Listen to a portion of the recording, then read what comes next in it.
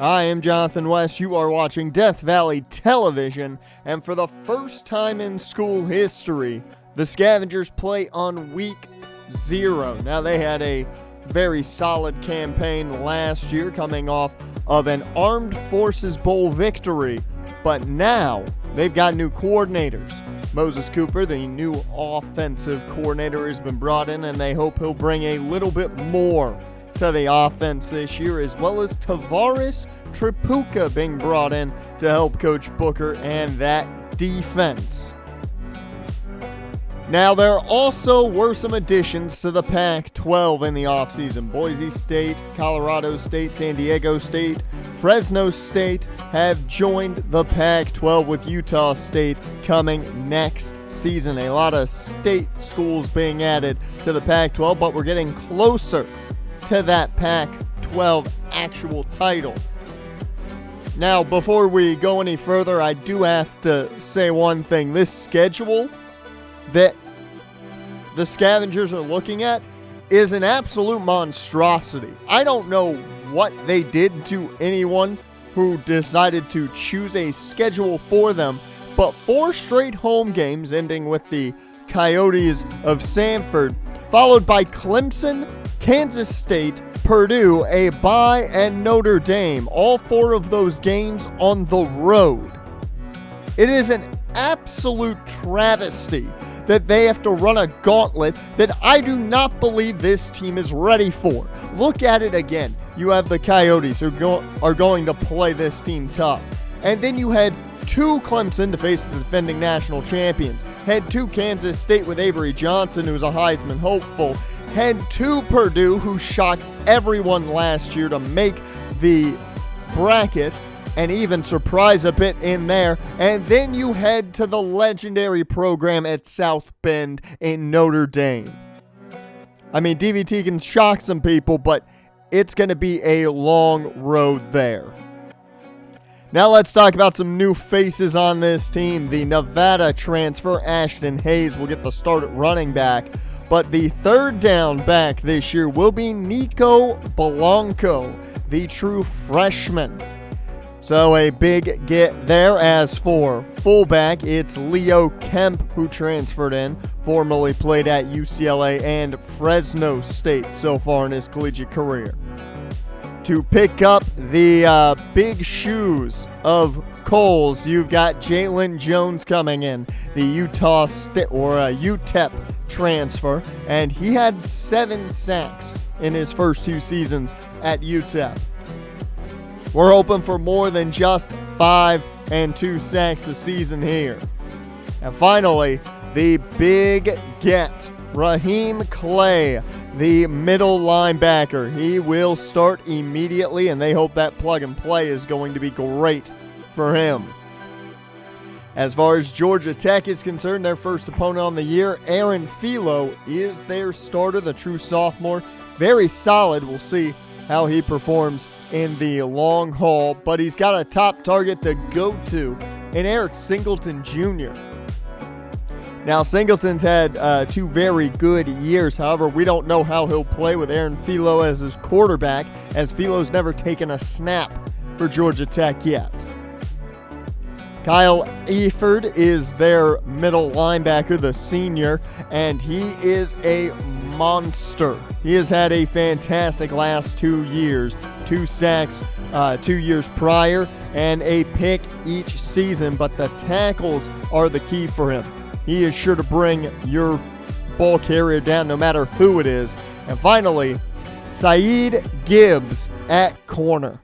He's gone from a 1-star high school prospect to now the top corner here at Georgia Tech, and he's definitely worked his way up to it. 2 picks last season and a handful of tackles to go along with that. So the road to a very, very tough schedule starts now, as we are off in this one in the rain here in Death Valley, as that's going to be a return up to about the 25. We'll see exactly what this Georgia Tech offense has in store. Certainly not the option offense, a lot new in the past. as it's Philo and the gun to start, and they go the RPO early, and they get Singleton right off the bat. A first down immediately for Eric Singleton, and now once again to the gun. It's the RPO again, and that is B.B. Donald picking up a first. So 2 quick first downs for this Georgia Tech passing attack. Hand off to B.B. Donald now, as he's going to get it all the way up for a 9-yard gain, and they're already into Scavengers territory. Hand off there, and that's going to fall just shy of the first. 3rd and 1 now. Philo through the air, connects wide open was B.B. Donald. A new set of downs, and this Georgia Tech offense is clicking early. Hand off there, and that's a tackle by Raheem Clay. Nowhere to go for Raheem Clay as he was able to make the tackle, and he's there on that stop as well. So a big 3rd down opportunity here for the Scavengers defense, rocking the blood red jerseys this week. As down goes Philo. It's Barry Michaels, the sophomore defensive end, who they have rushing from the inside on sub packages. The big body gets to Philo, and it is a big sack, forcing a punt.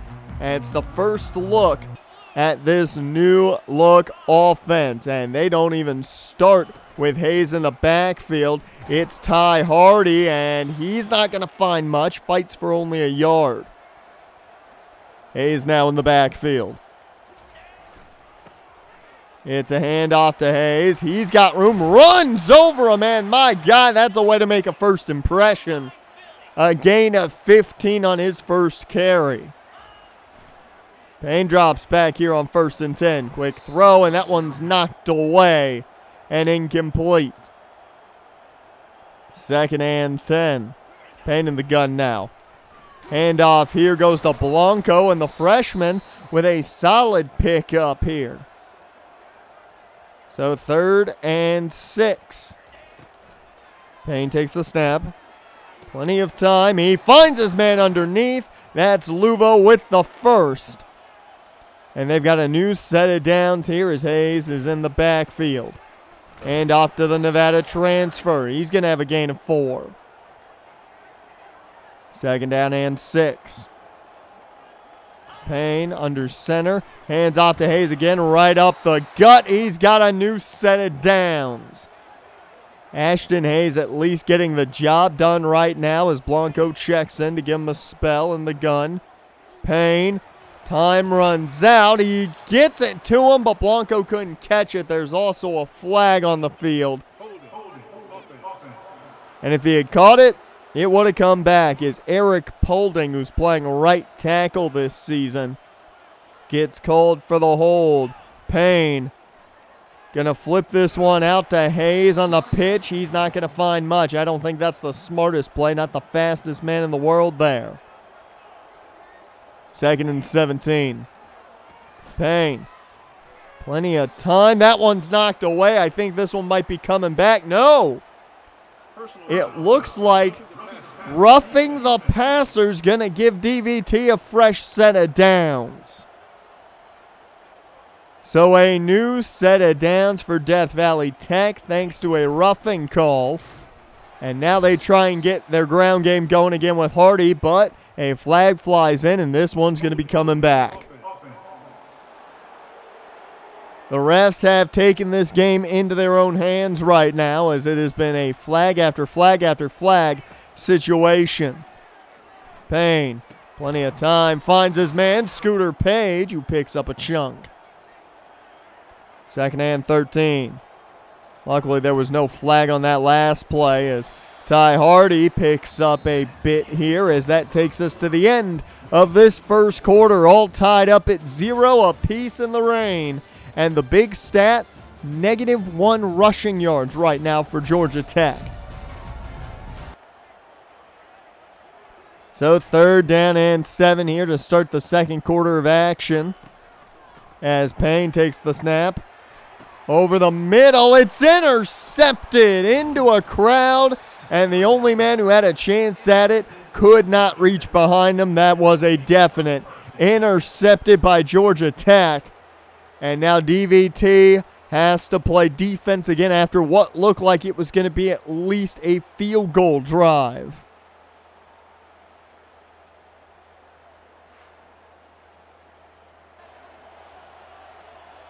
So the Georgia Tech offense back on the field as Philo hands off here, and that's going to be a big gain.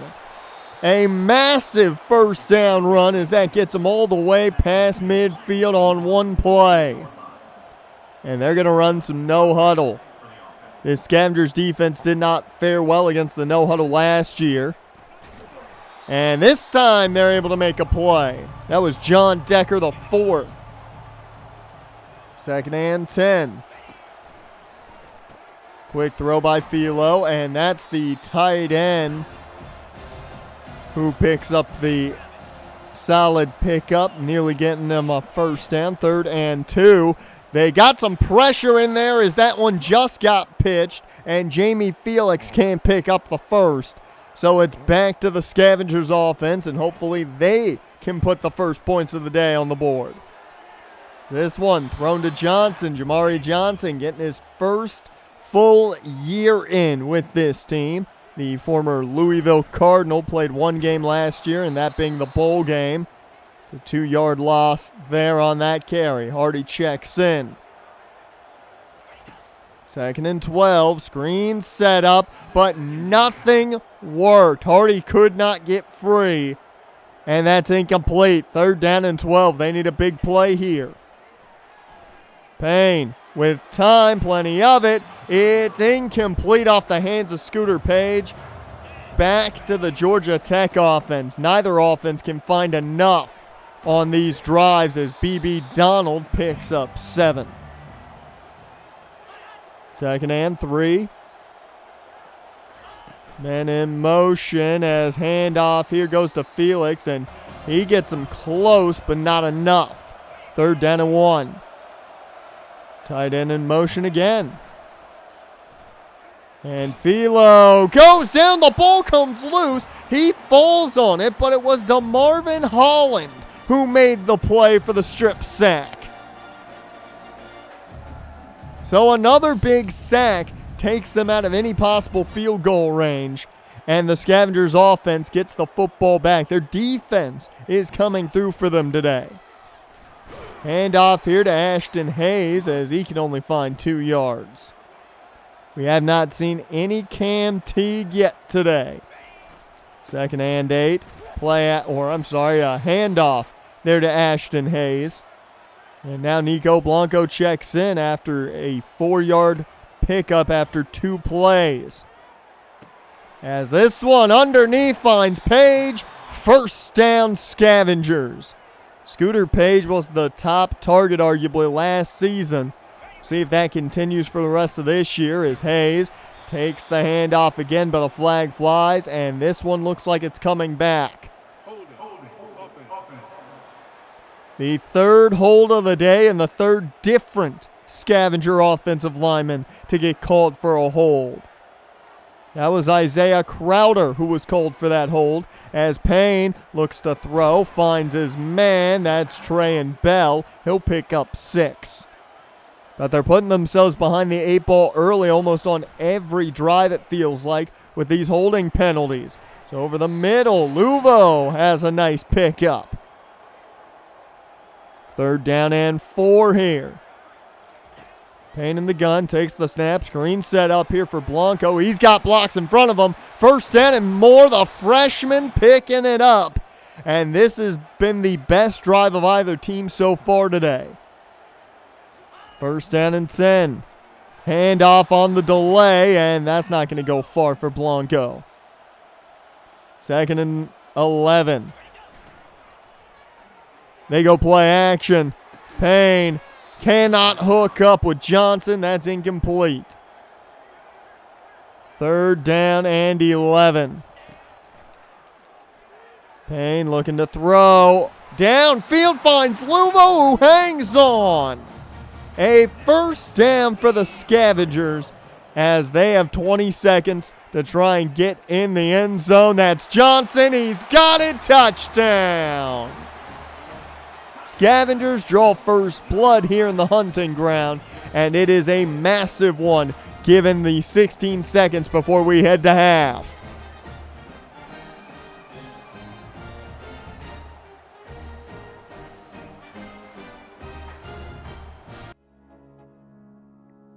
So we head to halftime here. Let's talk some recruits. Wade Witt is the big name, the 4-star prospect out of Fresno.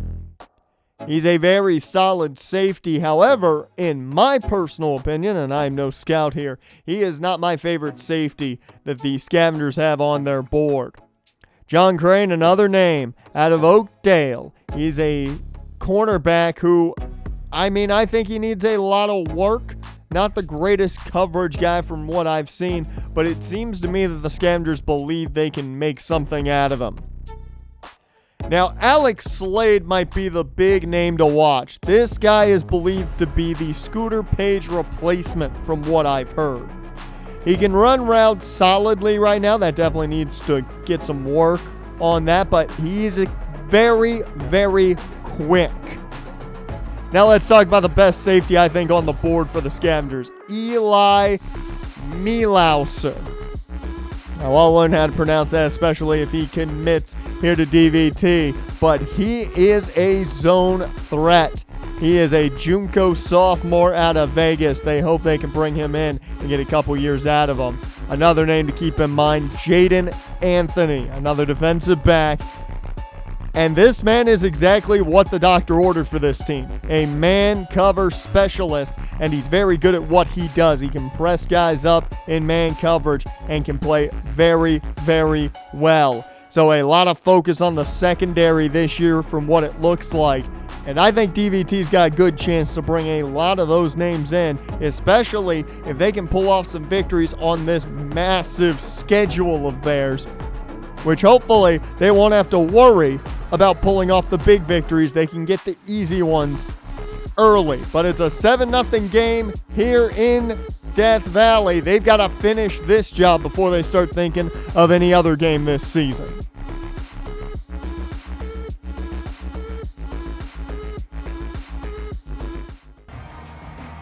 So the second half begins here in this low-scoring affair. I'm Jonathan West.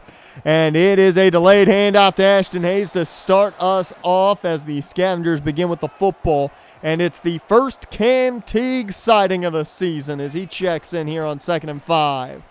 They go out wide with Teague. Flag flies, and if you tell me this is a holding call.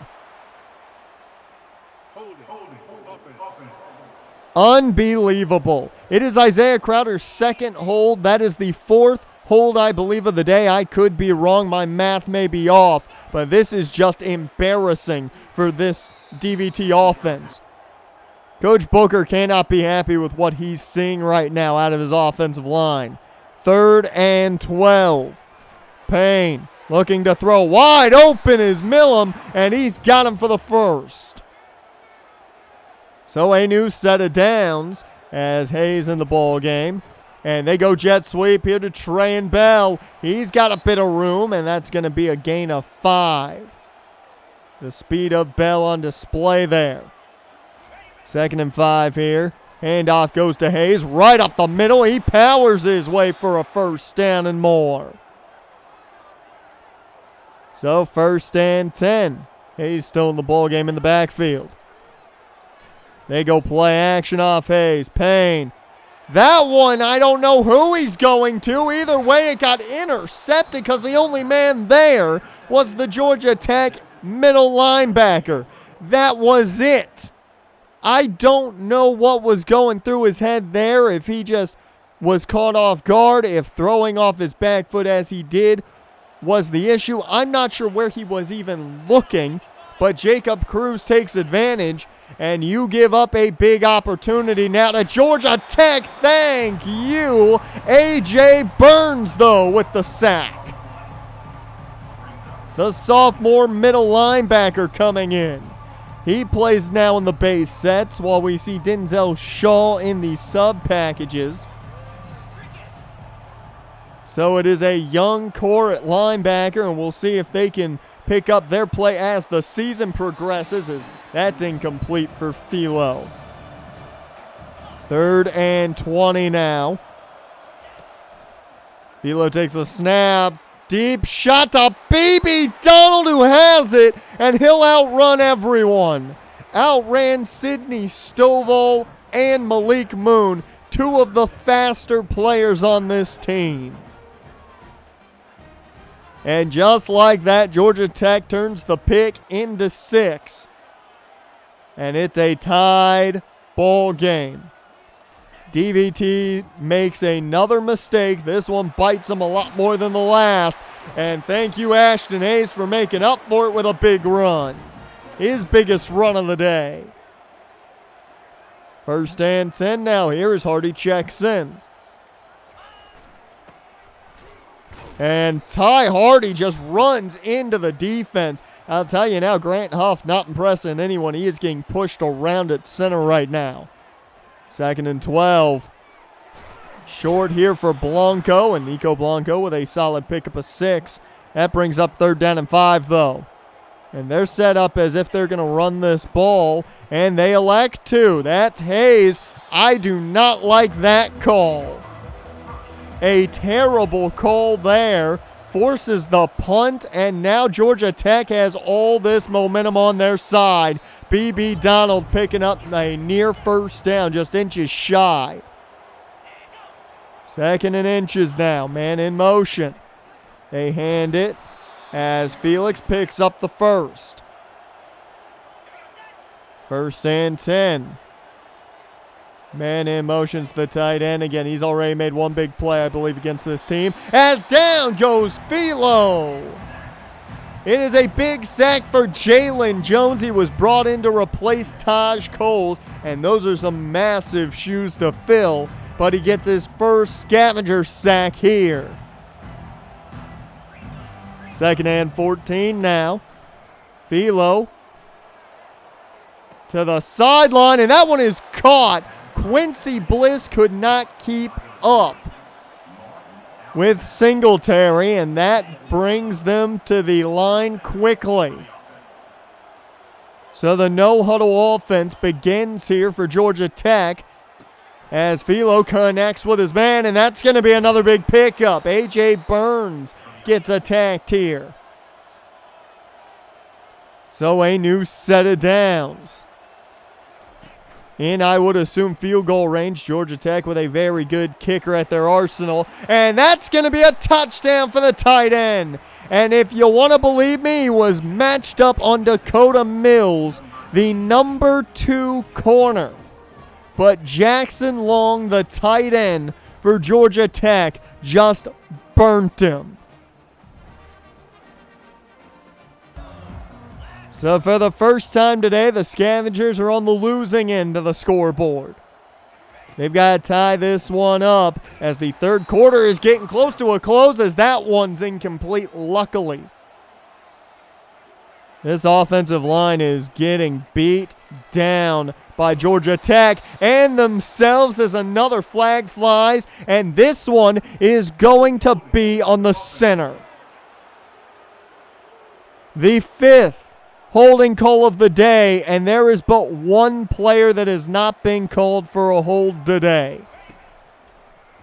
And that is Jermaine Houston, the right guard, so keep your eyes peeled there as Tavon Moore picks up a good chunk, but they still need 13 here. 3rd and 13.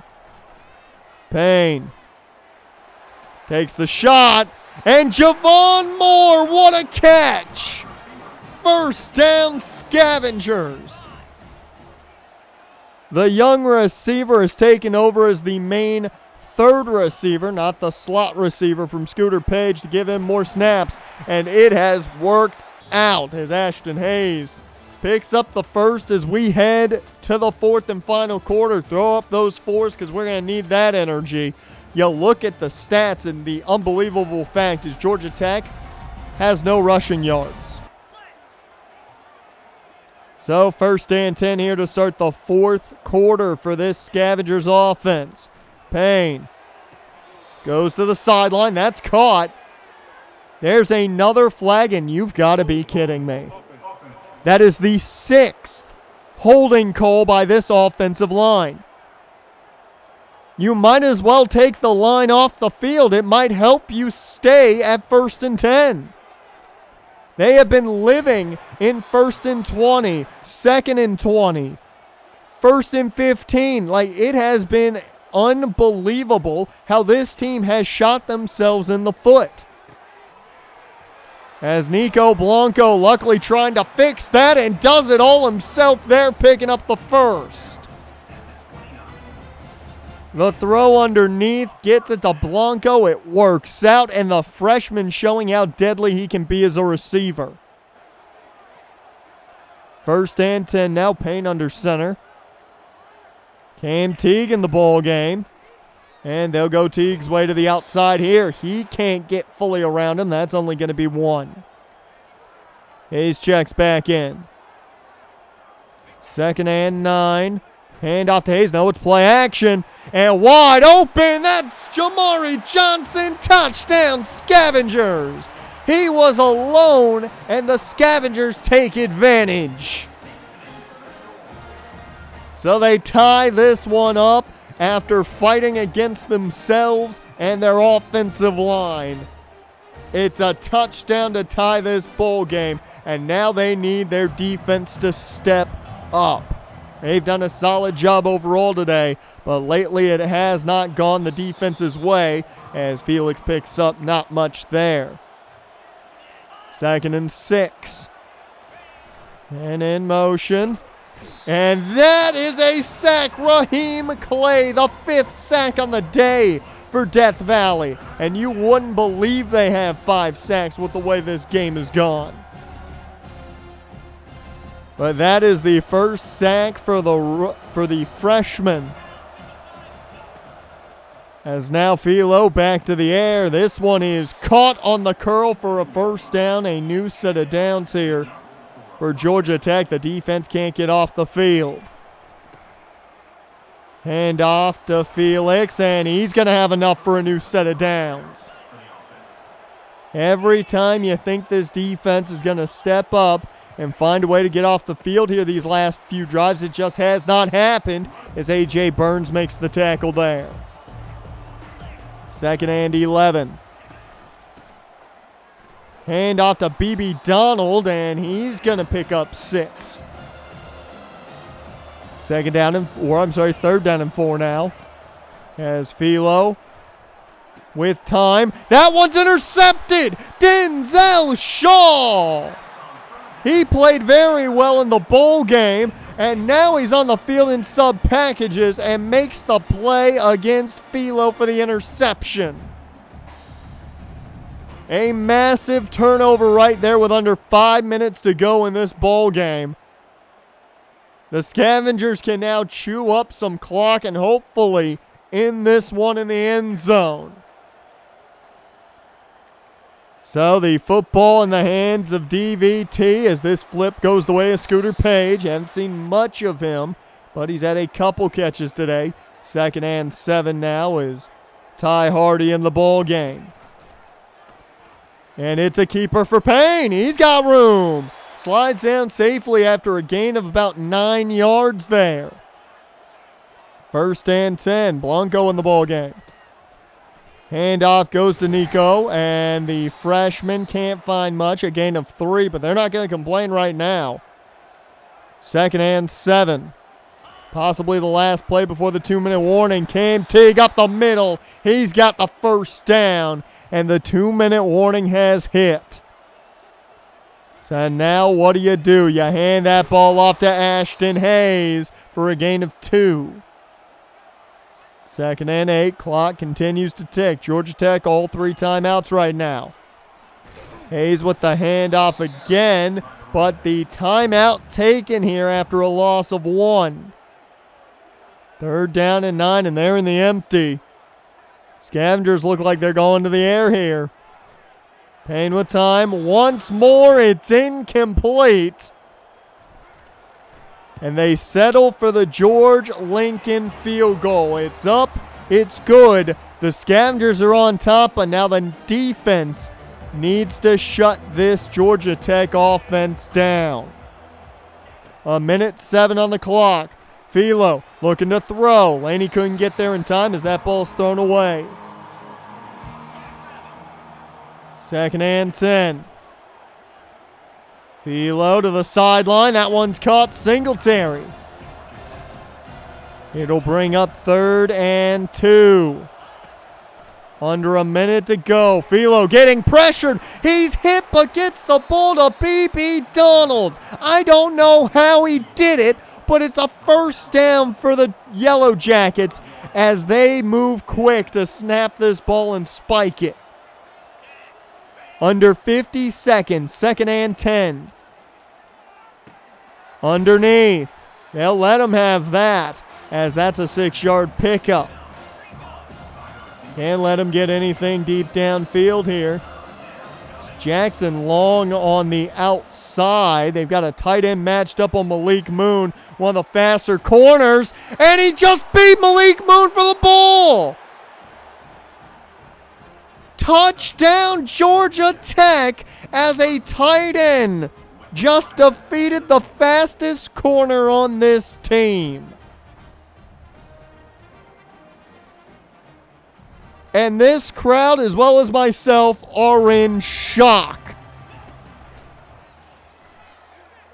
It's Scavengers football. They need to make big plays downfield, and that one's off the mark by Payne. He's got to connect with someone. Luvo's got that one and out of bounds to stop the clock. They're past midfield. And they need a touchdown. A field goal does them no good whatsoever. Luvo won, or I'm sorry, they wanted Luvo again, but that one's too far. 2nd and 10. Payne takes the shot downfield. It's nearly intercepted. They've got one play left. This is unbelievable. Luvo one more time. It's batted away by 2 defenders. Georgia Tech will leave with a victory after a shocking play by Jackson Long against Malik Moon. I'm still astonished. The entire game, this defense did their job to limit big plays. We didn't see a lot of them, but those big plays we did see all ended in touchdowns for Georgia Tech. The B.B. Donald touchdown. The Jackson Long touchdown. He had 2 of them. One was a much shorter play, but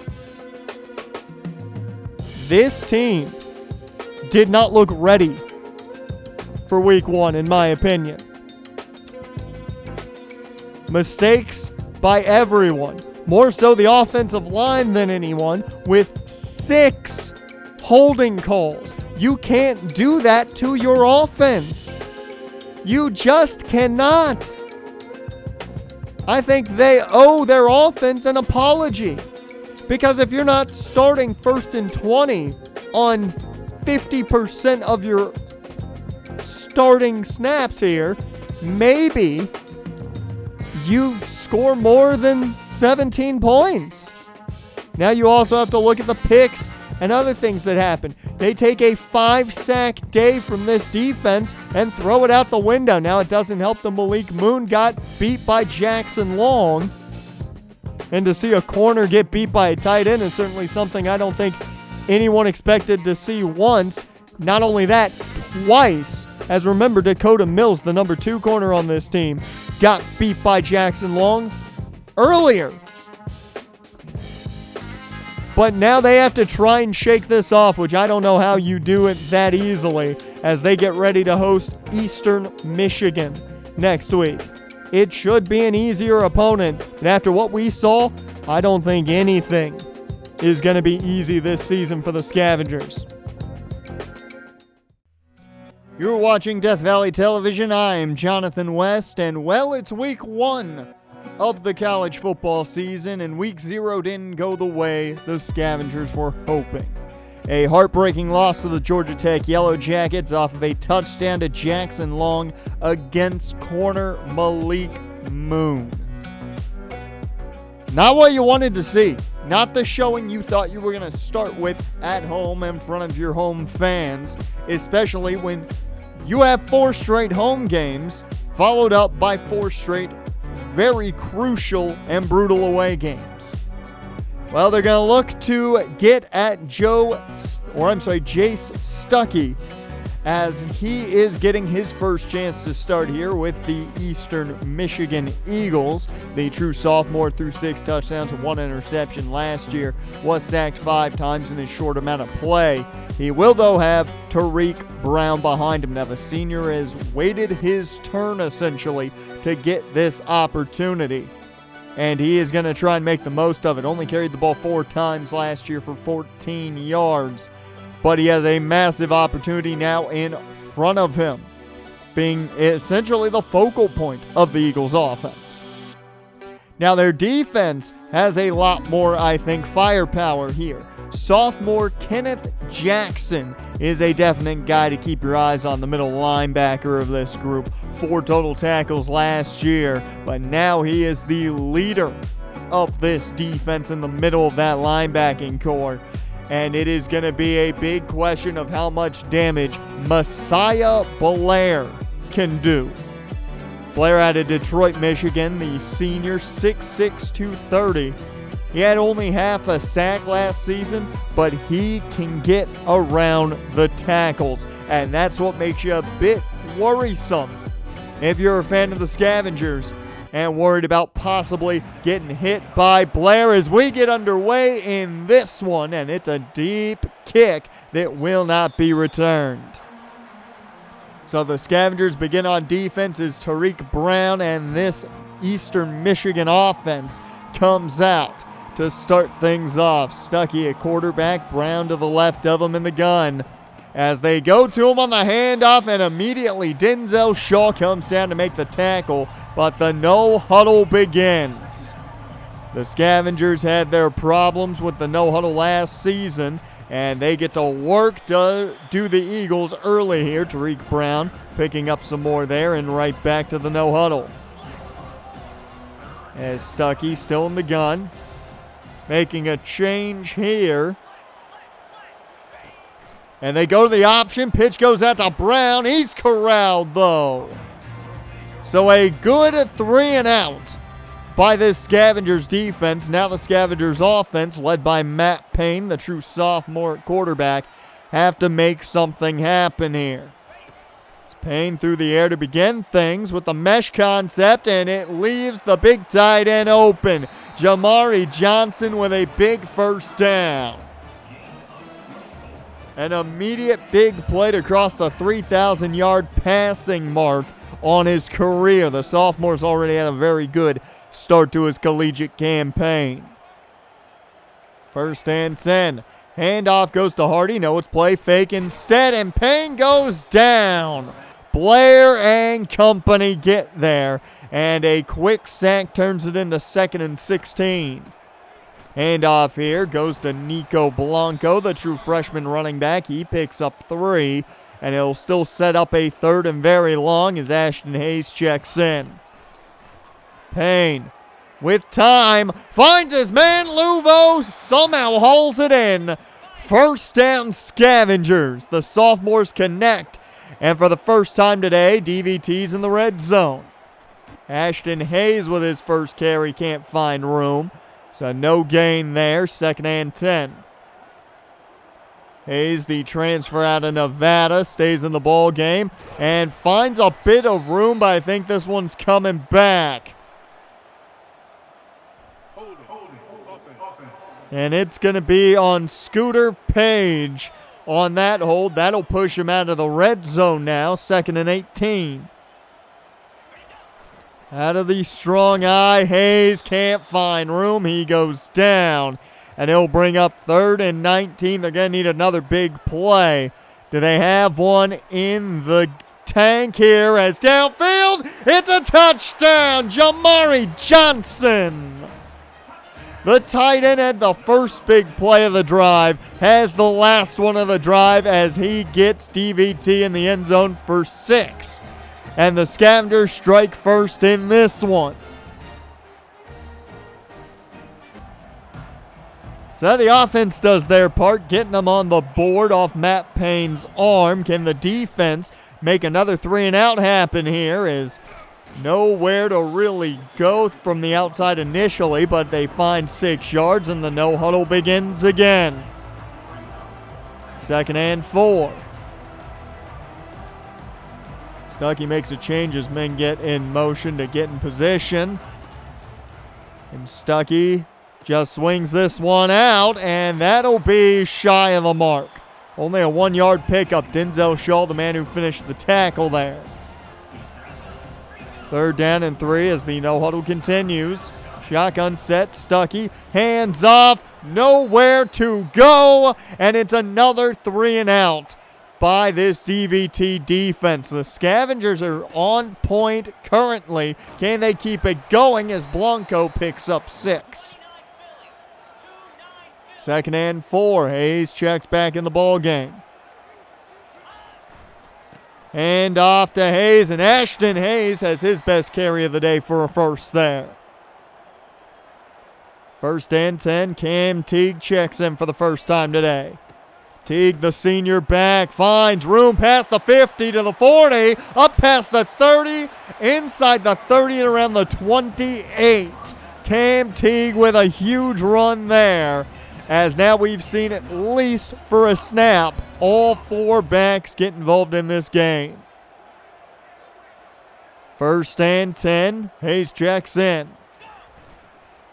They go play action now. Plenty of time. Payne finds Luva wide open for the touchdown.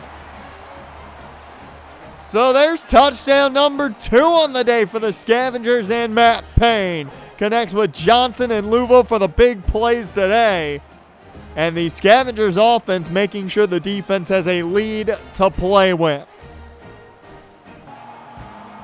So 1st and 10 here for the Eagles, as it is all DVT to begin as they go to the ground with Brown, and he finds 4 at most. No huddle offense again. It has not worked out today for them. The Scavengers have done a great job against this no huddle, as Brown cannot find yardage there. More importantly, though, Kobe Garland, the senior end, is banged up.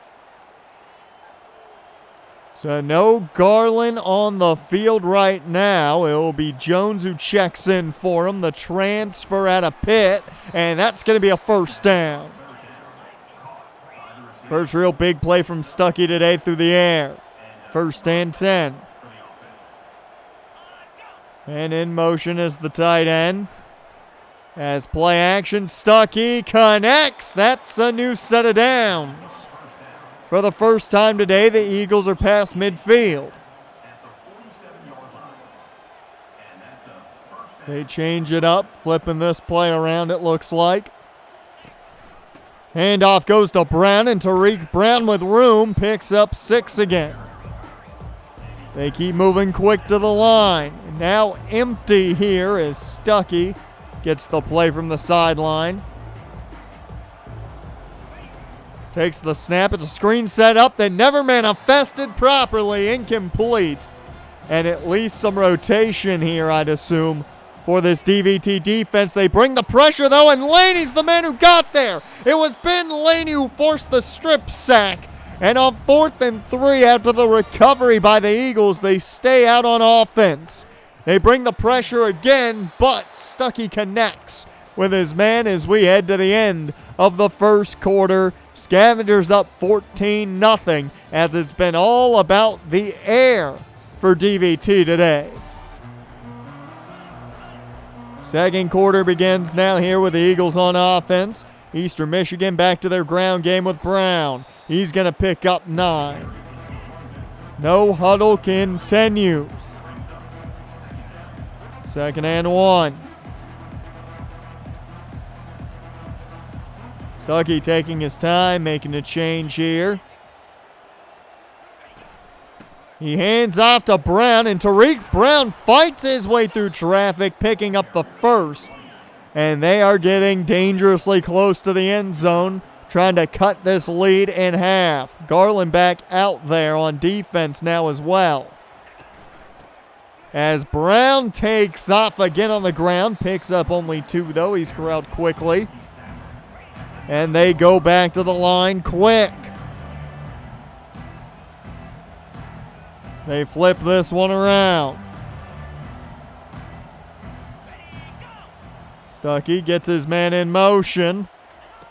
And they go play action off Tariq Brown. It's caught. Touchdown, Eagles. And that is the first score of the day for Eastern Michigan, cutting this lead in half.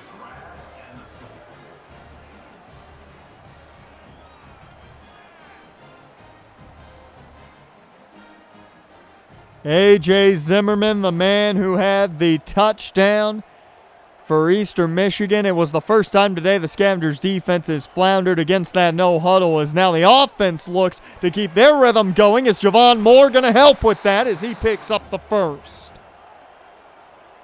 1st and 10. Payne in the gun. He'll hand this one off to Blanco, who slips through one would-be tackle and fights all the way down, just shy of the first. 2nd and inches. Hand off to Teague. Teague cuts back in, has enough for the first. It's a new set of downs as they keep Teague in the ballgame, though. 1st and 10. They go back to Cam Teague. He is corralled, though. 2nd and 9. Ace checks in. It's a keeper for Payne. He's got room. Gets hit as he goes down. It's a gain of 5. Sets up at least a manageable 3rd and 4 now. Payne, delayed handoff out of the pistol. It's a 1st down and more, but we've got laundry on the field. And after a big play from Hayes, Jermaine Houston pushes them back with a hold. The Scavengers now need 3rd and 14 instead of just 3rd and 4, as Blanco can't find enough. So for the first time today, the Scavengers punt it back to the Eagles, who now have some momentum on their side after their touchdown. Brown cannot get the edge enough. Just no gain on that one. 2nd and 10. Hunter Hayes was one of the 2 men there. He's in at safety. Him and Quincy Bliss are sharing time there this season, as Tariq Brown has room, but a flag flew. This one might be coming back on the Eagles. And now the hold strike the Eagles as they head back. 2nd and 14 now. It's a keeper for Stuckey. He goes nowhere. So 3rd and 18 after the loss. The screen set up. Brown has it. He's not going to find much. Gain of 7. They got to punt this one back in good starting field position on this drive. So they begin with Ashton Hayes to the Scavengers. No gain there. A loss of 1 actually, as now they bring Blanco in for the shotgun. Screen set up. Blanco's got it. The freshman cuts back in a bit, has enough to get him close to the first. They bring Teague back in. He's had the biggest play on the ground today. Hand off to Teague. He's got the 1st and more, 1st down with ease. As now Hardy checks in for the first time in a while. He's had 1 snap before this as they flip this one to Scooter Page. He's got the 1st and more. It's a new set of downs. So now you got to think they're in George Lincoln field goal range. At least you would expect that, as Hardy gets his first carry. A gain of 4 as they continue to get into easier field goal range for Lincoln. Payne takes the shot, though. Touchdown, Luvo! I didn't think he was going to get a foot in bounds initially, but it's number 2 for the sophomore receiver. Payne and Luvo connect for the second time today in the end zone, and now it's DVT up 2 scores again. As Stuckey, with time, plenty of it, takes the shot downfield. That one knocked away to Marvin Holland. Got beat initially, recovered well. And it'll be 2nd and 10 as Stuckey through the air. That one short, doesn't go far. Raheem Clay was on top of him. 3rd and 8 now. Stuckey finds his man. It's going to be a new set of downs. That's Zimmerman. 1st and 10. Stuckey empty here. They rush 4 as this one is too far out, incomplete. Still 1 timeout for Eastern Michigan as Stuckey looks to throw. He's got plenty of time downfield. That one is in through the hands of his receiver as it will be incomplete and bring up 3rd down and 10. And this one just thrown away. That'll be punted away, but we'll head to halftime as the Scavengers are on top 21-7. And we're just going to talk about the big 3 right now. Wade Witt, the strong safety. Now, he cares about playing style. Right now, the Scavengers' playing style is fitting him well enough. As for Alex Slade, well, he wants to stay close to home, and it sounds like the Scavengers are the only California team that want to bring him in. So I would expect Slade to favor that over BYU, who's also offered a scholarship. And there's also Eli Millhauser. Now, Millhauser's a JUCO player, but right now it sounds like the Scavengers are winning him over, and he wants to make a decision quick. As for winning people over, Luvo's doing just that with his performance today. 3 catches on 3 targets for 76 yards and 2 touchdowns, which has helped get this 21-7 lead. It's been all Scavengers for the most part. We'll see if they can keep it going in the second half.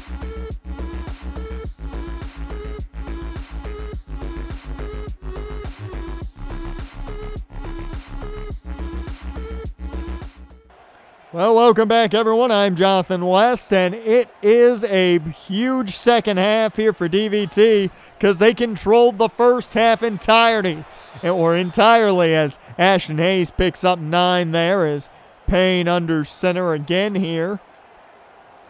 Payne had a great first showing in the first half with not 1, not 2, but 3 touchdowns to Johnson and, of course, Luvo. 3rd and inches. Teague checks in. He gets a beautiful block in front of him from Grant Huff. That picks up the first. And it's going to be a new set of downs. They go quick here as nowhere to go for Page. That's going to bring up 2nd and 10. Hayes in the ball game and running back. They go to the transfer. He gets caught up quick. 3rd down and long. Payne looking to throw. Wide open, Scooter Page. He's got the first. Page was arguably his favorite target last year, and he picks up the first down there. New set of downs, and guess who? It's Scooter Page again.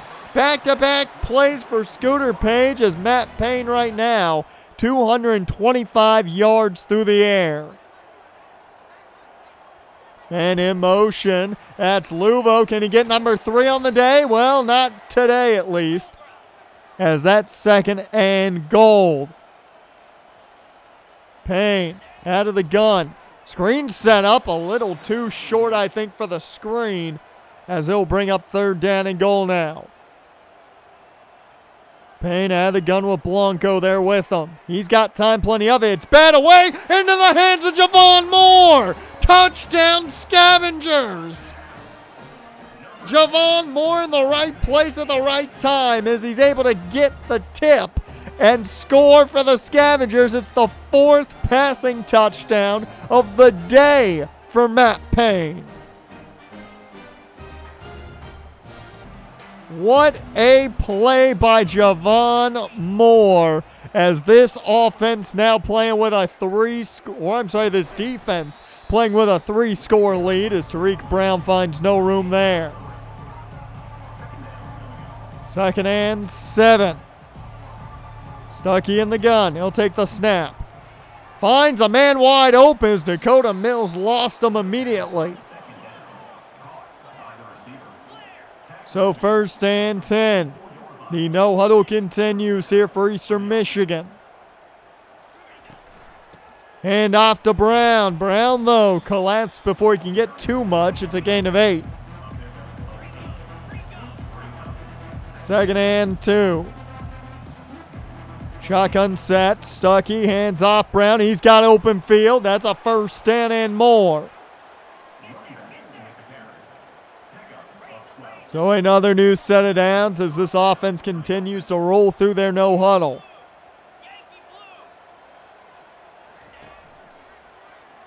It was play action that did not fool Jalen Jones. He has a sack now in back-to-back games. So a great start for Jalen Jones as he's trying to replicate Taj Cole's production. A good start to that with back-to-back games with sacks as a flag flies quickly here.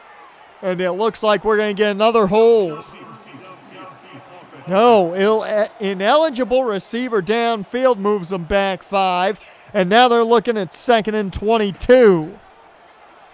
This one caught short by Brown. He makes the most of this one. Gets 16 off that. So 3rd and manageable now.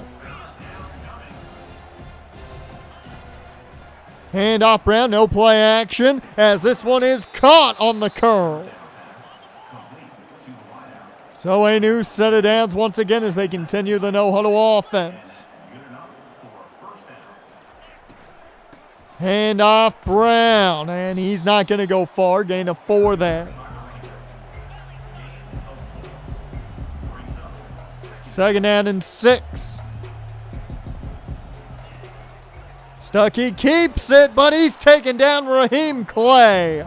The true freshman linebacker brought him down quickly. 3rd down and 8.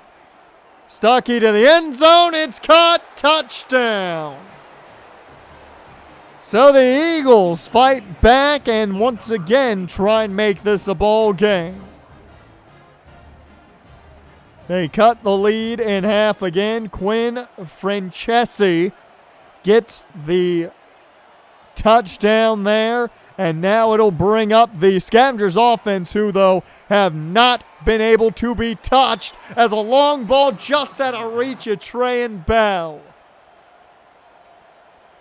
2nd and 10. Payne hasn't had many of those kind of misses today. Handoff goes to Teague. He can't find the room. 3rd and 13 now. Payne in the empty. Takes the snap. Underneath, that's Scooter Page. He's got the 1st and more. That's a big play up to their own 40.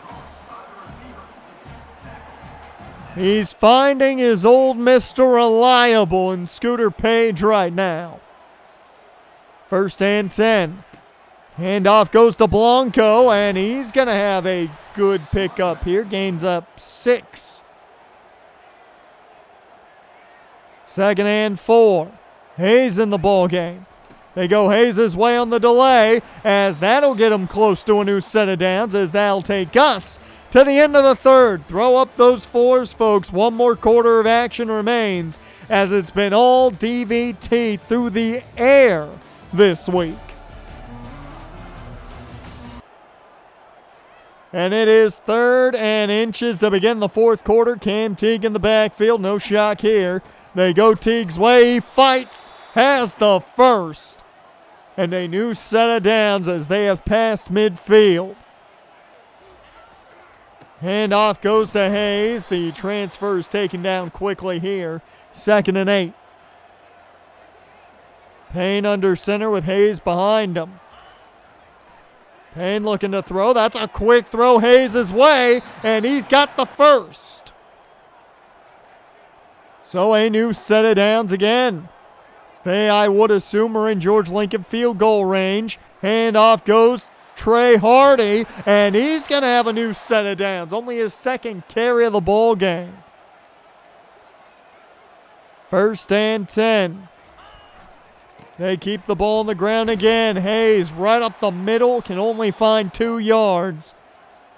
As he stays in the ball game, he's been the lead back, the main guy behind the quarterback, but we've seen every single back involved as Leo Kemp wasn't paying attention to that one. 3rd down and 8. Hardy in the ball game. Play action off of him, but he is sandwiched. Blair and company again as George Lincoln settles, and his kick is up and through for the 48-yarder. Or I'm sorry, 38-yarder. So 31-14 is your score right now as Eastern Michigan tries to make the comeback. A big play there down the field as they go straight to that no-huddle offense.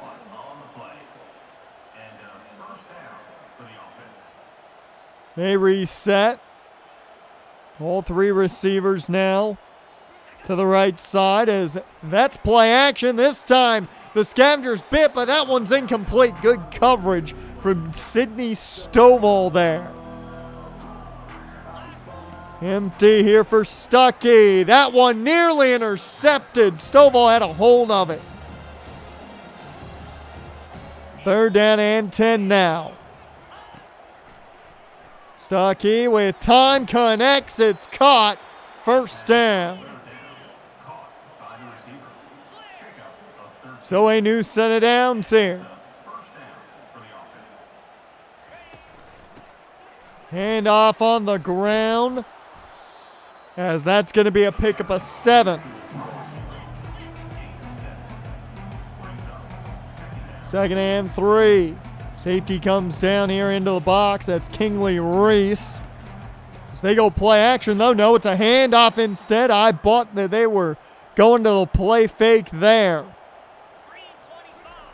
They do go to their huddle, though, as they make some changes. That's not going to get them everything. Pick up a 5 on that. Right now, the clock is a bit of an enemy of Eastern Michigan. 5 minutes left to go in this ball game. Delayed handoff. Gonna pick up enough for the first and more. Denzel Shaw couldn't finish the job initially. So under 5 minutes to go here. It's a keeper for Stuckey. DeMarvin Holland was there. And that's going to only pick up 1. 2nd and 9 now. Stuckey finds his man, his big tight end, down at the goal line. And now Brown is in the ball game. Hand off to Tariq Brown. He's in with ease. Touchdown Eagles. And they cut a little bit more into this lead.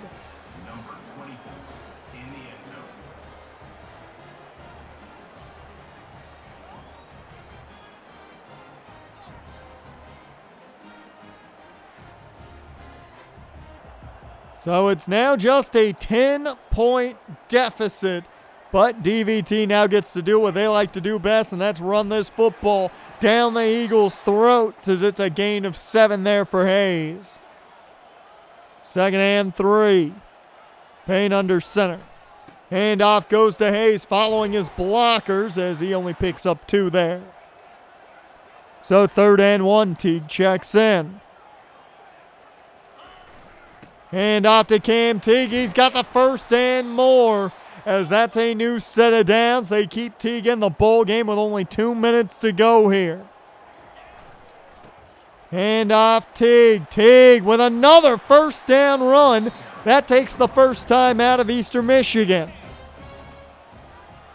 They've got 2 more timeouts left. So essentially 1 first down might end this ball game as Trey and Bell picks up a bit. 2nd and 7. Hayes in the backfield. They go Hayes' way. He fights forward. That's going to be a solid pickup. Third timeout taken by Eastern Michigan. A first down seals it here. Cam T gets the ball. He's got the first down, and that will seal it Scavengers win 31-21. They topple the Eastern Michigan Eagles, and that will give them a chance to look at this game and feel really good about it, because Matt Payne played the best game of his career. 84.2% completion percentage. That's all I need to say, but let me tack on 276 yards through the air and 4 touchdowns to it, not to mention no interceptions or fumbles. It's the best game we've seen from the sophomore. He only threw the ball 19 times. He didn't have to do much because the big plays came in bunches.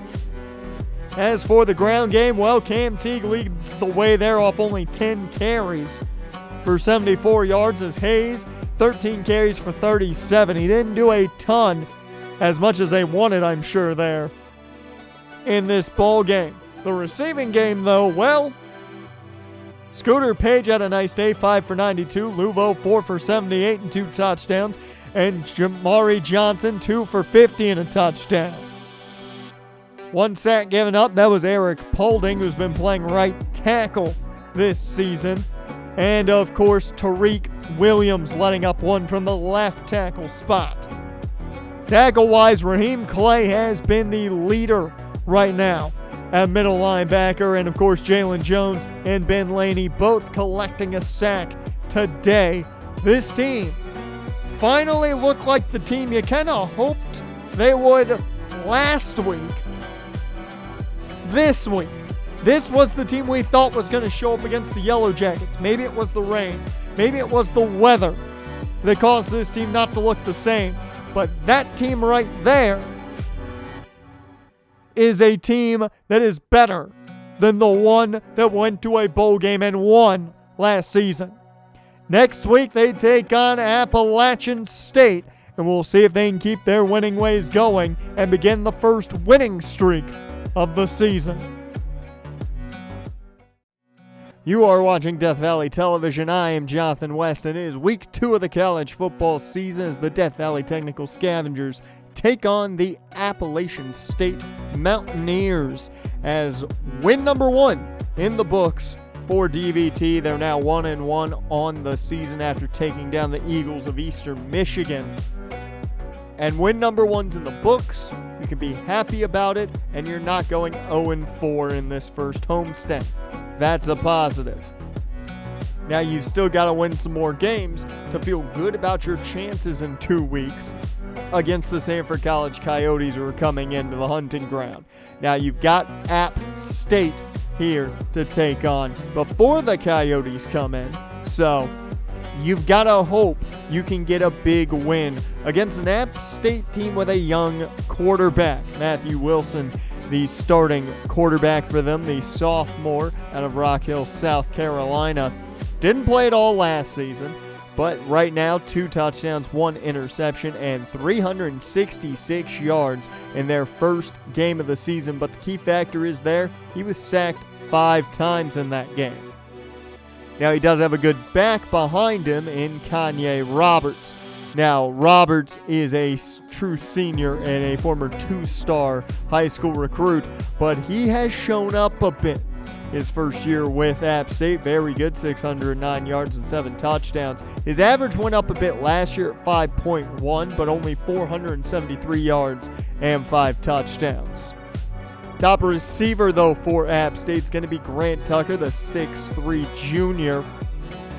And he could be a big threat. However, I would expect Marvin Holland to lock him down for the entire game, I would assume. He did have nearly 1,000 yards last season and 7 touchdowns, so he can be a big play threat. Defensively, Jaden Bethea is the guy to watch there, the junior middle linebacker out of Lawrenceville, Georgia. He had a pretty solid season last year, 3 tackles for loss, 66 total tackles, 3 sacks on the season, even forced a fumble and recovered 2 of them himself. And finally, the free safety, Caleb Neal. We've seen interceptions be an issue before with Matt Payne at points. Hopefully they're not an issue this season, as he is up against Caleb Neal at safety, and he only had one pick all of last season, but 13 tackles. When he's out there, he can be a problem. Let's get down to the field, though, as we are off in this one. And it's going to be App State to begin with the football, and they're going to return it out of the end zone and not even get up to the 20, up to the 17-yard line for the Mountaineers to start. I would expect Roberts to be the main facilitator of this offense. I would not think they want to throw too much on this defense. Handoff goes Roberts' way to begin, and he's taken down quickly. That's Kingsley Reese on the tackle. 2nd and 6 now. Handoff once again to Roberts. He just shoves a man to the side, able to pick up a couple as Denzel Shaw brought him down, but a big stiff arm there gets a manageable 3rd down and 3. Roberts outside, a good stiff arm gets the first, and a new set of downs for the Mountaineers. 1st and 10. Wilson under center. It's another handoff. They've just gone to the ground every play so far. I expected a lot of it, and we're seeing a ton of it as a flag flies as there was movement. And it was Kobe Garland, the senior defensive end, who moved a bit early. That's going to give him a free 5 yards and a very manageable 2nd and 2. Play action off of Roberts. Moving is Wilson, and he goes down. It's Garland and Laney that got there. He was sacked 5 times in their first game, and now that's number 1 on the day for DVT. We'll see if they can match that 5 number that Wilson faced in their first game of the season. 3rd and 12 now. Can the defense finish the job? Laney coming around. It's a check down to Roberts, and that's not going to get it. Raheem Clay on that tackle that forces the punt from the Mountaineers, and it's the start for the DVT offense and Cam Teague in the backfield to begin things. They hand off to the senior running back, and he's going to pick up 9 right off the bat. Still in the backfield. Coach Booker stated this week that they're going to go with the hot hand at running back, given we've seen every running back involved this season so far, as that one deflected, and Hayes checks in on 3rd down and 1. They go Hayes' way. The transfer at Nevada has enough for the first. It's a new set of downs. So out of the gun they go on 1st and 10. Payne with plenty of time goes underneath. That's Scooter Page, and he'll get him close to another new set of downs. 2nd and 1. Teague in the backfield again. They hand off Teague's way. Gets a good block outside. He's past the 40 and up to around the 37. Another 1st down for this offense. They continue to move through heavily their ground game. And they do it again with Teague. This time to the right side. Tries to get around a man. Can't do so. Only gets 4. Hayes checks in now to give a spell to Teague. They go play action off of Hayes. Payne runs out of time. He had Hayes for the check down. Didn't seem quick enough.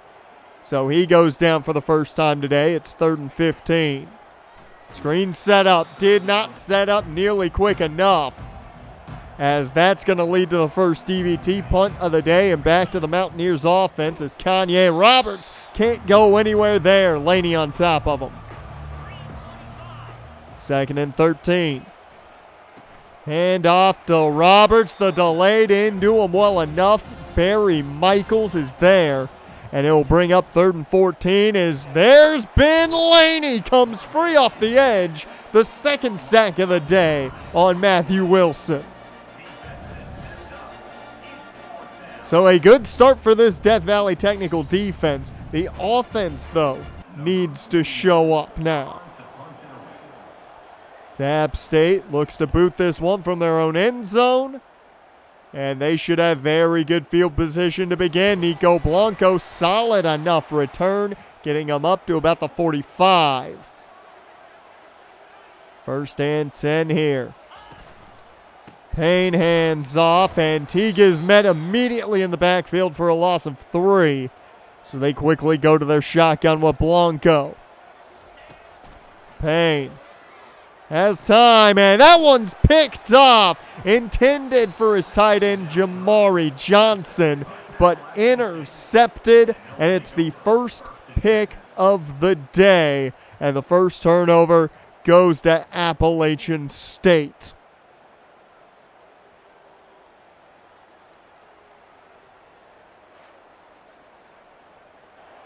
It was Austin Toon with that interception, and now the Mountaineers with good starting field position on this drive as Kanye Roberts gets the handoff, spins away from not one but 2 men, and gets the first as we head to the end of the first quarter, all tied up with goose eggs on the board.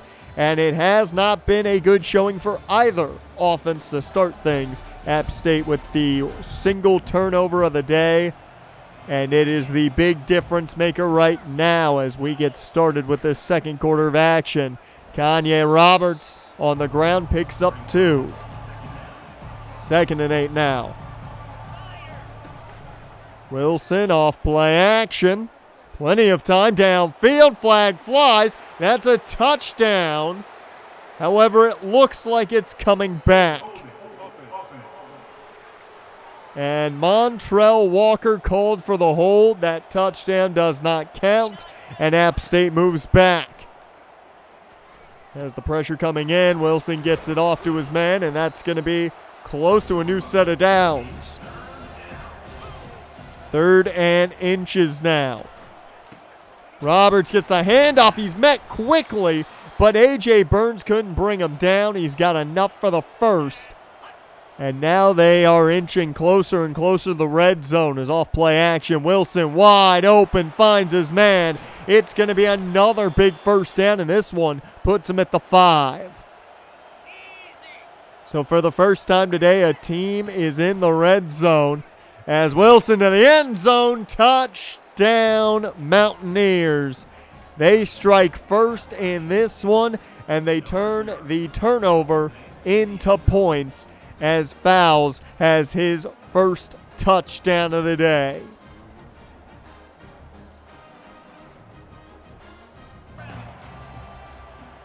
So 1st and 10 here for the DVT offense. Can Tech find a way to find their offense? There hasn't been a lot of it as a first down there for Teague. Big hole to run through there. 1st and 10. Teague has been the primary back today as they go jet sweep here to Page. Scooter Page with room, plenty of it. He's got another first down.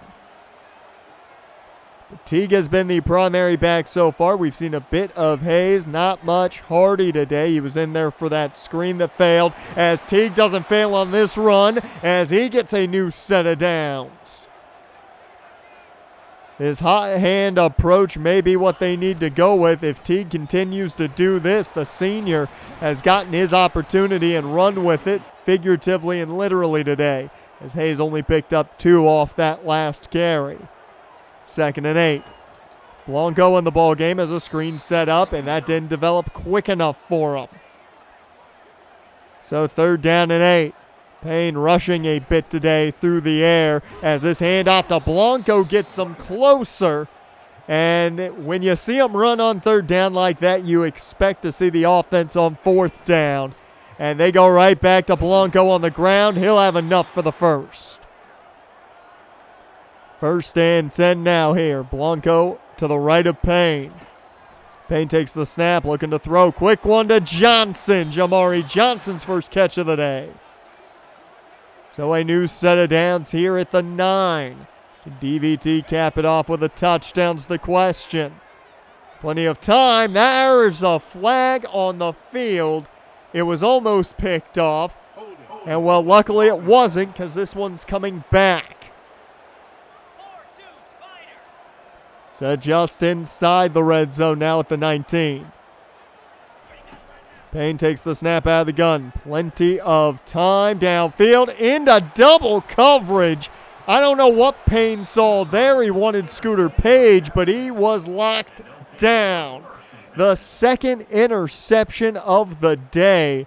Matt Payne does not look like the same quarterback we've seen before. As Trey Linhart gets the interception. And for the second time today, App State has the ball off of a turnover. As a nice tackle there by Garland. 2nd and 10. No gain on that last run.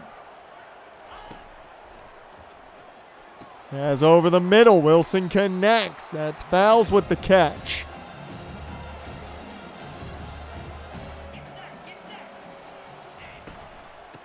Handoff goes Roberts' way. He's dragged down quickly. And the 2-minute warning hits, giving DVT a timeout and allowing them an opportunity here now on offense. Delayed handoff goes to Nico Blanco, and a nice carry there.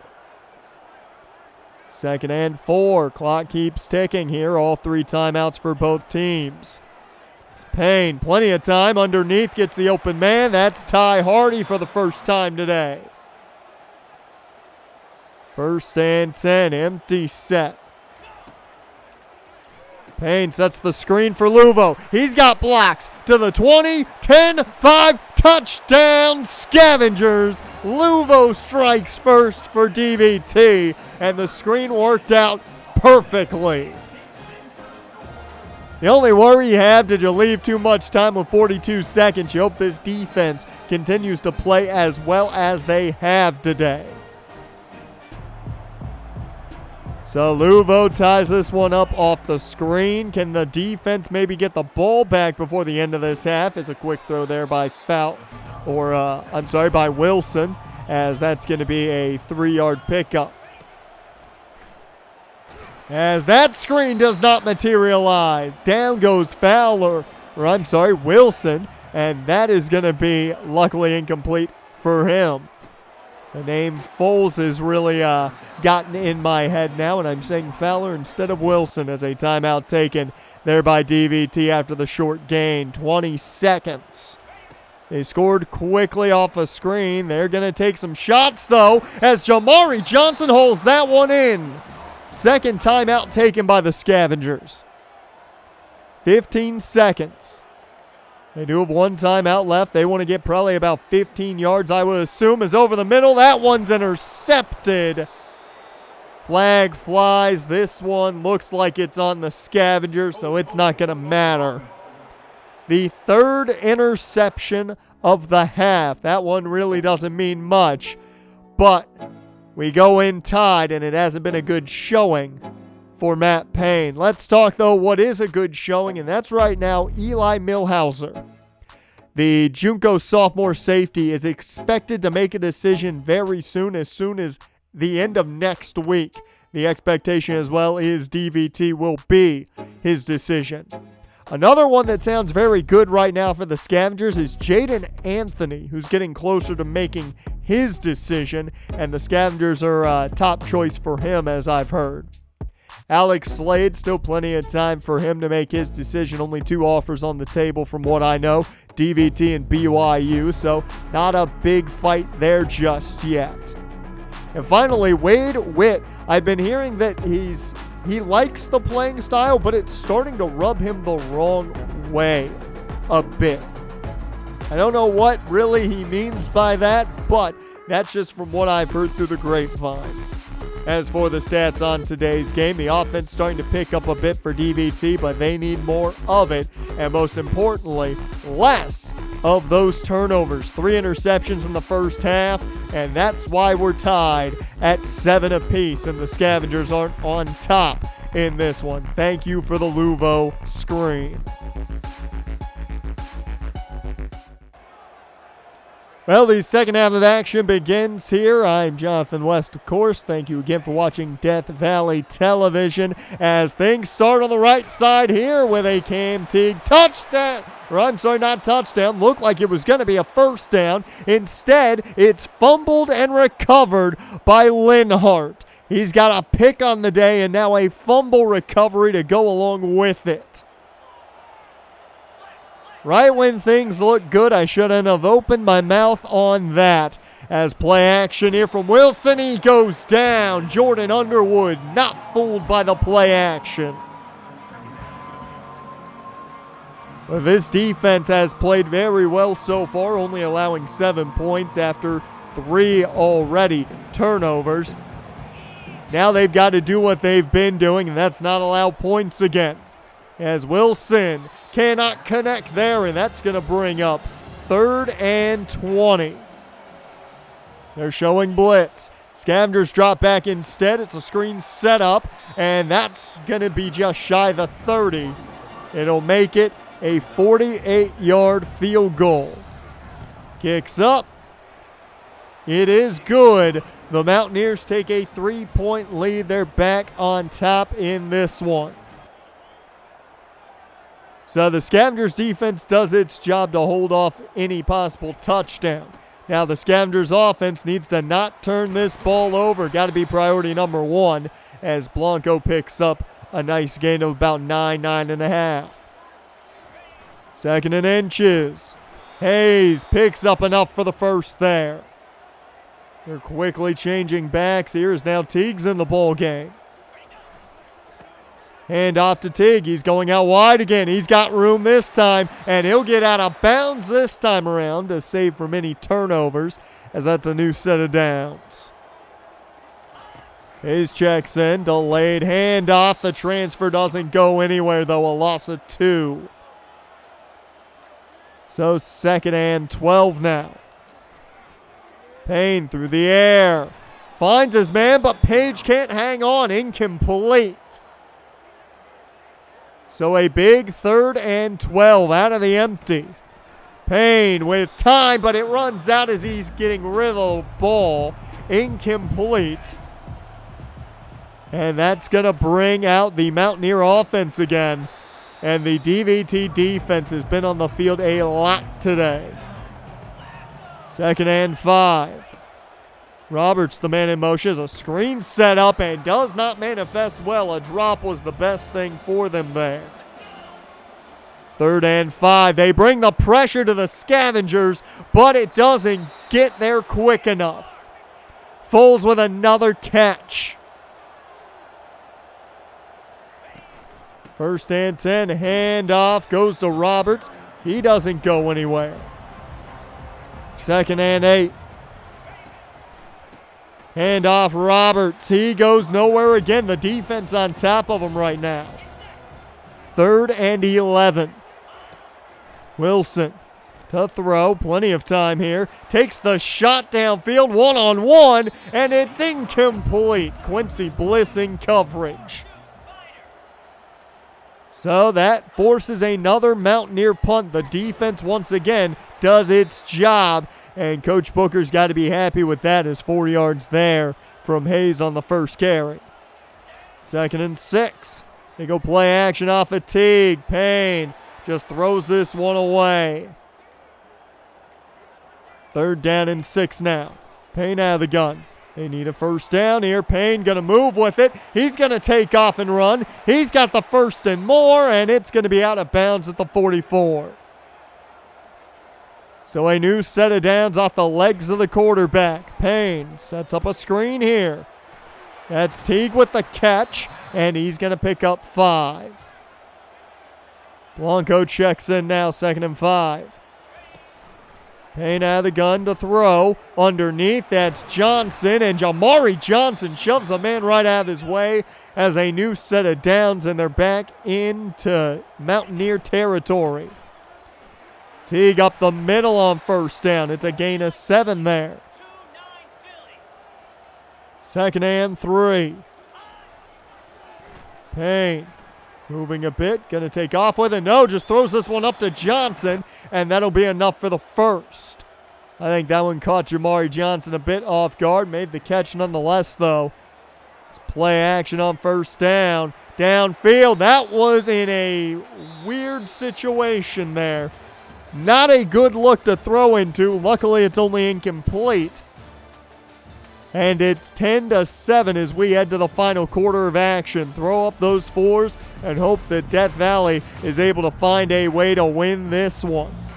Their ground game has been the key so far as Ty Hardy checks in to start this quarter. And he's going to have his first carry for a gain of 5. 3rd down and 5 now here. Blanco in the ball game. Through the air they go, underneath. That's Tavon Moore. He's got a 1st down. 1st and goal. What a catch Tavon Moore had, though, in last week's game off that tip. That was a fantastic scene to see, and so is Cam Teague in the end zone.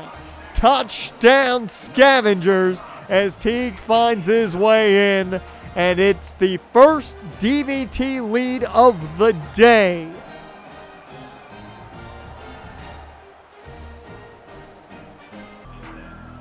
And for the Scavengers, this is big because now the Mountaineers need a touchdown to go ahead. A field goal does not do them anything good for a win, as Quincy Bliss makes that tackle for loss there.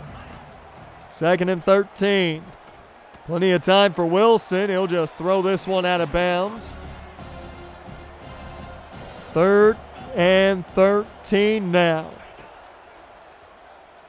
Looking to throw as this one is short. Roberts is going to have enough. He got just enough for the 1st. Pistol set here. Wilson off play action. Quick throw. May have been a bit too quick as that one lands at the feet of his receiver. Hand off to Roberts here. He's got room. This is the most room he's had essentially all day. A gain of 9 there. And it brings up 3rd and short. They go back to Roberts. He'll have just enough again for the 1st. 3rd down and 1. I'm sorry, 1st and 10 here. As 7 minutes left on the clock. Looking at a lot at the same time as Roberts picks up another 1st down on the ground. They sub out Roberts here. It's been a while since that's happened, and this is even rarer today. Big room on the ground for the Mountaineers. As App State now getting closer and closer to the red zone.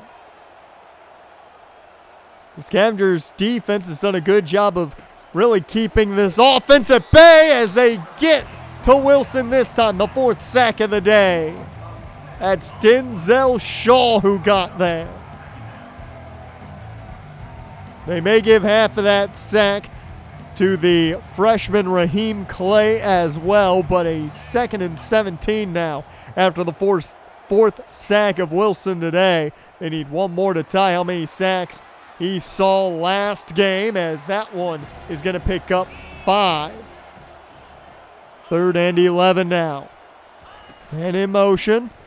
They go play action. Down goes Wilson. That's the 5th sack of the day. It's Jalen Jones. It's his 3rd game with a sack. He is doing a fantastic job at taking over for Taj Coles right now. There's a long field goal here. It's up. It's good. And the 53-yarder makes it a 1-point game.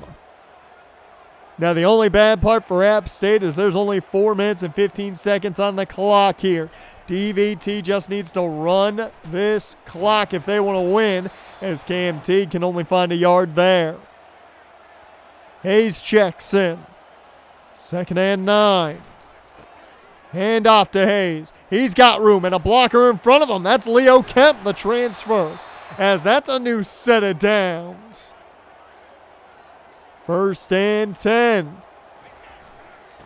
Clock is ticking. It is not the friend of App State right now, as this will be the last play before the 2-minute warning, I assume. 2nd and 12. Hand off to the outside. Teague's got room, and he's going to fight, and has a new set of downs. So 2 minutes left in this ball game. All 3 timeouts for App State, though, as Teague finds a short gain there. First timeout been taken by App State now, 2nd and 8. Hayes checks in. They give it to the transfer out of Nevada. He doesn't go far. Another timeout taken by App State is now a 3rd and 6. 1st down ends it. Out of the gun. They're going to throw. Payne finds his man. That's Jamari Johnson. The big tight end goes down. first down Scavengers, and that seals it. It was not pretty. It was not fun if you're Matt Payne and your 3 first-half interceptions. But the team comes through with a 100-yard rushing outing by Cam Teague for a 1-point victory. And you've got to give it to the Scavengers defense. The entire first half could have been a lot different if they didn't keep them in this ball game. That first half fully given to the Scavengers defense. That second half, well, it was powered by the ground game and, more importantly, Matt Payne not turning the ball over. It was not a pretty day to be Matt Payne. He certainly didn't look like the guy we thought he looked like come the end of the year last year there. However, I think one thing is for certain. Cam Teague has right now etched his name as running back number 1 on the depth chart with a 100-yard outing and averaging 7.3 yards a carry today. Now the question is, can they ride these 2 victories into what is bound to be the biggest early game of the season? They host the Samford College Coyotes next week. They then go on a massive 4-game road stint. And those games are not easy by any means. And calling them difficult may be an understatement. But this team right now has a chance to hopefully shock the Coyotes, be 3-1 on a big road test. And if they can come away, let's say 2-2, you're happy about that, as Ben Laney wins Defensive Player of the Week for his performance against App State. And I should say Pac-12 Defensive Player of the Week. But now, DVT gets ready to start their ranked opponent gauntlet a little bit early, because the Samford College Coyotes, well, they're ranked number 24 in the nation. And last time they were here in the grounds, they didn't come out on top. You are watching Death Valley Television. I am Jonathan West, and it is the last home game for the Death Valley Technical Scavengers for a month, just about, as DVT plays host to the number 24 ranked Samford College Coyotes in the first game for DVT in Pac-12 competition. So it's a pretty big game. Not only are you headed on arguably the toughest part of your schedule starting next week, but you also play your first game in conference against the 24th ranked team in the nation. Now, if you want a positive to look at in all of this, the last time the Coyotes stepped foot in the hunting grounds, they lost. Now, they will be without their number 1 receiver in Phil Smith, the 6'7" receiver. So that's a big positive.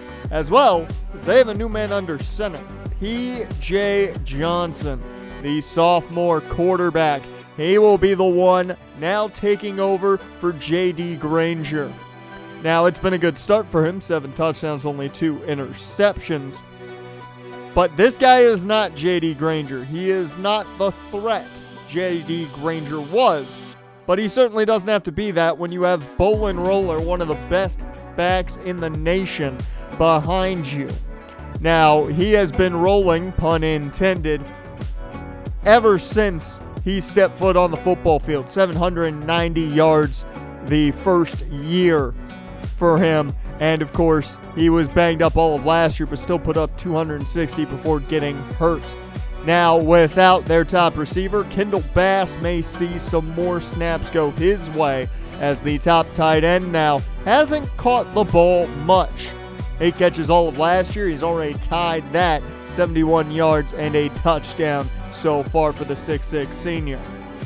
Now, defensively, that's where this Coyotes team shines. They lost their big middle linebacker to graduation, but they still have Nathan Stone, the junior, who is looking, I'm sure, towards playing on Sundays next season. 2.5 sacks already this year, 4.5 last year, 7 the year prior to that. He is just a menace in the middle of that defense. And now without McNamara, it's John Allen's time to step up. The senior outside linebacker looks to do a lot of damage. He's already got 1 sack on the season, 5 last year and 7 the year prior. He even came away with 3 picks last season. So this guy can do just about everything as we take you down to the hunting ground, and we are off in this one. As it's Nico Blanco back to return, and he's going to have some decent room, but can only make it up to the 18. It looked like he was going to have a bit more space than that. As out will come Matt Payne and the Scavengers offense, wearing the black on white today. We'll see if they can make that work. Cam Teague starting things off for this team. And there's already a flag flying as Teague had a nice gain of 9. But looks like Isaiah Crowder is going to get called for a hold early. Right off the bat. So, 1st and 18 instead of a gain of 9. They set up a screen here. That's Ty Hardy who's in early. And he's going to get him up past the 20. And they get all that yardage back and a little bit extra. 2nd and 7. Cam Teague checks in. And he's not going to go anywhere. They lose all that yardage right away. So it's 3rd and long on the first 3rd down of the day.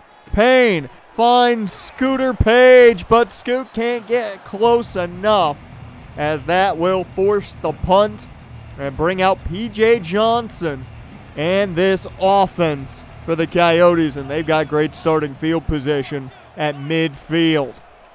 Hand off to Bowling Roller, and he's doing a lot of damage early with a gain of 5. We'll see how quickly they keep this no-huddle offense going. This was a killer for the Coyotes last year. Is Roller right up the middle with another good run. This one picks up 13 and a new set of downs as they keep moving. Coyotes flip this one. Looking to throw. Ben Laney was coming in as the check down goes to Roller. He's corralled quickly, luckily. So no gain there as they continue to move quick. 2nd and 10. Johnson hands off to Roller. It's been all Roller so far as he picks up 3 there. And it'll bring up the first 3rd down for the Coyotes. As looking to throw, Johnson finds his man wide open, and it's going to be a new set of downs. The Coyotes pick it up with ease, and they keep moving. Their first drive has made its way to the red zone. At the 11-yard line, P.J. Johnson making a change here in the pistol. And it's a handoff to Roller. He's got space and in. Touchdown, Coyotes. It's the last thing you wanted to see early. The 24th ranked team in the nation scores quickly. This is why they're 3-0 and DVT sits at 2-1. Bowling Roller scores early, and the Scavengers offense needs to find their mojo if they want to keep up. Cam Teague off play action though. Payne with time, plenty of it, but he'll just take it himself. And this looks like it's going to be an extra 15. And the Scavengers will take it. Kyle Godfrey Jr. called for unnecessary roughness on the late hit. The Scavengers take those extra points, and they'll work with it as the flip here goes to Luvo. He's got plenty of room, and he's going to have a new set of downs. First time today now that the Scavengers are in Coyote territory. It's a handoff to Teague. He's stuffed pretty quick. So 2nd and 9. Payne out of the gun. Blanco's checked into the ball game as this one finds Scooter Page. And that's going to be a new set of downs. Just outside the red zone now. Payne in the gun. Hands off Blanco. He gets him inside the red zone as that takes him to the 19 for a gain of 4. 2nd and 6. Teague checks back in. And they hand off to Teague. He's got the outside edge, but can't find a ton. So 3rd down and 4. Shotgun set here. Payne with Blanco to his right. He takes the snap, rolls out a bit, throws on the run to the end zone. It's caught! That's Jamari Johnson! Touchdown, Scavengers! That's what they needed. They answer the Coyotes' touchdown with one of their own.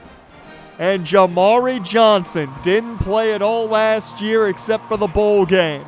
He was hurt all year. He has been a godsend for this team. As this is a great start here for the Coyotes, though, as they pick up 9 off the screen. We'll see if this defense can get going to shut down this Coyotes offense in their no huddle as P.J. Johnson makes a change.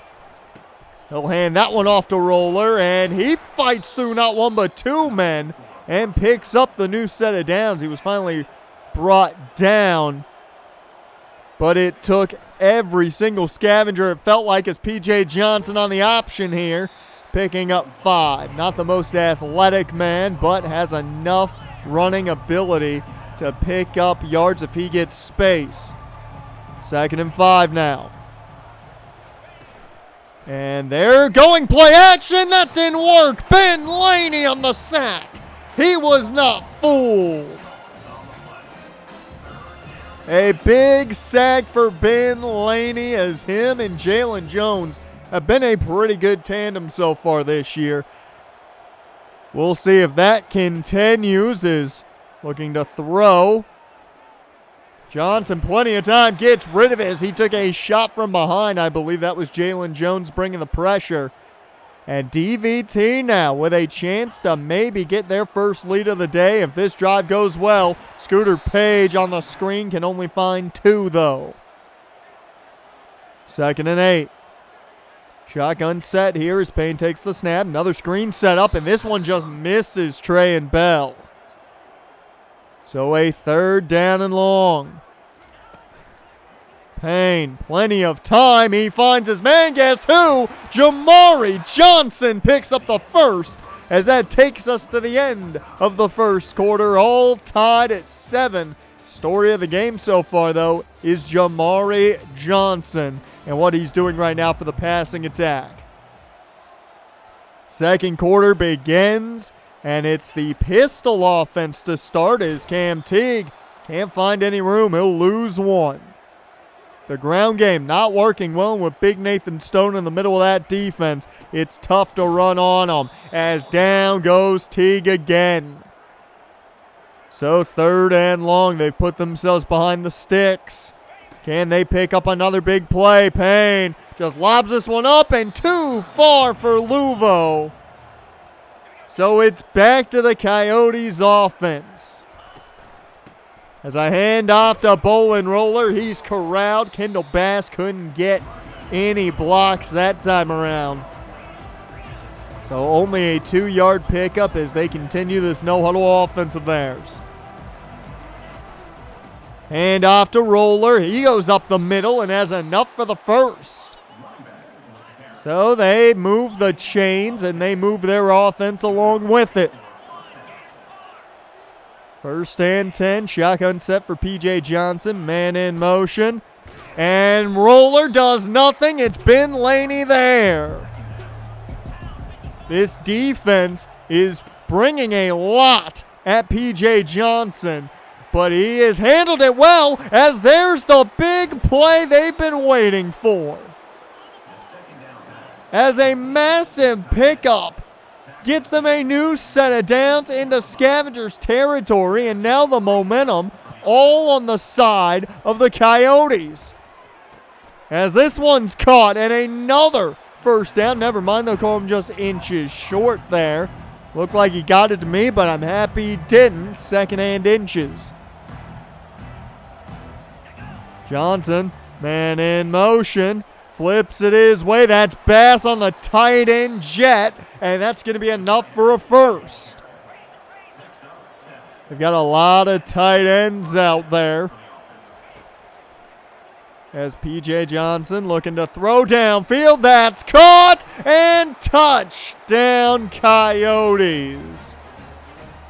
And that's the last thing they needed It's Triplett on the touchdown. He's the one who got that drive going with that big play to begin things.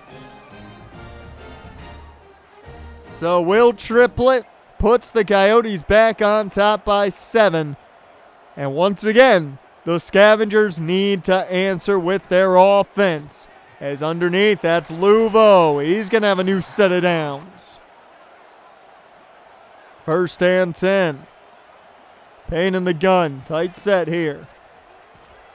As this one is dropped by Javon Moore. Had it in his hands and running room in front of him. But instead, it's 2nd and 10 after the drop. Screen set up here for Ty Hardy. He gets some nice blocks. And that's going to be a solid pickup. Gain of 8. And it brings up a manageable 3rd and 2 as Teague checks in. They hand it to Teague. He breaks off a 1 tackle, and it's a new set of downs. They were finally able to find a little bit of positive room there on the ground. Can they keep that up? Hopefully in the long run is plenty of time to throw as that one's almost picked off by John Allen. 2nd and 10. Payne takes the snap. And this one is dropped by Luvo. Had a man right on him. So 3rd down and long again. We've seen a lot of this today.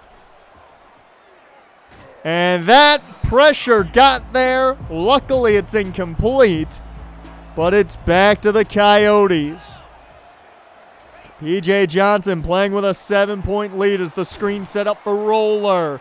He can't get anything positive. Gets back to the line as they start the no-huddle again.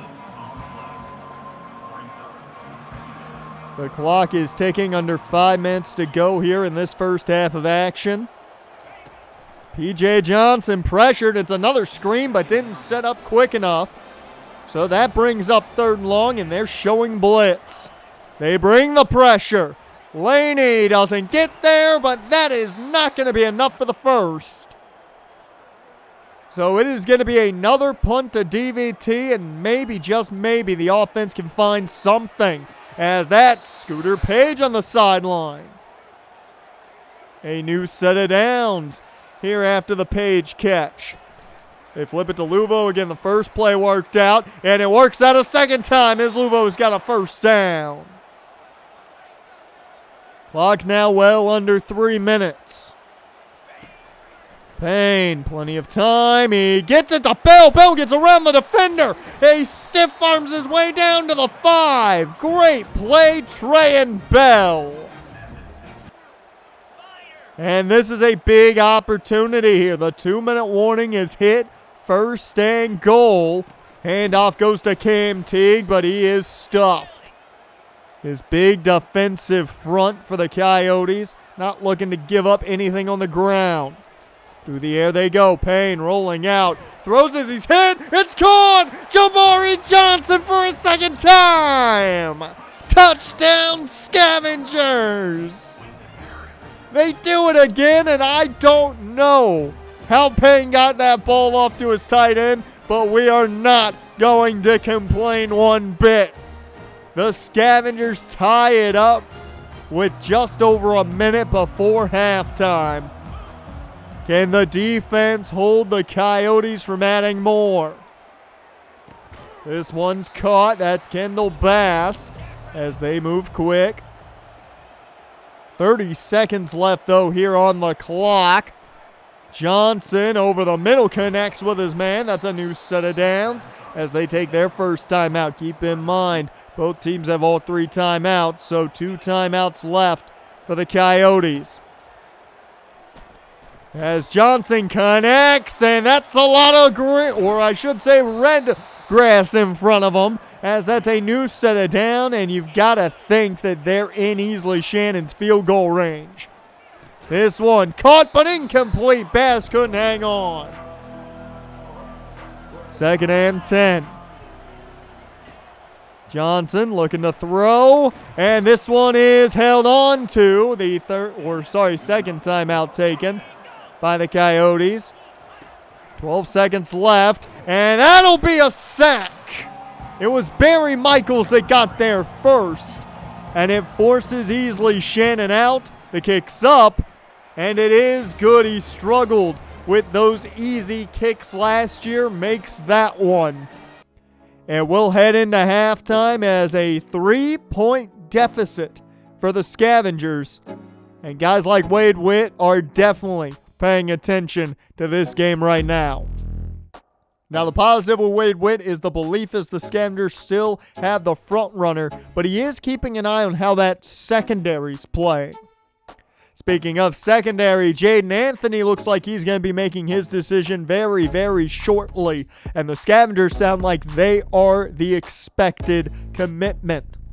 Also, Eli Millhauser, well, the crystal ball has shown the Scavengers are the expected commitment there as well. It doesn't seem to be much of a fight from what I'm hearing from San Diego State right now. So a lot of positives when you talk about those young secondary players they're trying to bring in. Now, the big question is, can the DVT offense continue to play well? The passing attack has worked. Can it keep working? And can they get that ground game going? Because it has been at a standstill for the most part today. 17-14, Coyotes on top.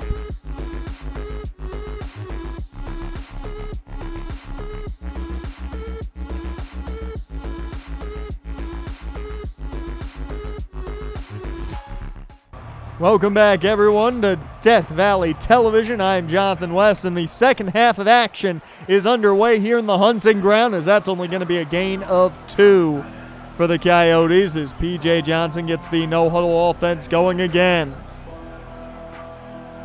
2nd and 8. It's play action, and that one's deflected. A good play there, I believe, Malik Moon in coverage, as that's not going to find its man. Incomplete, and the Scavengers defense comes through early. Now can the offense get things going? A quick throw here to Millam. He's got the speed on display for the first. A good play to start things, getting him near midfield. As this is a jet to Nico Blanco, the true freshman, doesn't find any room. He'll get back to the line and bring up 2nd and 10. The ground game has been nothing so far today, and Teague trying to change that, as that's been one of the better runs today, a gain of 6. 3rd and 4. They go back to Teague, and he's got the edge, bounces off a man, and it's a new set of downs. 1st and 10 now. It's a handoff here to Ashton Hayes, but the transfer can't find room. A loss of 5 on that play, and now they go empty. 2nd and 15. Payne just looking for an open man. Finds Millam. He's got speed, and he's got a 1st down.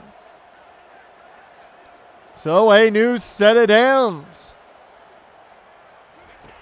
As Payne looking to throw again. It's been all about the passing attack today, as that one luckily incomplete. Threw that in the vicinity of not 1 but 2 Coyotes. 2nd and 10. Screen set up. Payne finds his man Nico Blanco in space. Plenty of it, and he's got him all the way down to the 7. So 1st and 10, Ty Hardy checks in.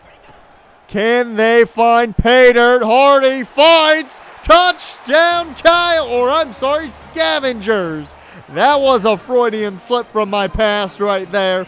But a touchdown for the Scavengers gives their first lead of the day.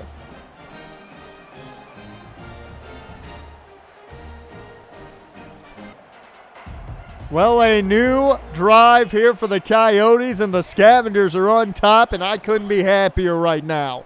Let's hope this defense continues to play well as Raheem Clay gets there to Bolin Roller, the true freshman middle linebacker leading the way. 2nd and 8 as the no-huddle begins again for P.J. Johnson.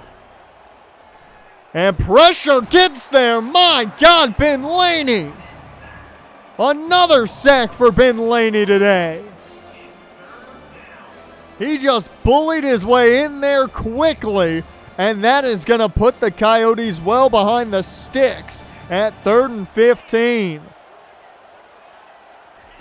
They bring the pressure again, and they find the man. The pressure doesn't get there in time. Johnson got Dion Snelling for a new set of downs. Snelling has had a pretty good game so far, his 3rd catch there, and it is huge for them. 1st and 10.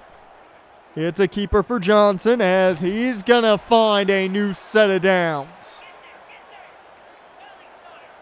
They've got him trapped in this formation now.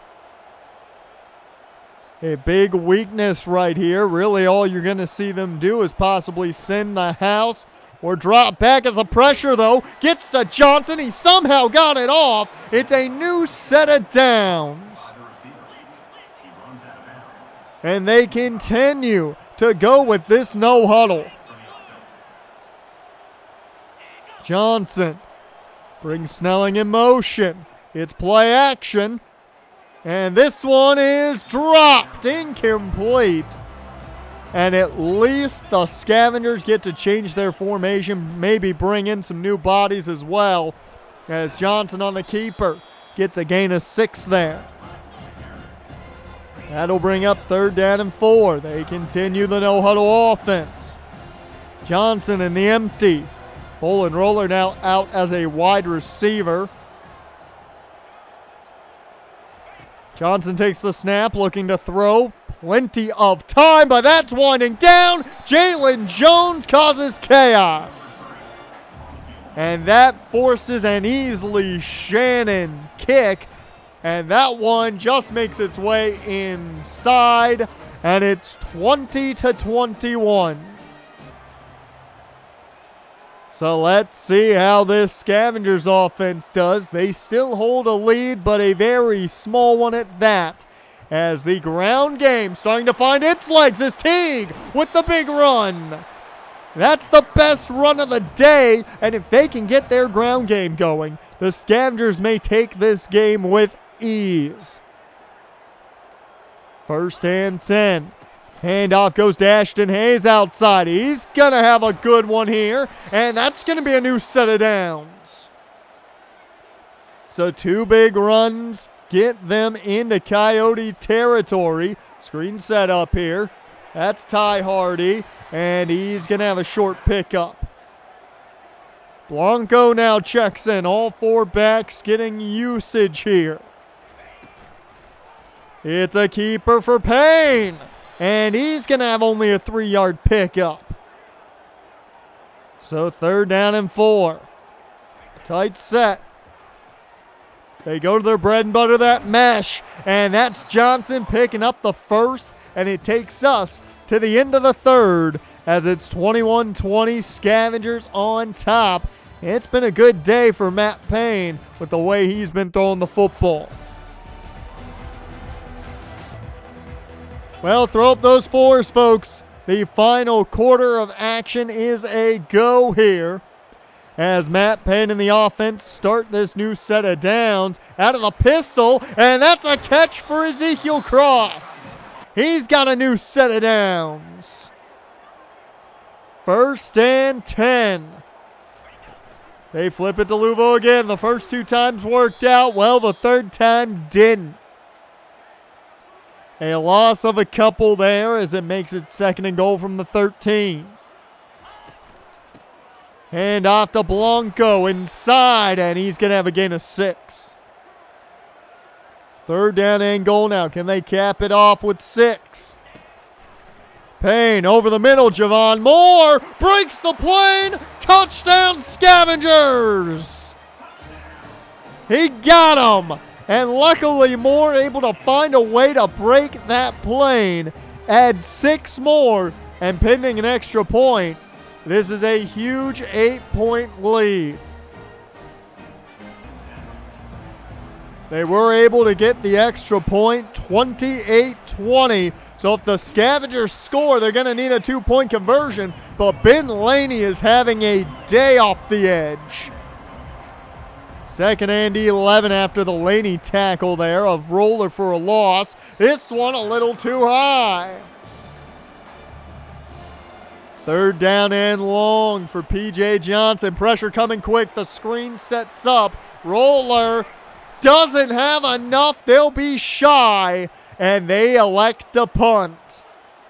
They're hoping their defense comes together.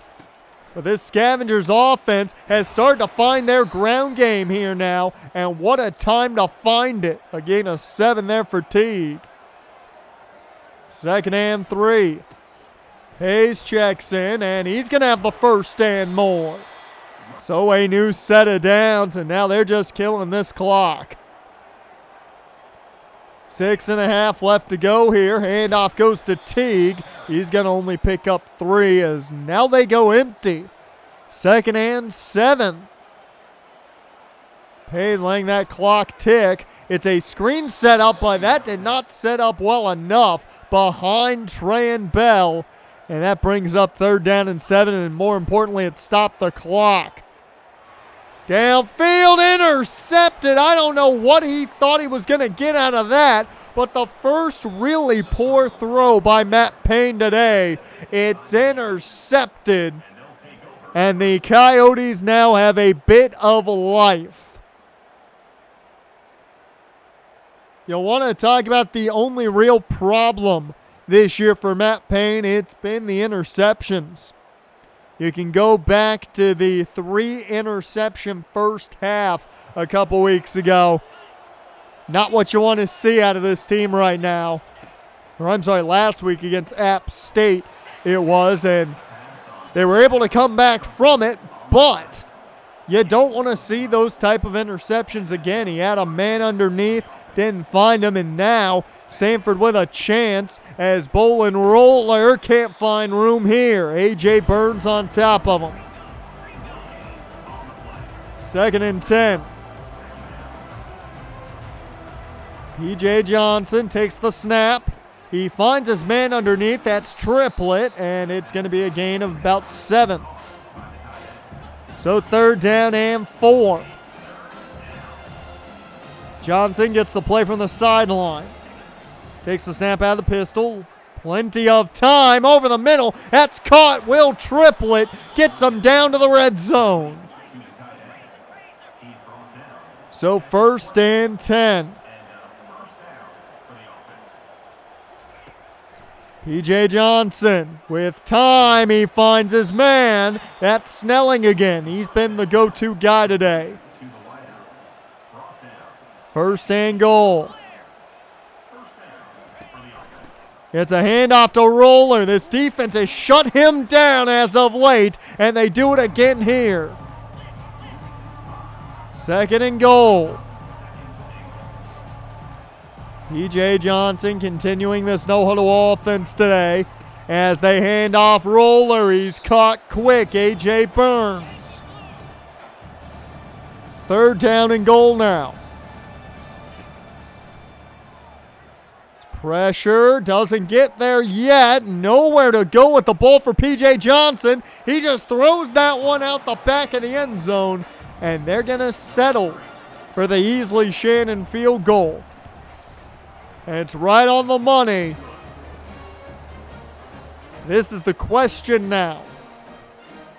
What happens here? 5-point ball game, 3.5 to go in the game. Can the Scavengers end this game by running the clock as they go the air right off the bat off of play action? Luva with the catch. Of course, a touchdown here I would assume, put an end to this ball game. Payne. And the eye hands off to Teague. He's got so much room in front of him to the 30, the 20. He's out of bounds at the 15. Over the century mark now for Teague after their ground game could not get going at the beginning of the game. Here in the 4th quarter, it has been fantastic. And you've got to be kidding me. Ashton Hayes jumps early. He's one of the last guys that should be jumping early at all as they hand it off to him on the next play, and a flag flies. Matt Gage gonna be called for the hold here. So from 1st and 10 now to 1st and 25. They set up a screen. Does not set up well, luckily dropped by Ty Hardy. 2nd and 25 now. They go underneath. Scooter Page, he's going to pick up a chunk, but still a 3rd and very long here. 2 minutes left to go in this one as we've hit the warning. Payne to throw, lobs this one up. Luvo got behind him. Touchdown, Scavengers. That right there should be the dagger in the Coyotes. Ladies and gentlemen, we're having Coyote for dinner. 1st and 10 here for the Coyotes, now down 2 possessions, and that one's incomplete. No matter what, they're going to have to score and get the ball back somehow. But right now, things are not looking good for Samford there, as that is a short gain for Roller. Brings up 3rd and 8. They're running this no huddle. But at this point, I don't know if you've got the time even with the no huddle offense. Anything's possible in college football, though, as that one's caught. Roller on the sideline. It stops the clock as P.J. Johnson finds his man. Incomplete, though. 2nd and 10. Johnson, plenty of time, goes downfield. It's a long one, and it's dropped. Should have been a touchdown for Dion Snelling. Instead, it's dropped. And now Johnson on 3rd and 10. Finds a man wide open, but he can't bring it in. A case of the Butterfingers for the Coyotes right now. As Johnson cannot connect with Roller, it's a turnover on downs. And DVT just needs to run out those timeouts. Flag flies, though. You've got to be kidding me.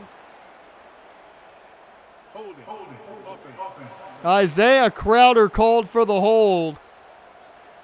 This is not the time to be holding. You're just trying to run out this clock. You make them utilize those timeouts. I mean, this is the last time I would expect guys to be holding here, but it's been a problem this game. That's the 3rd hold of the day. The 2nd, I believe, on Isaiah Crowder. It's the 2nd timeout used there by the Coyotes. 3rd down and 17. Payne in the empty. And this one's caught by Millam. He doesn't gain much. It does use that 3rd timeout. Coyotes get the ball back with 47 seconds, so they got to make it look more competitive is the question. Johnson just throws that one away. 2nd and 10. Pressure coming, it's Ben Laney, but he doesn't take him down. He thought he had him dropped.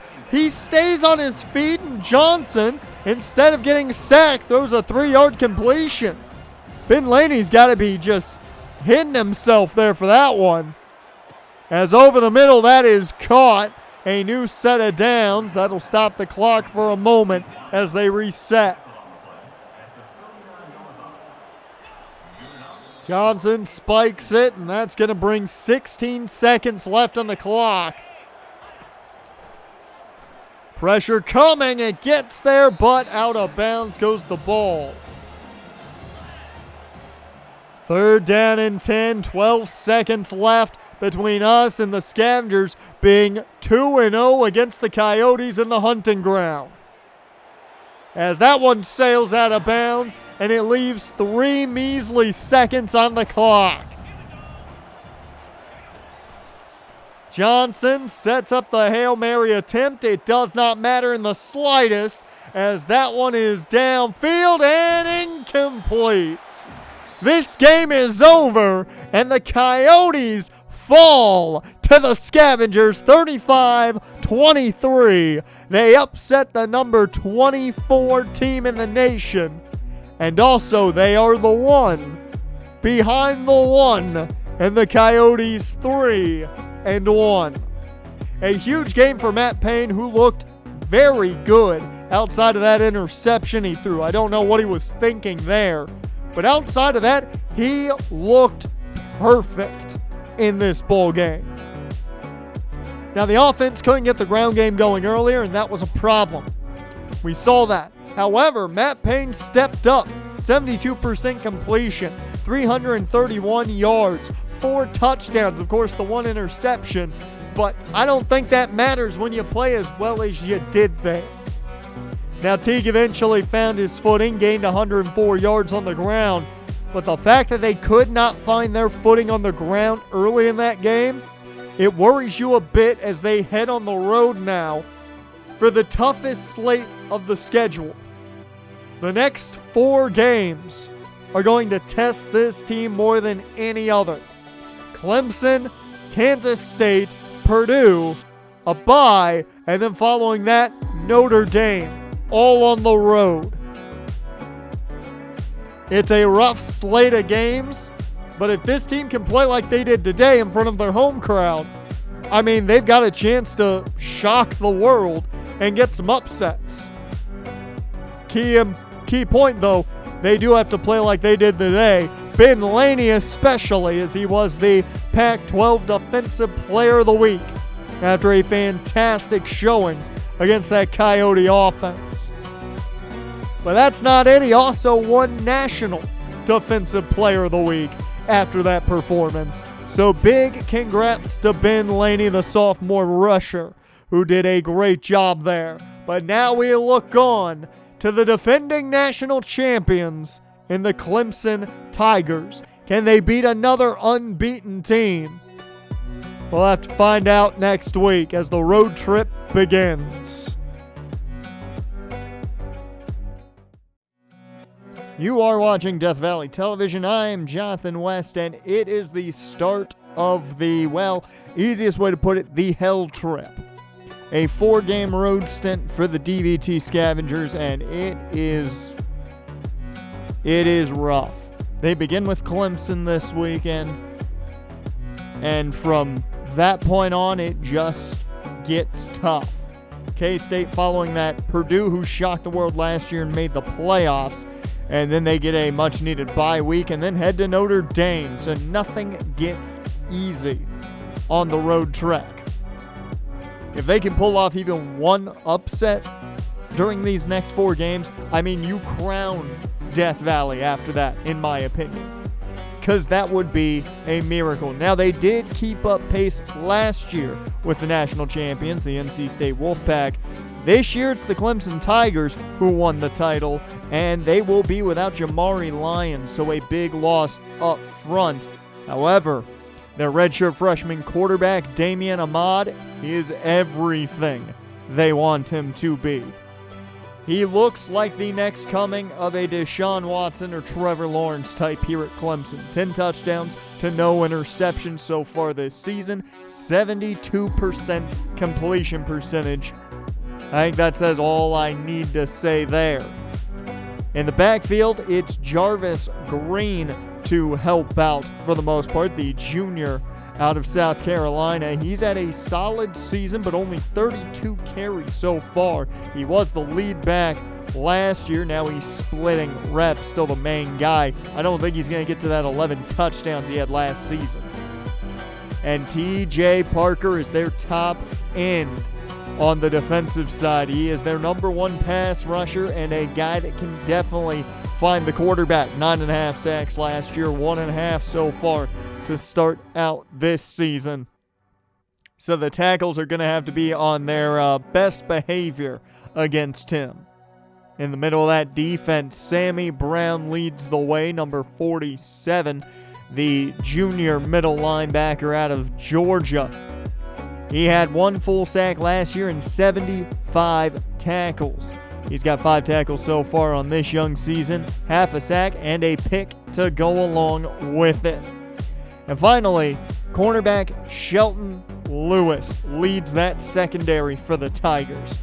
The 5'11 senior out of Stockbridge, Georgia, had a pretty solid campaign last year, only 1 interception. But he is the guy to watch out for. I assume he's going to shadow, for the most part, Luvo, but we will see as we head into Clemson, South Carolina to face the Tigers and one of the most prestigious schools in all of college football in the past decade and a half, it feels like. DVT with a big test in front of them. They had a good showing last year against the defending champs. Can they do it again this season?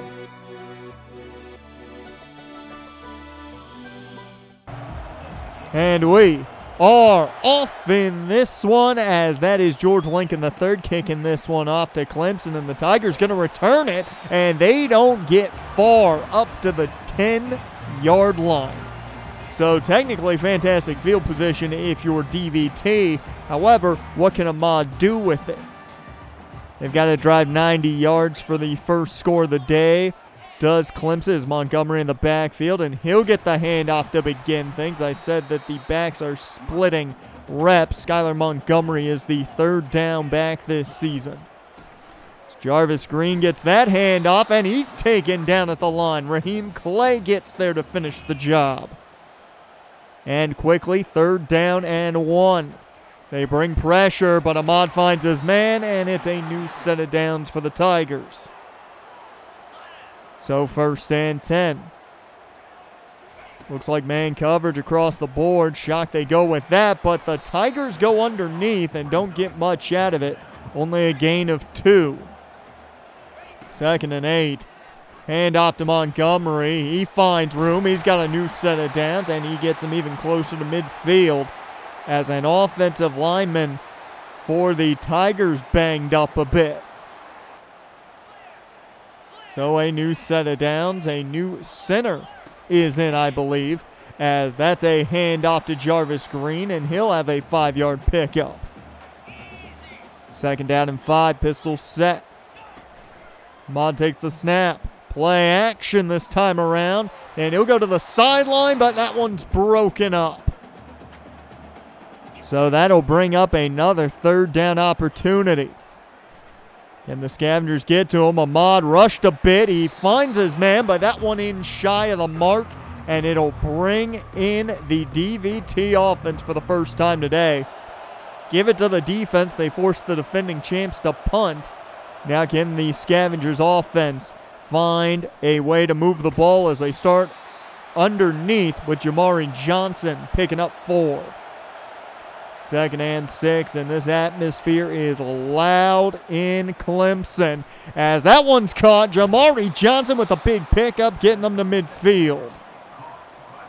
So 2 back-to-back catches for Jamari Johnson, and maybe that'll shake the butterflies loose for this team right now. There's a new set of downs here. 1st and 10 for Payne. He'll take the snap out of the gun. A screen set up here as that's Cam Teague who finds 5 yards on it. So 2nd down and 5, and we have not seen them go to the ground game yet. And here they start. Teague trying to go outside. A flag flies quick. And no matter what, this one was losing yards as the hold is called on Isaiah Crowder, and that'll move them back 5. Or I'm sorry, back 10. 2nd and 15 now. Payne out of the gun, plenty of time, but it was starting to run as he got rid of it. A 6-yard pickup for Scooter Page, but it still keeps it 3rd and long at 3rd and 9. Payne with time connects. Nico Blanco, 1st down and more for the true freshman back. So the big 1st down for the Scavengers gets them a little bit of momentum. I think they've shaked off the cobwebs, but Cam Teague trying to find room, couldn't find any. There was too much orange in front of him, so he loses 2, and they go back to him on the next play and he will pick up the lost yardage. So 3rd and 10, empty set here for Payne. He'll take the snap. Underneath, that's Luvo. He's got room. First down, Scavengers, as they've reached the red zone on their first offensive possession of the day. Can they cap this one off with a touchdown? Those the question. They go underneath again for Jamari. Jamari Johnson picking up 3. 2nd and 7. They have killed nearly this entire quarter here as a jet sweep to Scooter Page. He's going to have a good pickup, but a flag flew, and it looks like it's Isaiah Crowder again on the hold. Second time on this drive, Crowder's held and brought him back after a good play this time around. 2nd and 16. They go play action. Payne just gets it off before he gets to the turf. So that'll bring up 3rd down and 16. Payne setting a screen up here. Good room for Blanco. He's got enough. He makes a man miss, and down at the 1, they say he didn't break the plane.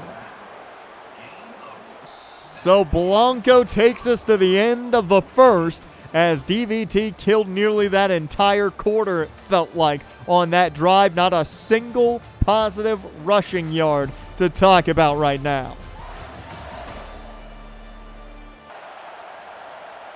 Second quarter begins 1 yard out from pay dirt for the Scavengers. Can they put the first points on the board? It's a keeper, and the sneak works. Touchdown Scavengers.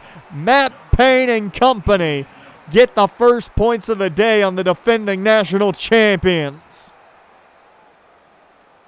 Well, that's the best possible way you could have started this hellish road trip, is putting the first points on the board against the defending champs.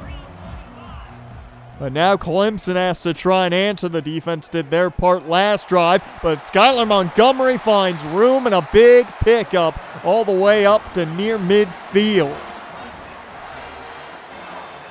1st and 10. Ahmad and company moved up there quick this time around. They saw something they liked, and they took advantage with the quick slant. That was against a Marvin Holland as well. Keep that in mind. As a handoff here to Montgomery. He's caught quick by Laney, but dragged down by Jones.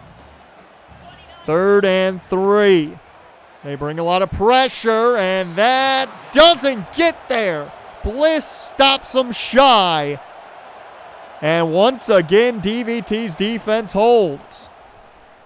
As a handoff here to Blanco. Doesn't go terribly far, but a gain of 4. Certainly looked like it wasn't going to pick up that initially. 2nd and 6. Handoff to Teague. Teague thought he had more on the outside, but got close to a new set of downs. It'll be 3rd and short.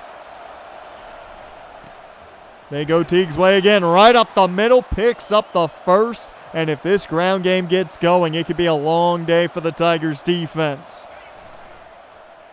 Play action, as that's caught Matt Gage, but Gage can't go very far. He does not have the speed to do a lot off that catch. It's Payne to throw over the middle. That's caught for a short gain. It'll bring up 3rd down and 6 now. Scooter Page off that last catch. Payne, 3rd down and 6. Finds his man. It's Page again, and he's got the first. So they continue to move the sticks, taking plenty of time off the clock as they do it. That one should have been picked. Brown had it in his hands, couldn't haul it in. 2nd and 10. They go outside on the carry with Teague, but he can't find room. Only 9 yards on 5 carries so far. 3rd down and 9. Tight set. It's the bread and butter mesh here. It's caught. Luvo. He's got a first down at the 30. A big play on the bread and butter. They love that play to death. And it works out to get him a new set of downs, as Payne back to the air, taking this one deep, and it's nearly caught off the tip.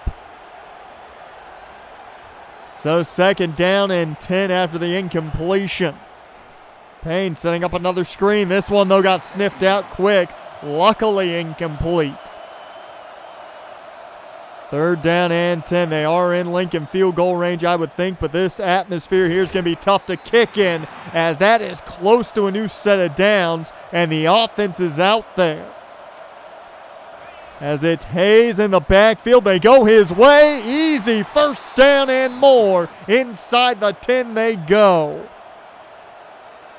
Down to the 8-yard line. 2 minutes left to go in this first half. And it's Cam Teague to the left side, but a flag is out quick. This one looks like it's coming back. It's the 3rd hold of the day. This one's on Tariq Williams, the left tackle. 1st and goal. It's play action. And this one is caught. Johnson, there's a flag on the field. He ends up in the end zone with the ball. And it's PI on Clemson. We'll take it. So 14-0 Death Valley Tech over top the defending champs. What a way to start the game as Kobe Garland gets to Ahmad. There we go. The DVT Scavengers shocking the defending national champions right now. They want to continue to ride their 3-game win streak, turn it into 4, and right now they're doing a good job at it as a shot downfield by Clemson incomplete. And with a $1:10 left on the clock, they're looking at 3rd and 18. As the handoff goes to Green, he finds nothing really. Death Valley takes a timeout. They're going to see if they can add more. They've got good starting field position here. Empty set for Payne.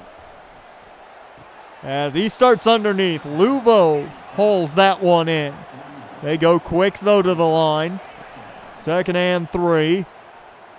Taking a shot downfield. Flag flies and intercepted by the Tigers.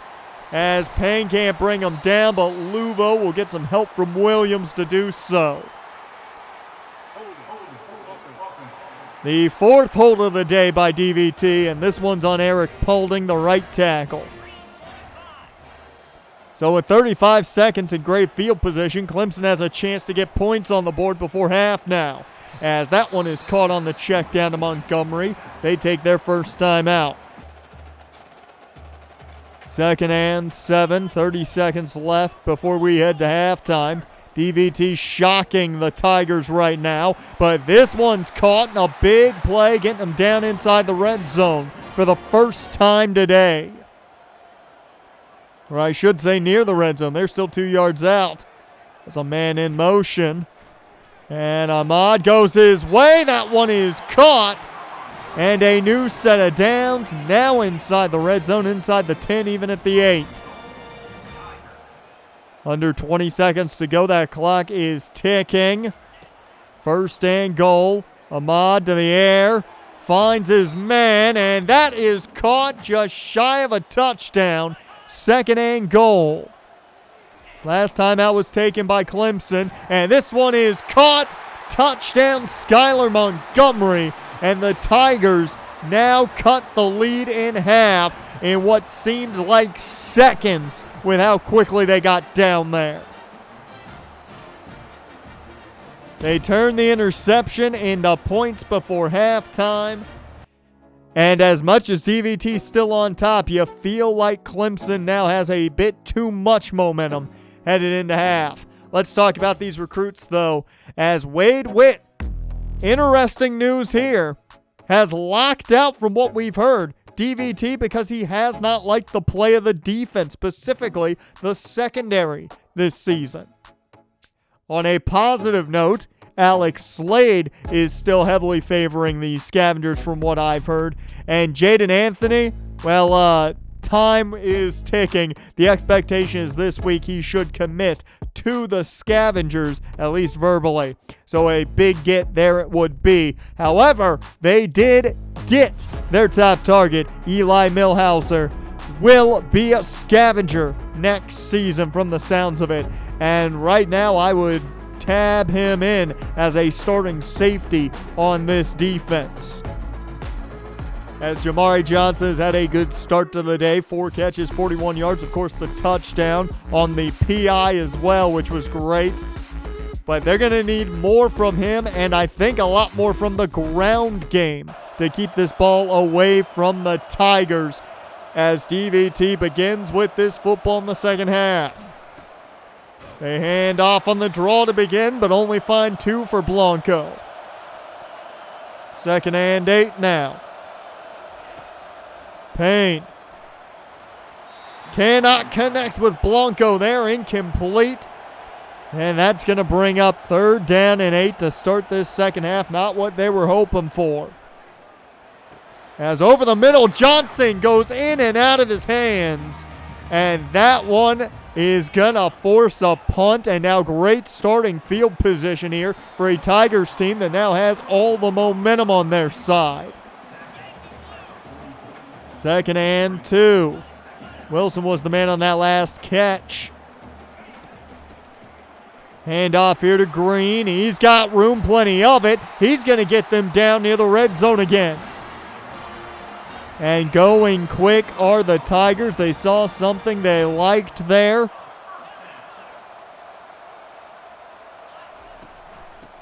As a handoff again to Green. He takes it outside this time, and he stiff arms the man to the turf. And that's going to be more than enough to get them down to the 2-yard line. Montgomery is in the backfield. They go his way, and he's got touchdown number 2, his first on the ground. And the Tigers, just like that, have tied this ball game up. Right when it felt like this entire game was in DVT's hands, they go from 14-0 to 14-14. So the offense needs to find a way to get things going again, and Ashton Hayes could be that guy, picking up 6 off the bat. 2nd and 4. Payne under center. He'll hand off to Hayes, finds the outside. He's got a new set of downs. Good blocks got him there. And no holds to speak of. 1st and 10, looking to throw. This one's caught. Luvo, he's got a new set of downs. He is controlling the underneath today. 1st down and 10. Tight set here out of the gun. It's that bread and butter mesh pattern. Javon Moore catches this one for a gain of 7. The offense has gotten rolling. They're near midfield here. As the handoff to Hayes gets them close. That'll put them at midfield, a yard shy of the mark. 3rd and 1. Handoff Tig, he fights. 1st down and more as they're now in Clemson territory. So a new set of downs. Can they get more points on the board is going to be the question. Off play action. Down goes Payne for the first time today. The sack there off the play fake. 2nd and 19 now. They're back behind the 50, and that screen didn't help. A loss of 3 sets up 3rd and 22. Payne finds Millum, but he drops it. Millum had it in his hand, had a 1st down with ease. But a drop sends the ball back to Clemson off the punt. And now the Tigers, with all the momentum on their side, looking to get their first lead of the day. Pressure comes, a screen set up though, and it works out for the best. A pickup of 5. 2nd and 5 now. Ahmad takes the snap, looking to throw off play action. Pressure comes in. That's Jalen Jones with the sack. He has had a good year getting to the quarterback, and it continues.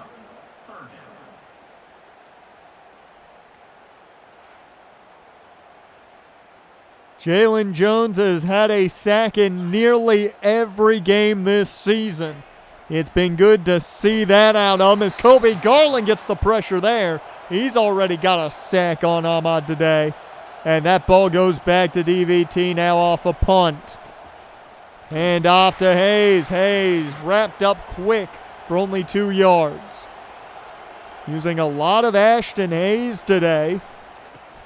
They go back to him, but nothing going. This defensive front of Clemson showing their prowess as we head to the fourth and final quarter. Throw up those fours as it all comes down to this, and hopefully that time of possession comes to favor the Scavengers in the win column. 3rd down and 9, though. Can they pick up the first? This one's caught underneath by Bell. Trey and Bell can't get enough. And they boot it back for good field position for Clemson. The Tigers with time to throw the ball here, as wide open in the middle of the field. It's caught, and Clemson already down inside the red zone. He was left alone, and they quickly go back to the line of scrimmage. They like something they saw, and they'll hand off to Montgomery. He fights. 1st down by the freshman. So a new set of downs nearly. They go to Green, and he can't get him that new set. So it brings up 3rd and 1. Montgomery, the man in motion. They go his way quick, but he steps out on accident. It forces them to settle. And the Tigers kicks up. It's good. And they have their first lead of the day. And it's the first time Clemson has led. It took till the 4th quarter for that. So Death Valley Tech, for the first time today, not leading or tied with the defending national champions, as a loss of 1 on that screen. Can they find their mojo again? 2nd and 11. Payne with time running out. He gets rid of it, luckily in time. And it's going to be 3rd and 11. They need a big play here. Is that one behind Javon Moore? If it had been in front of him, he had a big play in the waiting, as this punt is going to give the Tigers great field position. It's going to be better as this run back gets them all the way up to the 30-yard line. 10 yards out of the red zone. Already an easy field goal range, I would think, as this one set up for Green. He's got plenty of room to get them inside the red zone. Down to the 13-yard line. Handoff goes to Green this time, and he gets wrapped up by Jones after a gain of 3. 2nd and 7. And movement on the defensive side. It's Kobe Garland, the senior captain. A free 5 yards for the Tigers, and they certainly don't need it. 2nd and 4, and that one is caught. Touchdown, Tigers. And this might be it, folks. A 2-possession lead now for Clemson as they have bounced back after a 14-0 deficit. So here we go. Can the Scavengers put points on the board on this drive? They have to now, as this ball just falls incomplete. 2nd and 10. The offense has been dead silent for a while now, as a deep ball caught by Luvo. He's got him a 1st down into Tiger territory. They needed a big play like that to get them sparked. Now can they work from it? It's Luvo again underneath catching that one. He's catching everything today. 2nd and 4. Payne looks for Jamari Johnson. He's got the 1st and more. A flag flies, and you've got to be kidding me. You can't have this happen on pivotal downs. It's Eric Paulding for the 2nd time today on a hold, the 5th hold of the day total by this offensive line. And at a pivotal point in this ball game, Luvo, though, underneath, picks up 12. They're still 2 yards shy of the 1st, and they go no huddle. Payne underneath. Luvo's got it. It's a new set of downs. They go quick again. 3.5 left to go in this one. They're down 2 scores. Underneath, it's Gage. He's got 8. They take their first time out of this half. 3.5 left on the clock. Payne. Downfield. There's a flag again. And for the 3rd time today, it's a hold on Eric Paulding. Half of today's holds on one man. Unbelievable. It once again puts him behind the sticks, but Jamari Johnson picks up all of it and gets out of bounds to stop the clock. So a new set of downs here. Can they keep it going, though, as that one's knocked away from Louvo? 2nd and 10.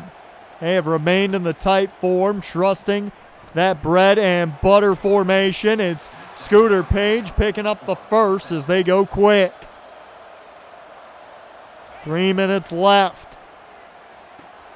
Underneath, that's caught Trey and Bell.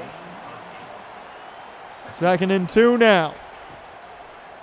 Just a few yards away from Pater. That one's knocked away, intended for Bell. So 3rd down and 2. Hardy checks in the ball game. This one's caught. It's Johnson just shy of Pater. They're at the half-yard line. They go quick to the line. Hand off Hardy, and he can't get in. They go quick again. Just about 2 minutes left to go here. Hand off Hardy again. This time he breaks the plane. Touchdown Scavengers. And it's about to be a 3-point ball game if everything goes as planned.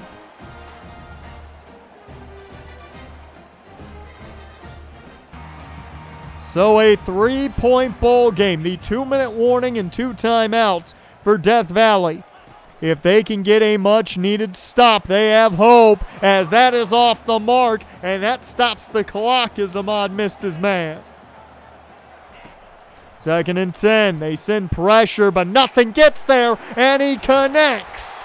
It's a new set of downs, and the 2-minute warning will hit. They know where this ball's going to go. It goes to Jarvis Green here, and he finds room enough for a new set of downs. And at this point, it feels like this game is more than over now. Play action. The pressure gets there. The ball stays in Ahmad's hands as Jalen Jones collects his 2nd sack today. 2nd and 17. Hand off to Green. Green finds the outside. He's fighting, and he's got enough. That ends it. And the Scavengers, who held at one point a 14-0 lead, fall 21-24 to the defending national champion Clemson Tigers. It feels a lot like last year. The only difference here was they never truly led against NC State. This team was up 14-0 at a point. And they just couldn't keep it going. I think the big pivotal turnaround was that pick late in the half. It got turned into points, of course. But another pivotal aspect is you look at the rushing yards. This team could not run the ball against Clemson.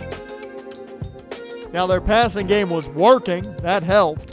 But they could not control the ball on the ground. And without that, you're not going to keep the ball in your possession completely. But they gave them a fight, and they competed. We can hold the head high for that. Now the question is,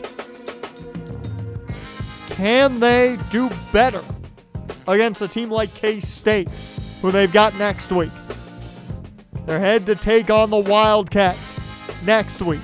Jalen Jones had a monster outing, and because of that, he is your Pac-12 Defensive Player of the Week. He has stepped right into that Taj Cole spot. Quite well, I would say. as he also was awarded National Defensive Player of the Week as well. But we look forward to Kansas State next week, the undefeated Wildcats and the number 5 ranked team in the nation. This road trip doesn't get any easier. Hopefully, they can find a way to top what they did this week.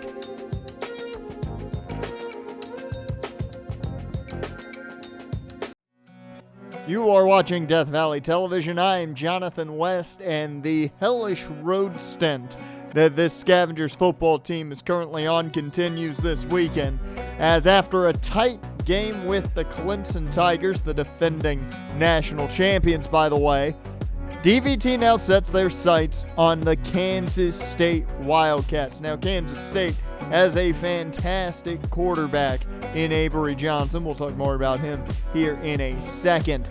But luckily for the Scavengers, they are still atop the standings for the Pac-12 because of their shock victory against the Sanford College Coyotes. Thank you, Coyotes, for being terrible when you come into the hunting ground.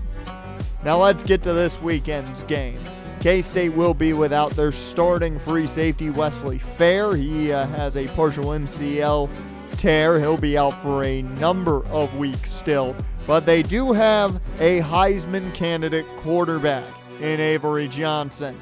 And when you see a guy that can do everything, that's what Avery Johnson is. He can run, he can throw, he can do it all. So far this season, 5 touchdowns, no interceptions. He had 41 touchdowns to only 1 pick last year. I think that's all you need to say about him. They also have a very good running back in Dylan Edwards behind him. So they can kill you in 2 facets of the ball game. I also did mention Johnson can run with it. Now, over 1,100 yards for Edwards last season. So far, 236 yards and 2 touchdowns on the ground for the back out at Derby, Kansas. Defensively, it is Chidi Obiazor who is the top pass rusher for this team. And right now, they're not seeing a lot of sacks out of one of their top rushers. So we'll see what happens in the long run with this team. Only 5 sacks last year for him. But the scare factor, I think, comes with this secondary. Daryl Jones is their top corner, and the senior out of Coffeyville, Kansas, is a guy they definitely have to worry about. The Scavengers may see picks go his way because he's already got 2 on the season, which ties his high last season with 2. So let's take you down to the field, though, here for game day at Kansas State, as the Wildcats look to keep their undefeated streak going. And the Scavengers right now are just hoping to pick up a win while they're on this dreaded road stint. They started well last week. It came crashing down after an interception. Let's hope they can find that mojo they found early in last week's game and keep it this time around. As we are off in this one, George Lincoln III getting us underway, and it is going to be returned by the Wildcats, but they're not even going to make it up to the 20. Down to the 18-yard line as Avery Johnson and company come out. Big tight end Garrett Oakley has had a very solid season so far, and he could be a big target for Johnson today through the air. As K-State begins with the trickery, and it does not work. Holland and company get there as a loss of 6 right off the bat. They were trying to be a little too fun-loving on the first play, and it's not the Kansas City Chiefs here as they pick up a 4 on the next run. 3rd and 12. Johnson needs a big play as Barry Michaels was breaking through. Johnson on the run, slides for only a gain of 6, and shockingly, it's a 3 and out for the Scavengers as their offense comes out with great starting field position. So let's see what Matt Payne and company can do out of the I to begin thing. It's Cam Teague on the ground, and a 1st down and more to start as they've already gotten into Wildcat territory. 1st and 10, I formation again. Teague gets the ball a second time, tries to get outside but can't outspeed the defender. It'll be a loss of no gain. 2nd and 10. Payne setting up a screen, but well defended. Bell had nowhere to go, and it brings up 3rd and long.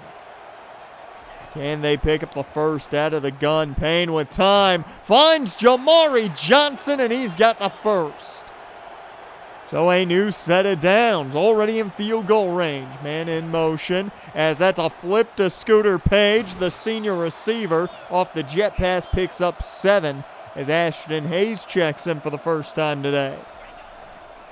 Hand off to Hayes. He finds room, and that's going to be a first down.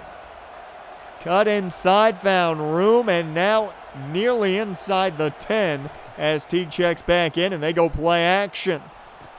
They'll go underneath. Matt Gage gets him inside the 10, down to the 8-yard line, and right now there's a big opportunity for the Scavengers to come away with 6 here off the first drive. As underneath, it's Javon Moore in the end zone. Touchdown, Scavengers. As DVT strikes first. And shockingly, K-State will be looking at a deficit after each team gets their first possession. However, let's remember, bring us back down to earth, everyone. This is exactly how the game started last week. But they found their mojo. Hopefully they can keep it this time around as the handoff gets a gain of 4 there. Johnson in the gun here on 2nd and 6. Takes the snap. Going to take off with it immediately, and he gets down just shy of the mark, they say. 3rd and inches. Johnson quick throw. It's caught, and this is a huge pickup for the Wildcats. Jace Brown with a 22-yarder. So a new set of downs. As Avery Johnson running this no huddle here for a second. They like something they saw in that last play. And they're going to go to the deep bomb, and it's a touchdown. Against Dakota Mills, Rice gets the deep ball touchdown to tie things up. Not exactly what you were hoping for if you're DVT, as Quentin Rice put 6 on them. Now the offense has to do exactly what they did off that first drive, which is, well, find pay dirt again. As a 2-yard pickup off of Scooter Page in the slot screen there. 2nd and 8. Handoff goes to Blanco, but he's got not much room there. It'll be a gain of 2 and make it 3rd and 6. Blanco stays in the ball game as Payne underneath. Moore got a touchdown earlier as a first down here. It's a new set of downs. Cam Teague in the backfield now in the eye. As Payne goes back to Teague on the ground. He's got room. And they'll say he's just shy as it takes us to the end of the first quarter of action, all tied up at 7 apiece to begin things. Feels kind of similar to last week's game, but DVT just has to keep things going. Second quarter begins now here. Cam Teague in the backfield in the single back. Man in motion was Page. He took the jet sweep, got the first, but a flag's out. And this is on Eric Polding. Playing right tackle this season. Normally plays guard, but they've moved him out to see how he fares there. 2nd and 9. Hardy checks in, and Ty Hardy able to find 5. So a manageable 3rd down and 4. Can they cap this thing off with a first down, though? Payne out of the strong eye, hands off to Teague. 1st and more. Look at all the green grass in front of them. The bad part is there's laundry on the field. And it looks like this one's coming back. So first it was Polding, now Jermaine Houston called on the hold. Near back-to-back holds. And it's 3rd and 11 instead of a new set of downs. As underneath it's intercepted. He was looking for Javon Moore again. And that is a pick 6 for Boone Morris. It went from great to terrible real quick for this offense. And it all started with an Eric Paulding hold. And now you're looking at a deficit for the first time today if you're DVT. The offense had the momentum. Now they've got to find it again. As a flag flies here on this handoff, you've got to be kidding me. This one looks like it's going to be Jermaine Houston. And indeed it will be. That is the third hold of the day so far. 1 on Paulding, 2 on Houston so far. 1st and 19. Screen set up here for Blanco. They're well behind the sticks, and that at least is going to pick them up the lost yardage. 2nd and 9. Payne. Hands off to Blanco. The blocks are not there as he gets nothing. And that sets up a 3rd and long. Can they pick up the first on 3rd and 9? They go back to the mesh. It's Jamari Johnson wide open. He's got the first down and more. And luckily not a flag in sight. So a new set of downs for DVT thanks to their big tight end. So can they keep this drive alive? Hand off to Blanco. He's taken down quickly. Only going to pick up 1 on that as he stays in the ball game in the gun. Looking to throw his Payne. To the flats, he finds Johnson. It's going to be a solid pickup of 5 and makes it a manageable 3rd down and 4. I would think they look at this as 2 downs as this is a handoff to Teague. And the offense stays out there on 4th and 2.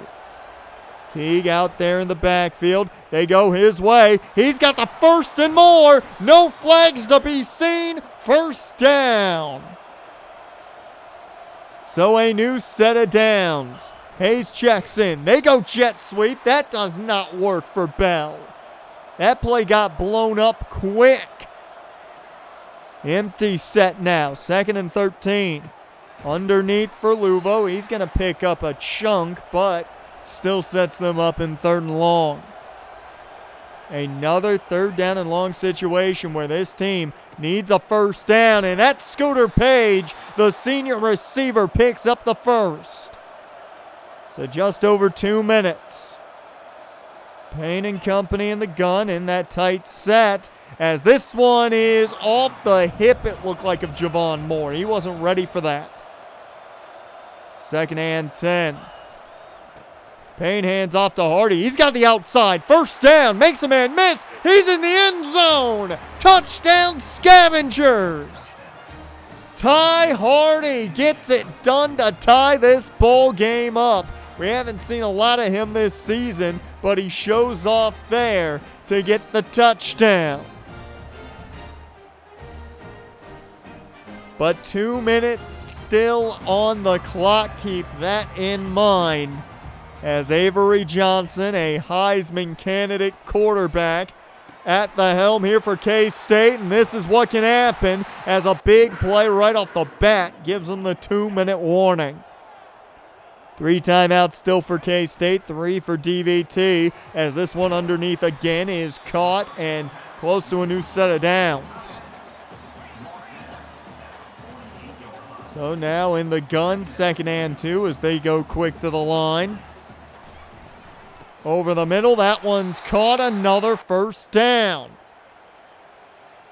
1st and 10 here. Avery Johnson moving in the pocket. He's got all day, takes off with it now, and he's going to be dragged down finally after a gain of 8. You've got to think they're in field goal range right now. He's looking to throw. That one dropped and incomplete. 3rd down and 2. Showing pressure. They drop back. And that one is caught. The zig route works out, and Quentin Rice has the first. So 51 seconds left. 1 timeout for K-State here. Underneath, it's caught. That's Coakley picking up the first. Or I'm sorry, near the first. A gain of 8 off that catch. 2nd and 2 as they go quick with this no huddle. It's another catch on the outside, a 1st down. And with 34 seconds, they've got plenty of time inside the 10.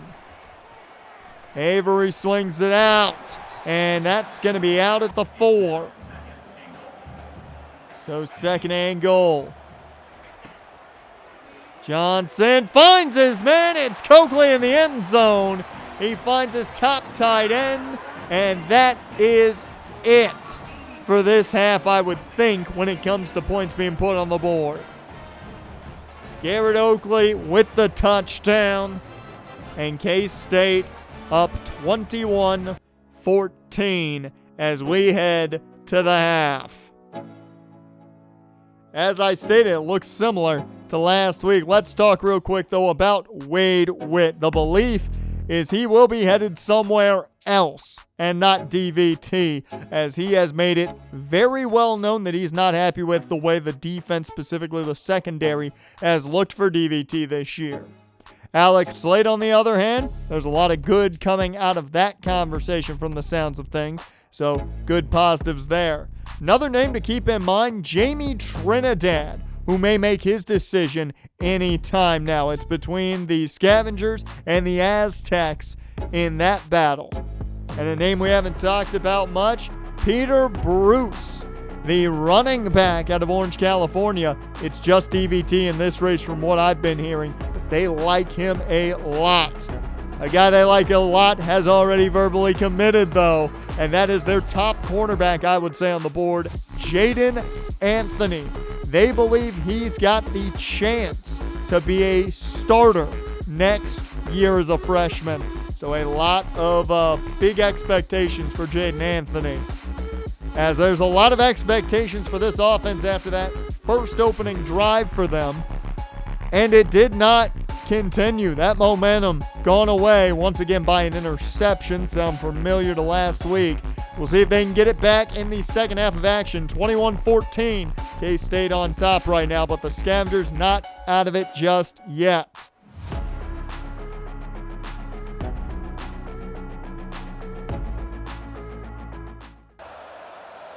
And we are back, everyone, here for the second half of action. I'm Jonathan West, and it is a must-needed points in this game right now. Second and 10 after the no gain off the draw for Nico Blanco. They go Teague's way, and he'll fight for 7. He has been arguably the best back this year, and the senior is proving that he can be the bell cow right now. As outside he goes, picks up the first and a bit more. He may not have killer speed, but he gets the job done. Blanco checks in now in the gun. It's play action off of Blanco, and that one's caught, swung out, but didn't gain anything. Second and 10. Payne brings Page in motion. Scooter Page, a great block on the outside there, but no room as the backs were able to come down and make the play there. Third and 11. They need a big first down. They go underneath. Johnson with room. He's got just enough. So a new set of downs as Ashton Hayes checks in. Hayes gets the handoff. The Nevada transfer picks up 4. So second and 6. Teague checks right back in. And they go right up the gut with them. It's another first down. The ground game is working. Some quick substitutions here as Ty Hardy now in at running back. He got a touchdown earlier. He can't get the edge entirely there as he only picks up 3. Second down and 7. Play action off of Teague here. This one short to Gage, and Matt Gage gets him at least a handful. It makes it manageable on third down. So third and 4. They hand off Teague. He's going to be close. It's 4th and 2. The offense stays out there. They got it once before. Can they do it again? Hand off Teague up the middle, and he can't get it. It's K-State football, as Kansas State now takes over, and that drive could be the killer in this one. Another handoff here and a lot of room. First down and more as the Wildcats enter DVT territory. Scavengers now just looking for a hope here as a good tackle there by Holland.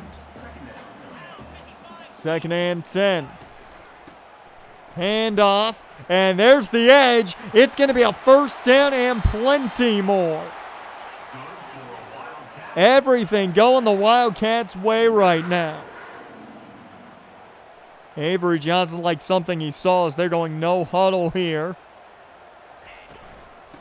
And they're going to run that same play again, and it's going to get them another first down. The outside zone works out. And now they go right back to the ground. 4-yard line now, and Avery Johnson company feeling it every bit of the way, as luckily incomplete for Oakley. Third and goal. Pressure coming. Avery Johnson can't get it away flawlessly. They have to settle. Boots up, and it is good, so the chip shot works out. 24-14. Keep in mind, folks, the final last week as we head to the fourth and final quarter of action. Throw up those fours. The final last week, folks, ended 21-24. It's looking all too similar right now with the way the score is standing. First and 10 now here to start the fourth quarter for DVT's offense.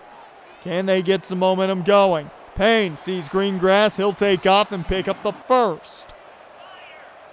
So a new set of downs after the Matt Payne first down carry. Payne gonna take off with it again. Even more green grass in front of him. He's got another first down. So 2 Matt Payne runs have worked out for first downs. Can they keep this going? Underneath, it's Johnson. Jamari Johnson with the first down. The catch and run works out. They're now in Wildcat territory as Payne takes the snap and just gets that one off. Pressure right on him. Second and 10. Payne downfield and batted away. Luckily, nothing worse. Third down and 10 now.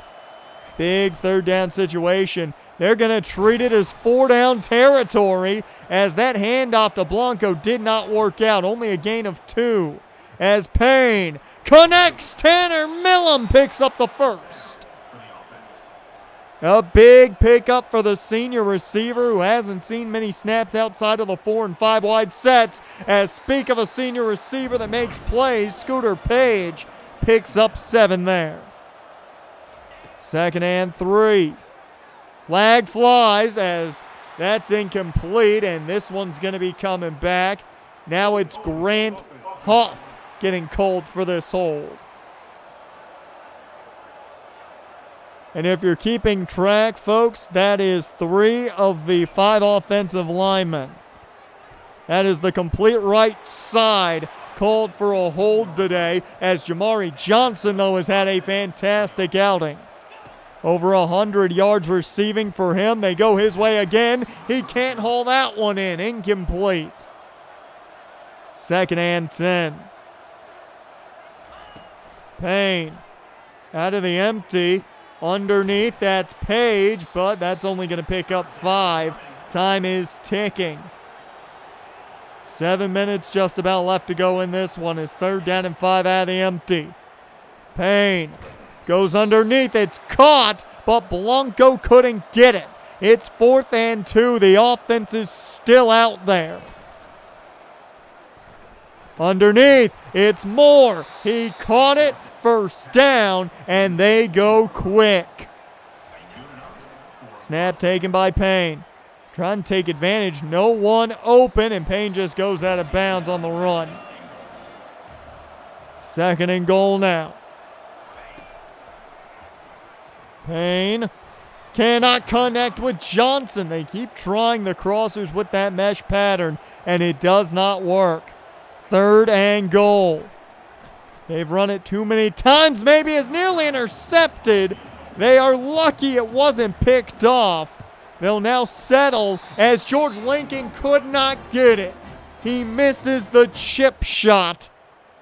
And that keeps it 14-24. 5.5 left to go in this one. It feels like it might be a little too late for a miraculous comeback. 2nd and 7. Underneath, that's Oakley making the play. 3rd and 5. Avery Johnson looking to throw. He's got plenty of time. Finds Oakley, as that's not going to be enough. So it'll go back to the Scavenger offense here after the punt. Underneath, that's caught Luvo. Flag flew, and Paulding held immediately. That flag was in there quick. The second call against Paulding today.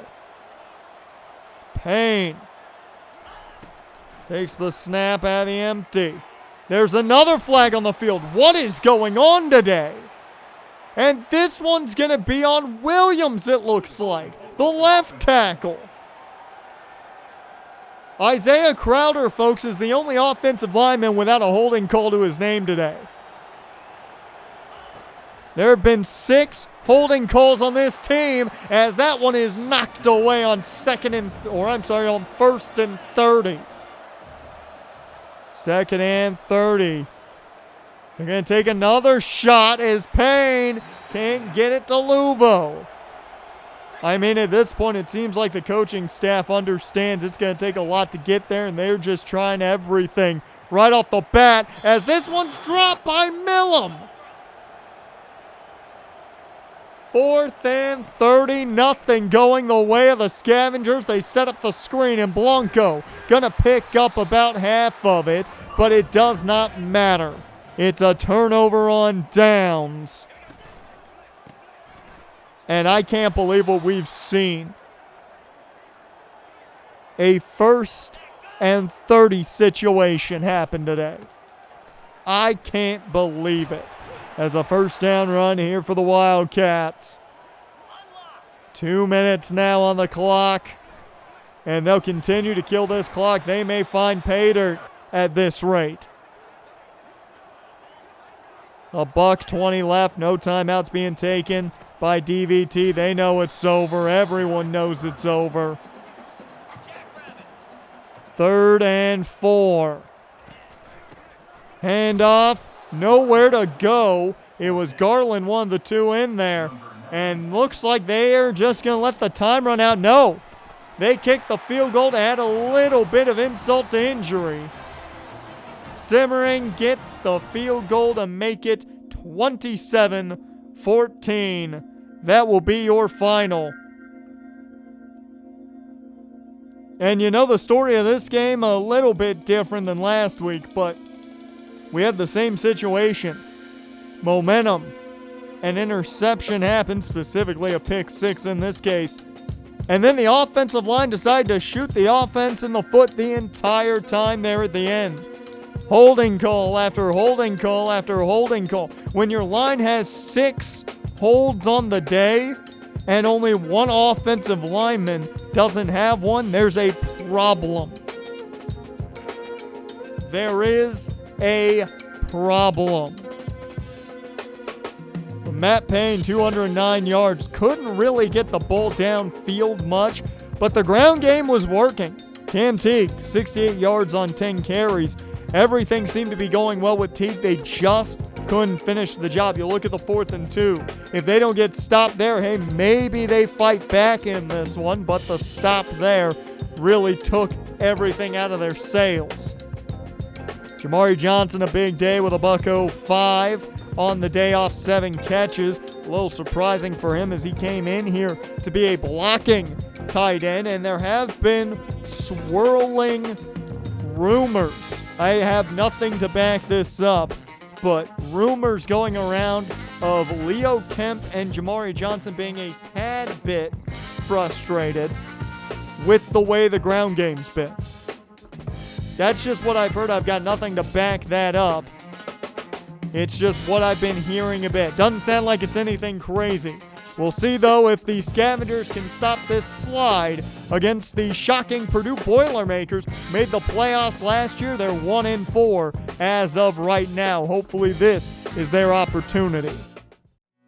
You are watching Death Valley Television. I am Jonathan West, and it is the third of 4 road games on this road stint. Luckily, a bye week next week for the Scavengers, but it has not been a great beginning. They've competed against the defending national champions in the Clemson Tigers and the undefeated Kansas State Wildcats, but a win has found its way away from the Scavengers this road trip. Now, luckily, they face a Purdue team that is certainly not the same team that shocked everyone and made their way to the playoffs last year.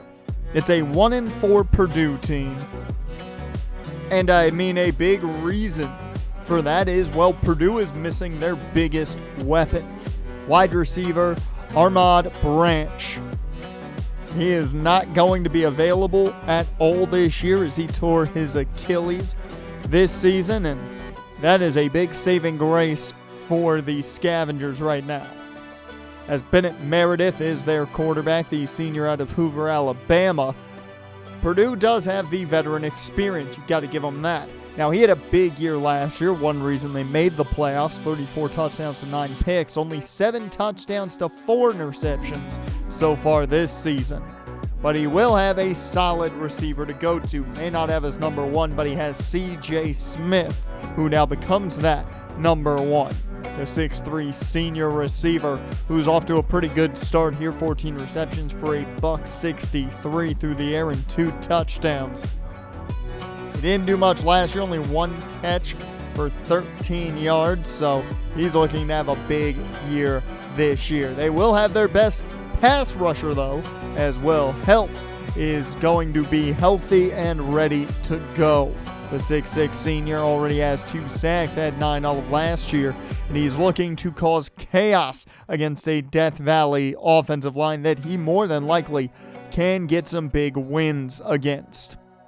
At linebacker, Winston Berglund is their top guy there leading this defense, the 6'2 junior linebacker out of Carmel, Indiana.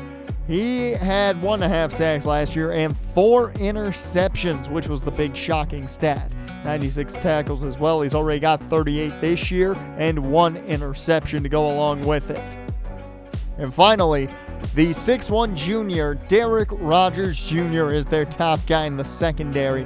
And the young man out of Orlando is a guy that I think Matt Payne is going to have to be careful about throwing at. He's got 2 picks already this season, and that is a career high for him. So he is off to a great season start as we head down to the field as the Boilermakers get set to host the Death Valley Technical Scavengers. And hopefully the Scavengers can find a way to come out with a win in this one. In my opinion, the most winnable game out of this 4-game road stint, and would be huge going back home for just a week on a bye.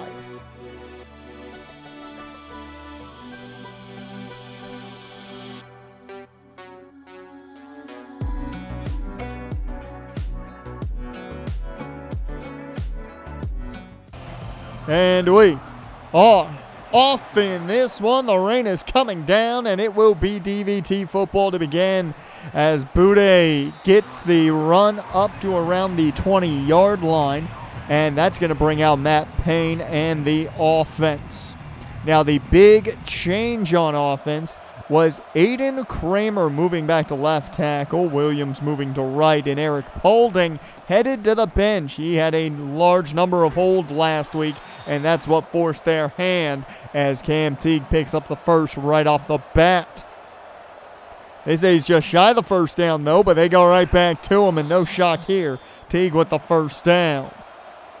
Now, a very similar situation these last 2 weeks have been the Scavengers scoring first in these games, as that is a good jet sweep run for Page, picking up 7, as it'll be 2nd and 3. Hayes checks in. Hand off to the Nevada transfer, but nowhere to go. He'll gain one, maybe half a yard on that run as it is 3rd down and 2. Hand off Teague right up the middle, and he found plenty of room. A new set of downs and just shy of midfield now. Out of the gun, it's a screen setup here. Blanco making the catch. He's got blocks. He's got yardage, and that's up near the 30 of Purdue. So a positive start to this drive as it looks like they should get points on this one. It would be an interesting field goal attempt from here if they brought out George Lincoln III, especially with the weather and being away from home and this crowd involved. As that one short to Page, it was behind him, so he couldn't keep running with it well, but it will be a gain of 3. 2nd and 7, handoff goes Teague, but he finds nothing. There's a flag to add to it, and Jermaine Houston looks like he's going to get called for the hold. They thought they cleared up their hold issues by sitting Eric Paulding, but a hold there by Jermaine Houston is 2nd and 17. It's nearly picked off. Luckily, it wasn't, but it's 3rd and 17 now. Payne, plenty of time, throws this one downfield. It's caught. Louisville at the 10-5, touchdown, Scavengers.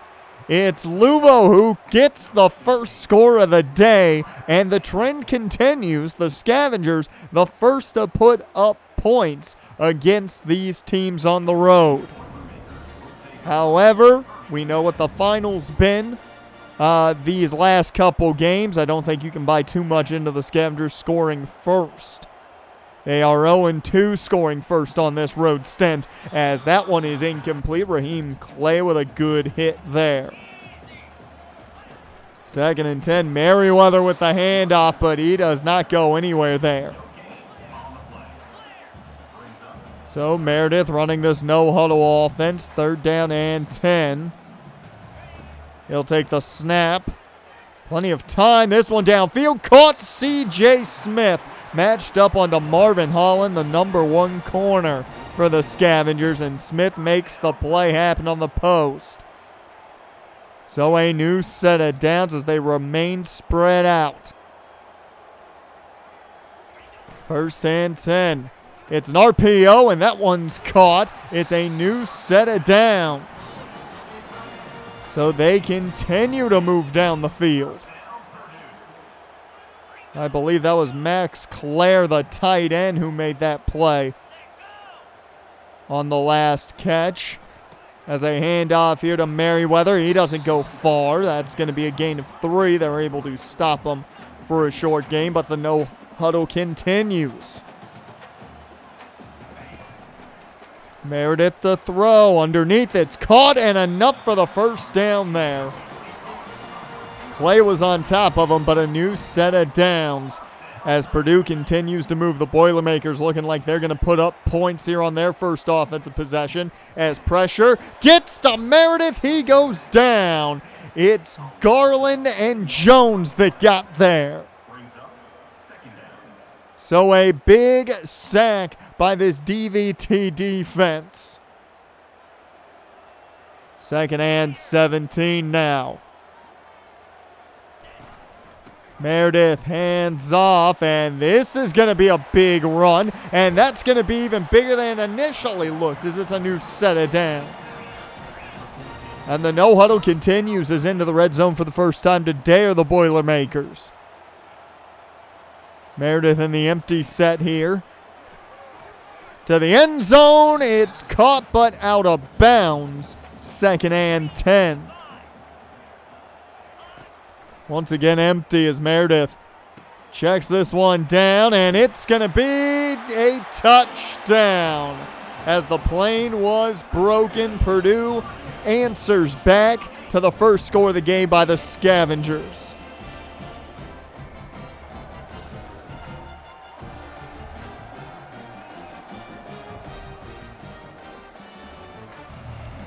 Morissette with that last touchdown as The Scavengers now look to answer the Purdue answer as Payne trying to find room. He loses the football as he was hit. And there's 3 Scavengers there. They couldn't find the ball, and it's recovered by Purdue. And just like that, you go from, hey, we've done some good things on offense on that first drive, to now you've put Purdue back at the 4. Drake Carlson, the man who got Purdue here, and now a handoff, and one play's all it takes. Touchdown Purdue as they take their first lead of the day.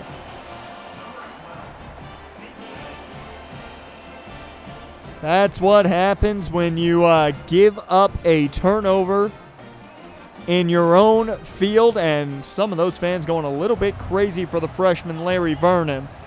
But this Boilermaker crowd is feeling it now as Payne to go through the air. That one nearly intercepted. Intended for Javon Moore. 2nd and 10. Payne looking to throw again. And this one is caught. Jamari Johnson diving for that one. 1st and 10 after the Johnson first down. It's a handoff here to Nico Blanco, the freshman running back. Picks up 4, and that brings up 2nd and 6. Teague checks back in. Payne hands off to Teague. He cuts back inside. 1st down, Scavengers, as they keep things going. Ashton Hayes now checks in. Rotating their backs heavily right now is a check down here to Leo Kemp. He can only pick up 3. 2nd down and 7. Teague checks back in. It's a jet sweep handoff to Page. The last one worked well, and this one does too. 1st down on that run as we head to the end of the first quarter. 14-7. Purdue on top, but it's thanks to the Scavengers and their miscue on that last offensive possession. Second quarter begins here. Scavengers football just past the 50 as they see what they can do now back in Purdue territory as Ezekiel Cross picks up 2 off the play action. 2nd and 8. Payne shotgun set here with Teague. He hands off to Cam Teague, but he's dragged down. So that'll bring up 3rd and 8. Blanco in the gun with Payne. Payne takes the snap here as this one goes to Johnson, and Jamari Johnson has been the main target today. He's got another 1st down. So the Scavengers have found some offensive success here on this drive. Can they keep it going? They go empty. Slot screen set up here for Page. Page can only find 2 there. 2nd and 8. Still have them spread out here. Just Blanco in the backfield. Another screen set up. Luvo has room, and he's got the 1st. So now near the 10-yard line. They can still get a 1st down at the 2 as Teague takes the handoff outside but can only find maybe half a yard there. 2nd down and 9. Strong I formation. Play action. This one goes to Kemp, and he's going to have a gain of 4. So it brings up 3rd and 5. Can they cap this drive off? The question. Handoff. Ty Hardy who checked in, and he's got enough for the 1st, but they are shy of pay dirt at the 1. Out of the gun, handoff Hardy. He's in. Touchdown Scavengers. They answer the Larry Vernon touchdown with a Ty Hardy rushing touchdown. So the Scavengers at least tie this one back up. They're keeping it competitive. That's been kind of the roundabout way to be happy about this road trip if you're a Scavengers fan. And we'll see if this defense can come through here. Tied up at 14 apiece. Meredith out of the gun, sets the screen for Smith, and he's going to have 5. 2nd and 5 now.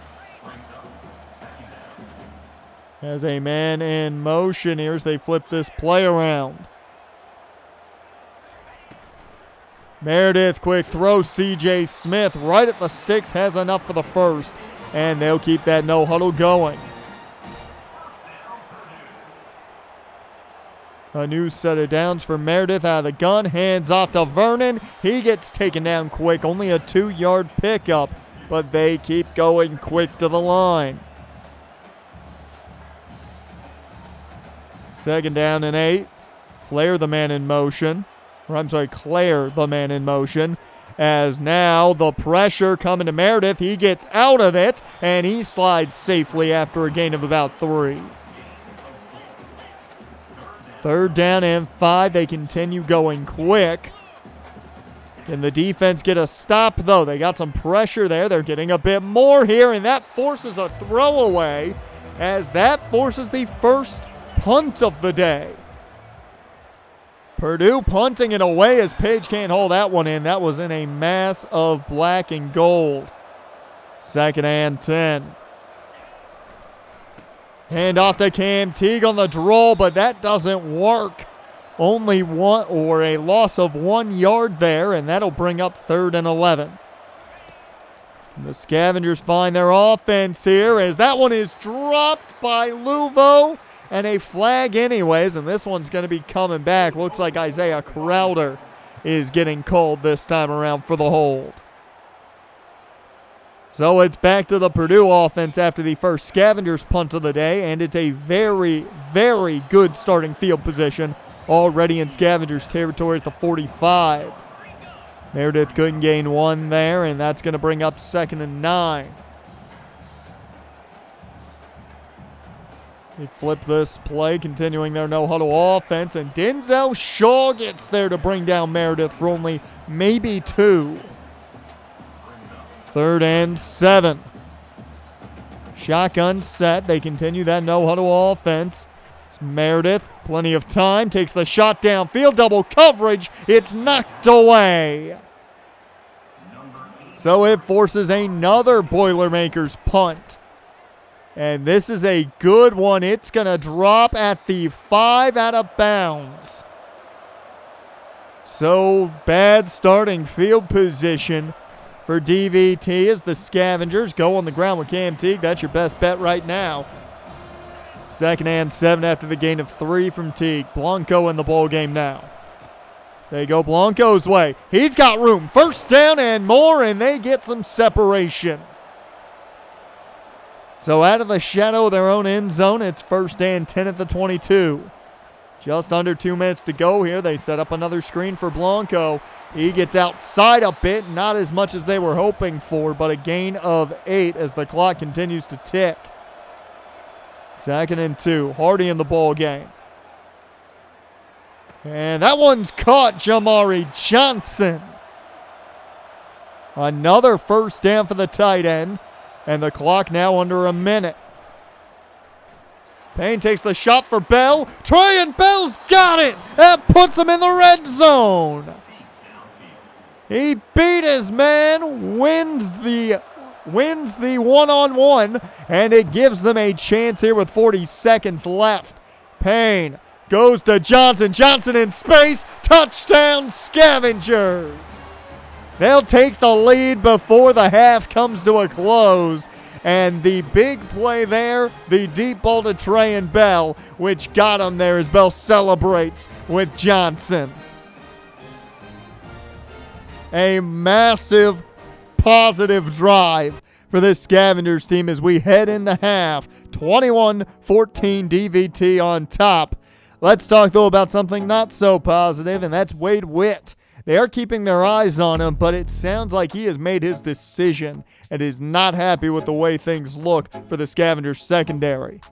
On a positive note, Alex Slade is said to be making his decision in the next coming weeks. That does not guarantee it's next week, but the next coming weeks apparently. Speaking of a decision, Jamie Trinidad had made his. He has verbally committed to the Scavengers, and they add another defensive back. They have considered him a pure defensive back. That could mean anything, I don't know, but they have not named a position for him. Tyler Patchett is an interesting one, a linebacker who is fighting with Fresno, who the Scavengers are fighting with Fresno for. Tell me something we haven't heard before about that. Jamari Johnson, though, has had a big day. 66 yards on 4 catches, of course, right before the half, getting the go-ahead touchdown for this Scavengers team. They're up 21-14. Can they keep it going and finally find a win on this road stint?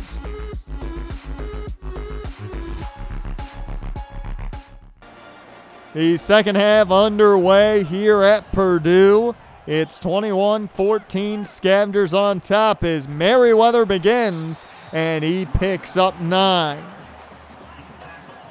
So the no-huddle begins again for the Boilermakers. It caused a bit of trouble for the Scavengers in the first half. They were able to finally find their footing against it late. Let's see if they can do it again as the first down pickup there on the screen.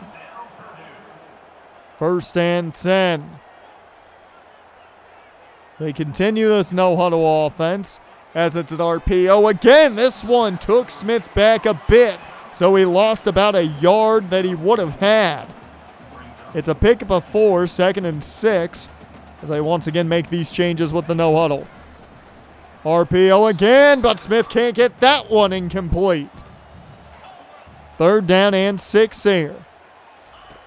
Meredith gets the pressure in his face, but he makes the throw, and it's a big one. The slant gets him all the way up near midfield. They go quick to the line. That entraps his defense now in this defensive set. As the pressure, though, gets there, Garland forced the fumble as well, and a big loss after the recovery by a lineman. That play was huge as Kobe Garland living up to the number he wears this season on that sack. 2nd and 28 after the Kobe Garland sack. As Meredith with all the time in the world right now and finally lets it loose and finds a wide open C.J. Smith picking up a monster gain. That puts him near the red zone. So after such a big play, you give up a massive one to Purdue and give them all that momentum back.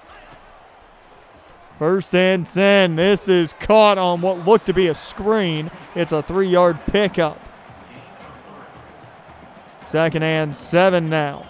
The no-huddle continuing for the Boilermakers. Clear the man in motion as the keeper here for Meredith. He's got room. 1st down to around the 4-yard line.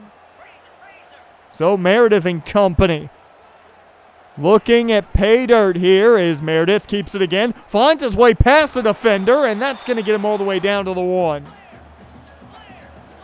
Do the Scavengers have a goal line stopping them, though? As a quick throw, that one's caught but out of bounds. It's 4th and goal. Can they get a huge stop? Hand off. No, it's play action, and it's caught. Touchdown, Purdue.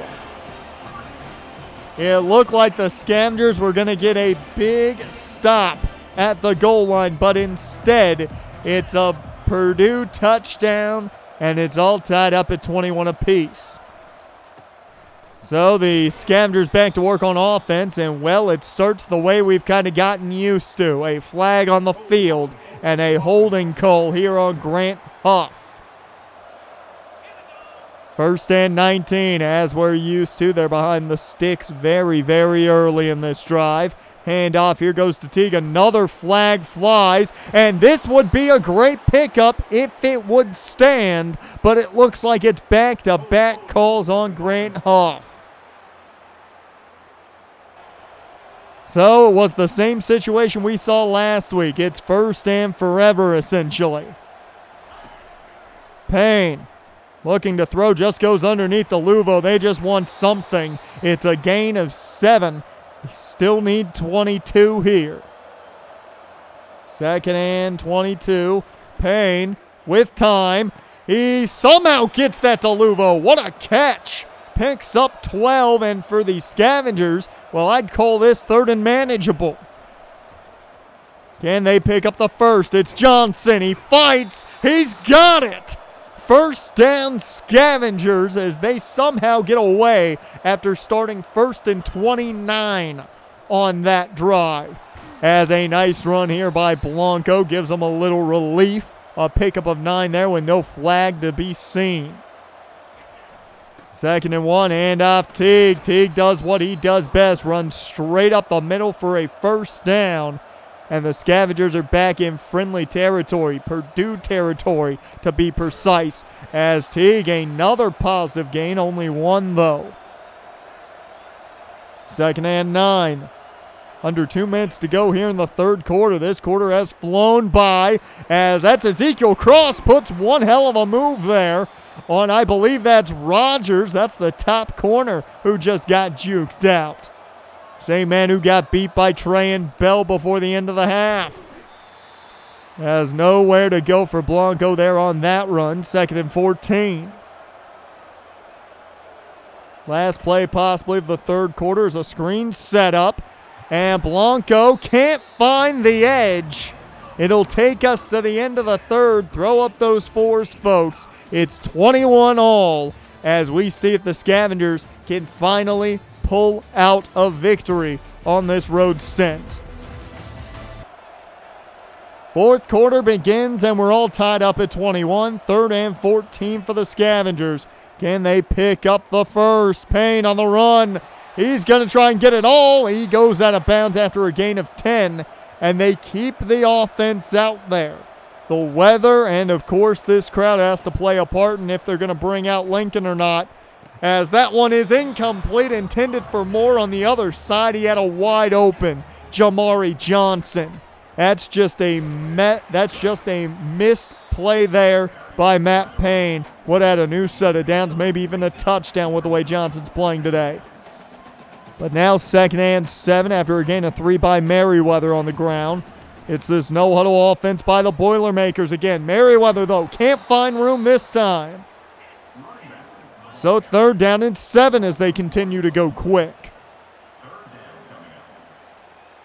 Can this defense get a much-needed stop?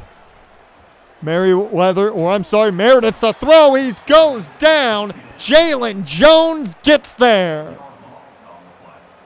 So a big sack by the man who was brought in to replace Taj Coles, and well, he's done a good job at making up for that production. 1st and 10 here now for the Scavengers after the Boilermakers punt. It's Ty Hardy on the ground, and it's a good pickup, gain of about 10. They're going to say he didn't get enough for the first, but it will be 2nd and short. They go Hardy again.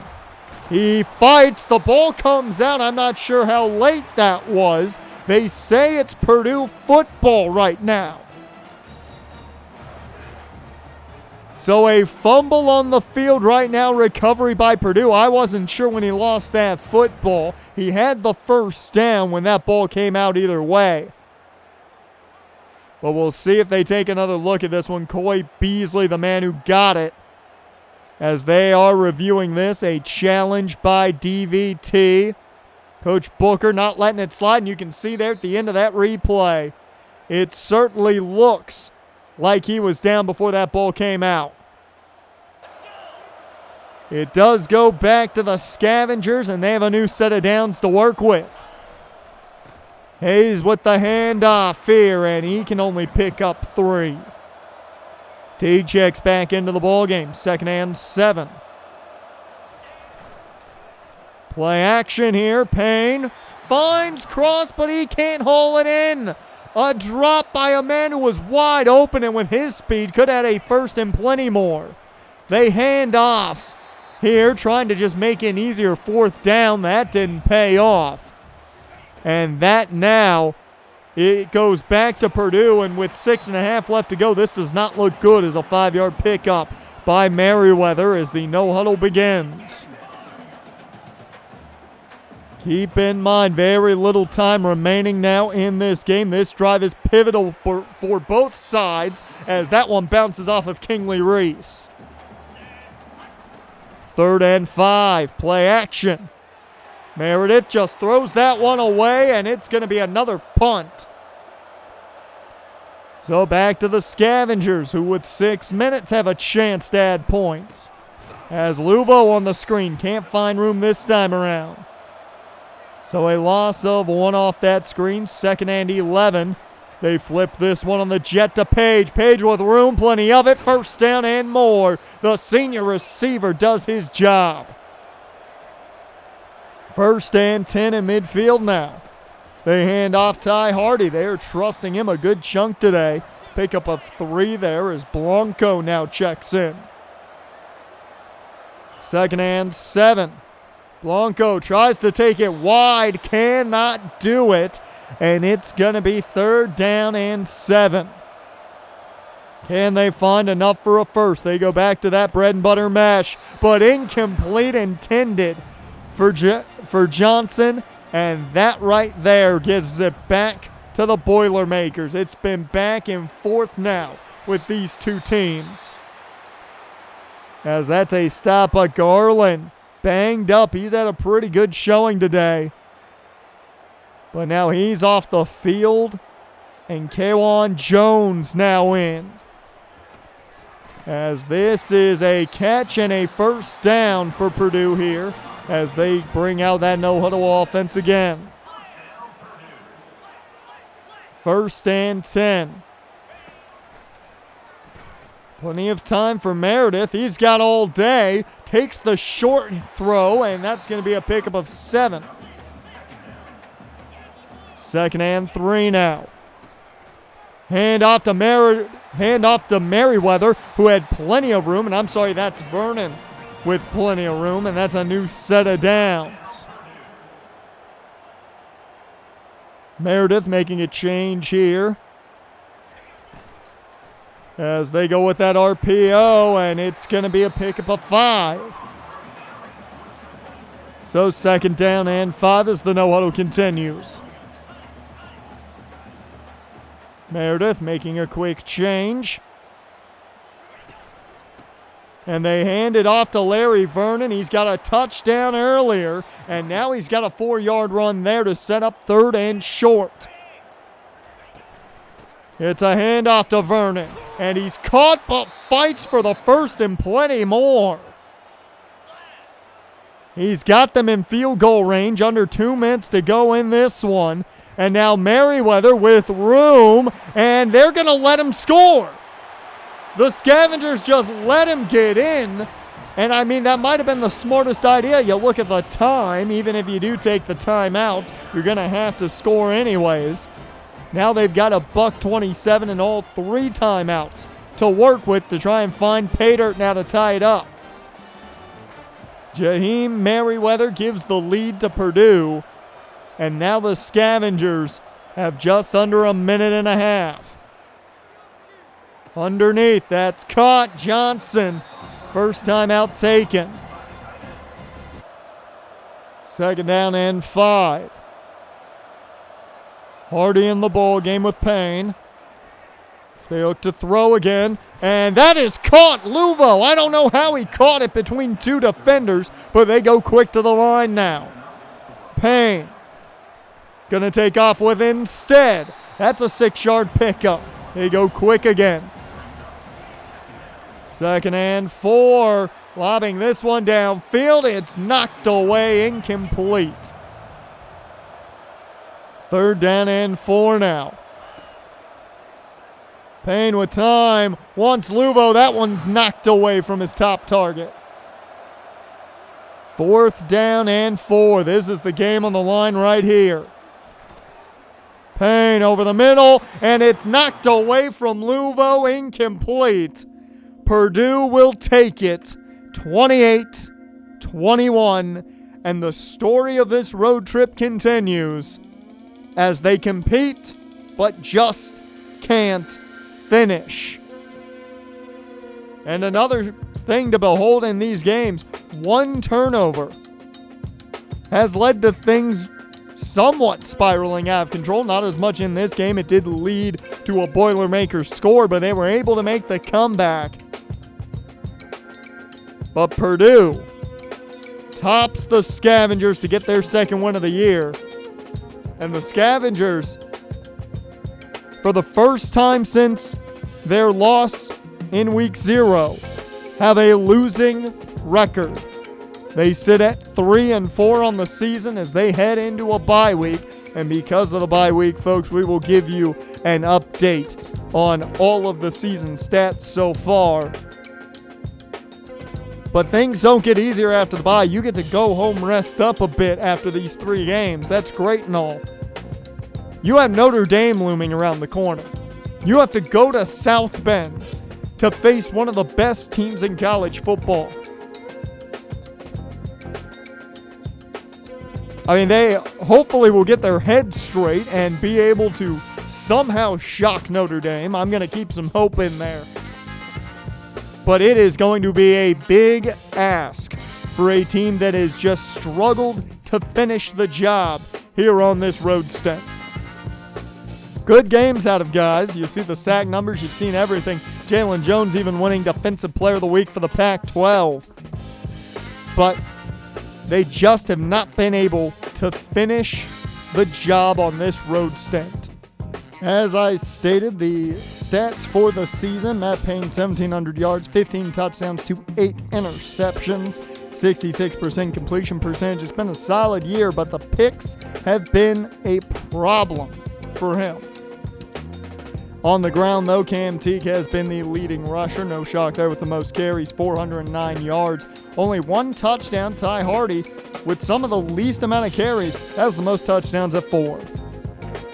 Jamari Johnson has had a good year, 33 receptions leading the tight ends with 7 touchdowns. And Luvo has had a good year at 31 catches and 5 touchdowns. He certainly has solidified that spot as the number 1 receiver on this team. Now, you see the sack numbers, and there haven't been a lot of them, but the holds have been the problem with this team. You've got to hope going back to Aiden Kramer on the left side will help, but we'll see. Raheem Clay, the freshman linebacker, leads in tackles, and Jalen Jones, 7 sacks on the season so far. He has definitely filled that hole left by the graduation of Taj Coles. And he's done a good job of looking very similar to Taj Coles right now. Certainly not fully there, but he's looking close. And this is the weird stat: 1 singular interception by Denzel Shaw. Next week, as we talked about, it's Notre Dame. You've got to be ready. Hopefully that little mental health break from the bye week helps this team, because they are going to need everything to beat the undefeated Fighting Irish. You are watching Death Valley Television. I am Jonathan West, and the road stint comes to a close today as your Death Valley Technical Scavengers face the Notre Dame Fighting Irish. And this is, in my opinion, the toughest game of the road stint. Fighting Irish are ranked 6th in the nation. They're undefeated.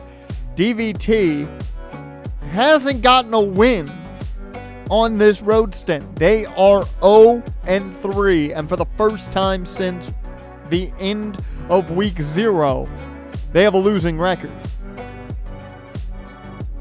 That's the situation we sit in right now.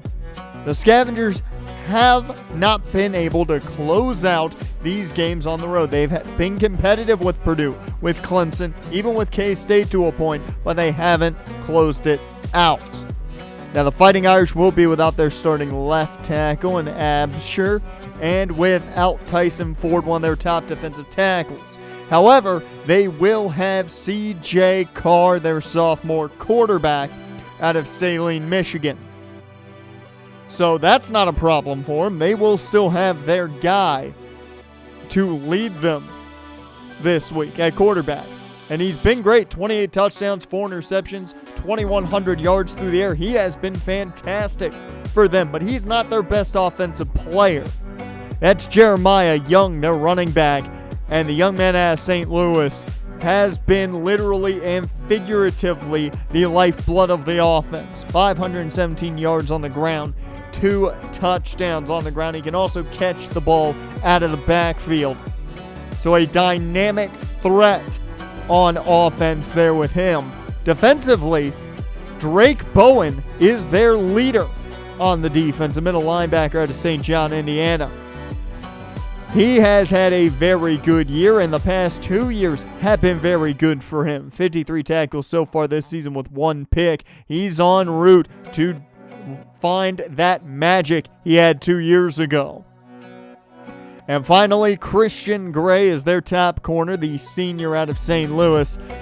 He looks to really lock down any receiver he's up against, and he's done just that this year. 4 interceptions on the season. And it could be a long day if they don't find a way to get the ball around Christian Gray. As we head into South Bend, Indiana today, Death Valley just looking for 1 win off of this road stint. 1 shock victory, 1 upset, as they have been the underdog in every single game, including that Purdue game last week. 2 weeks ago. It has been a rough road, and hopefully they can shock the Fighting Irish as we are off in this one. DVT kicking us underway, and it will be returnable by the Fighting Irish, and they'll get up to about the 20-yard line. Enter Jeremiah Love in this offense. CJ Carr may be the quarterback, but Love is the centerpiece to this offense. So they begin in the gun. Carr with Love to his left, and they go to the ground with Love right off the bat, and he's got a big gain. Throwing Scavengers to the side and a 26-yarder to start. As this Fighting Irish offense starts off on the right foot as Carr, plenty of time, nearly intercepted. That was Jalen Jones who got his hand on it. 2nd and 10, a pass rusher almost getting the pick is not what I expected early in this one, as that one is dropped. Should have been caught, but now it's 3rd down and 10. Carr takes the snap out of the gun, and he finds his man this time around. Mills makes the tackle, but it was right at the sticks. A new set of downs for the Fighting Irish. Play action off 11, wide open downfield. It's Greathouse in the end zone. The Scavengers let him get behind him, and Notre Dame makes them pay. So Jaden Greathouse puts the first points on the board for the Fighting Irish, giving them an early 7-0 lead. But now the Scavengers have to answer, and they've done a decent job of that on this road stint. They just haven't been able to close out. A gain of 1 to start off for Ashton Hayes, who's starting in the backfield, it looks like today. Payne hands off to Hayes again, right up the middle he goes for a gain of 4 there, and that'll bring up at least a manageable 3rd down and 5. Payne to throw underneath. That's Jamari Johnson. He's got the first down. Up past the DVT 40, and at the 42, they're getting closer to that 50-yard mark, and they're going to get there and more, as that is a screen set up for Hayes, which works out. And now Ty Hardy checks into the ball game. And I've gotten word we're not going to see a lot of Cam Teague today, as he got banged up a bit in the last game against Purdue. So it will be a heavy dose of Ty Hardy and Ashton Hayes today. Nico Blanco checks in here, the true freshman running back, on 3rd down and 9. And underneath they go to Jamari Johnson. A flag flies, and sadly, it is not on the Fighting Irish. A hold on Aiden Kramer will not matter, and it will go back to the Fighting Irish off of a Scavengers punt. As Jeremiah Love, his 2nd run of the day, and it's going to pick up near 10. 2nd and 1 here. Carr out of the gun, takes the snap, looking to throw. Wide open, finds his man, and that's a new set of downs. 1st down and 10. Carr off play action, but down he goes. Denzel Shaw gets the sack. It's been Clay and Shaw for the most part this year. A.J. Burns has played in the base sets, but Shaw is the more athletic between him and Burns, and it has been good to see him utilize that athleticism. Gets the sack there, and Shaw quickly getting there on that tackle. 3rd down and 9. Can they get a stop? Carr with time downfield. It's knocked away. It was Kingley Reese that knocked it away, and at least the offense gets back on the field after a punt, but nowhere to go on the jet sweep by Scooter Page. 2nd and 13 now. Payne with time downfield, and that's well over the head of Jamari Johnson. So it brings up a very 3rd and long. Payne cannot hook up with Johnson there, nearly intercepted. They're going to have to boot this one away, and it's going to be solid starting field position nonetheless. Jeremiah Love getting even better field position as they're already in Scavengers territory. Handoff goes to Love, and he's got the outside. 1st down and more. His good day continues. Only 3 carries, but 48 yards. Has a set-up screen here for Love. Plenty of room. He's got another 1st down, and this Scavengers defense cannot stop anything right now. Hand off to the backup back. There's a flag, though, that flew. Is this going to come back? It certainly looks like it.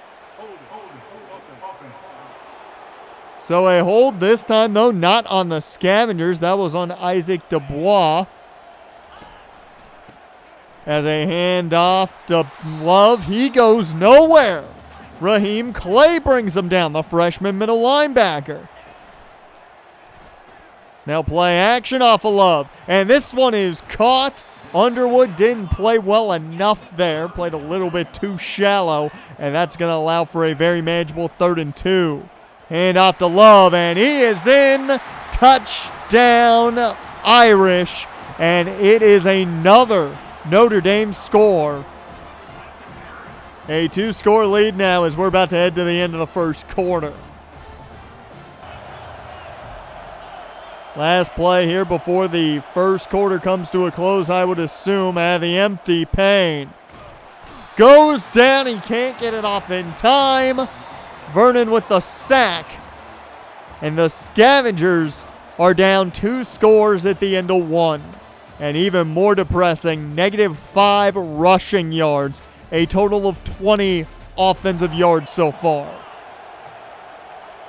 So the 2nd quarter begins, 2nd and 18. Only 20 yards of offense as Bell can't find much. That's only going to be 2. 3rd and 16.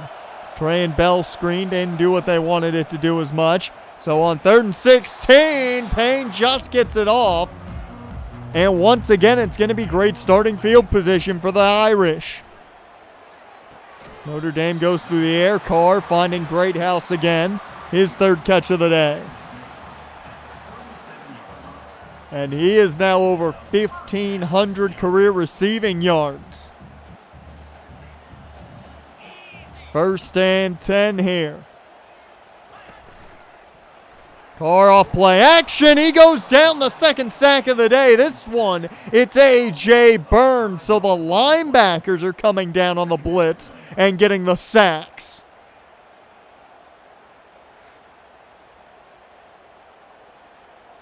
So 2nd and 15 here after the Burns sack of Carr.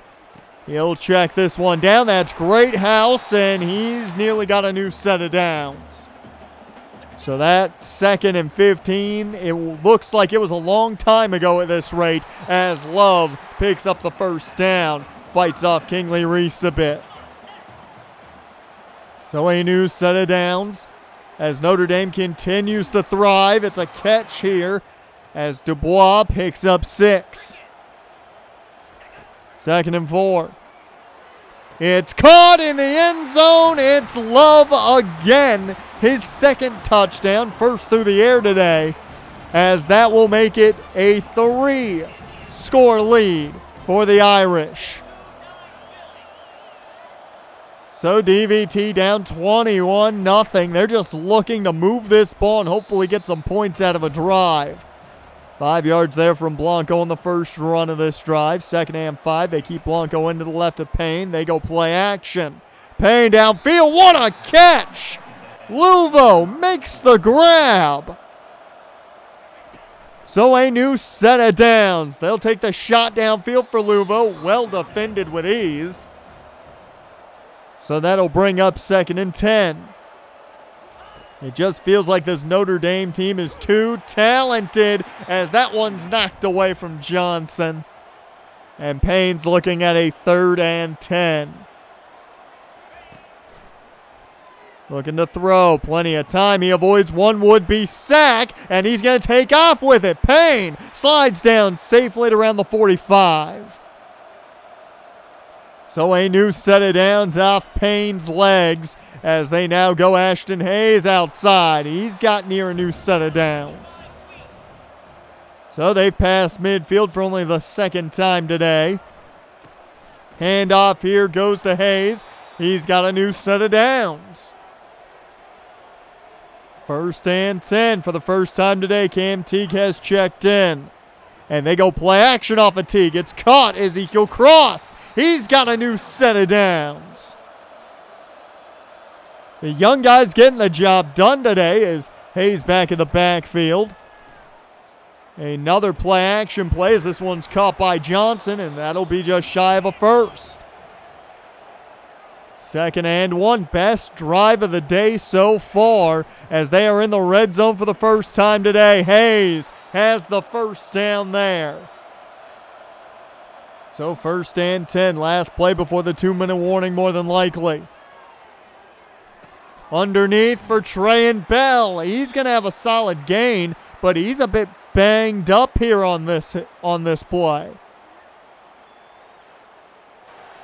So it will keep us from the 2-minute warning right now after the Trayan Bell injury. In will come Javon Moore then. As this one's caught, Blanco, he's in! Touchdown, Scavengers! They're on the board against the Fighting Irish. We'll take it. That was the best offensive drive all day. Hopefully they can make more of those happen. As now the defense needs to show up again. As this one is caught. And it's a big play downfield.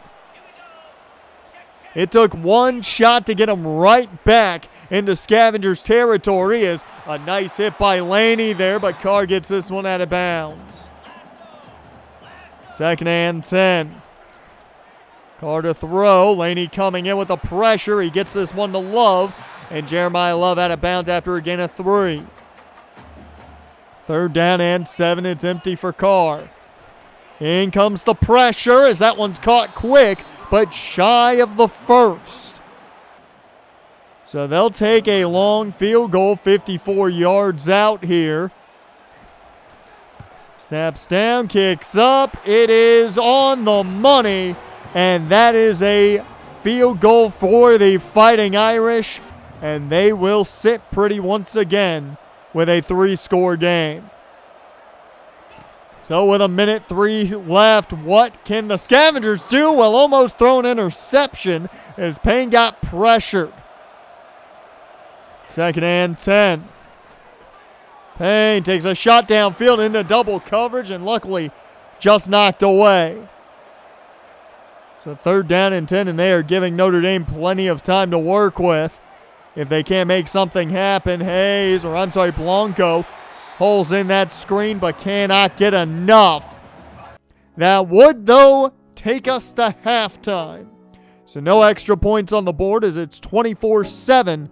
Notre Dame on top, and to add more insult to injury, it certainly looks like the Utes have Wade Witt in tow. He is now heavily favoring the Utah Utes with a decision, according to what I know, on the way. Speaking of decisions, Alex Slade is expected to make his decision as soon as this week. So a positive there. However, Tyler Patchett has made his decision. He'll be headed to Fresno State. So the Bulldogs take another DVT recruit. That's a familiar situation. But not all is bad, as Clayton Briscoe, the corner out of Elk Grove, has verbally committed to the Scavengers. So they add another defensive back to the group they've already brought in. They are building a new defensive backfield right now. Jeremiah Love has had a big day for the Fighting Irish, 61 yards on 6 carries, and he's got 2 touchdowns right now. It has been all Jeremiah Love, and it doesn't seem like there's going to be any stop right now.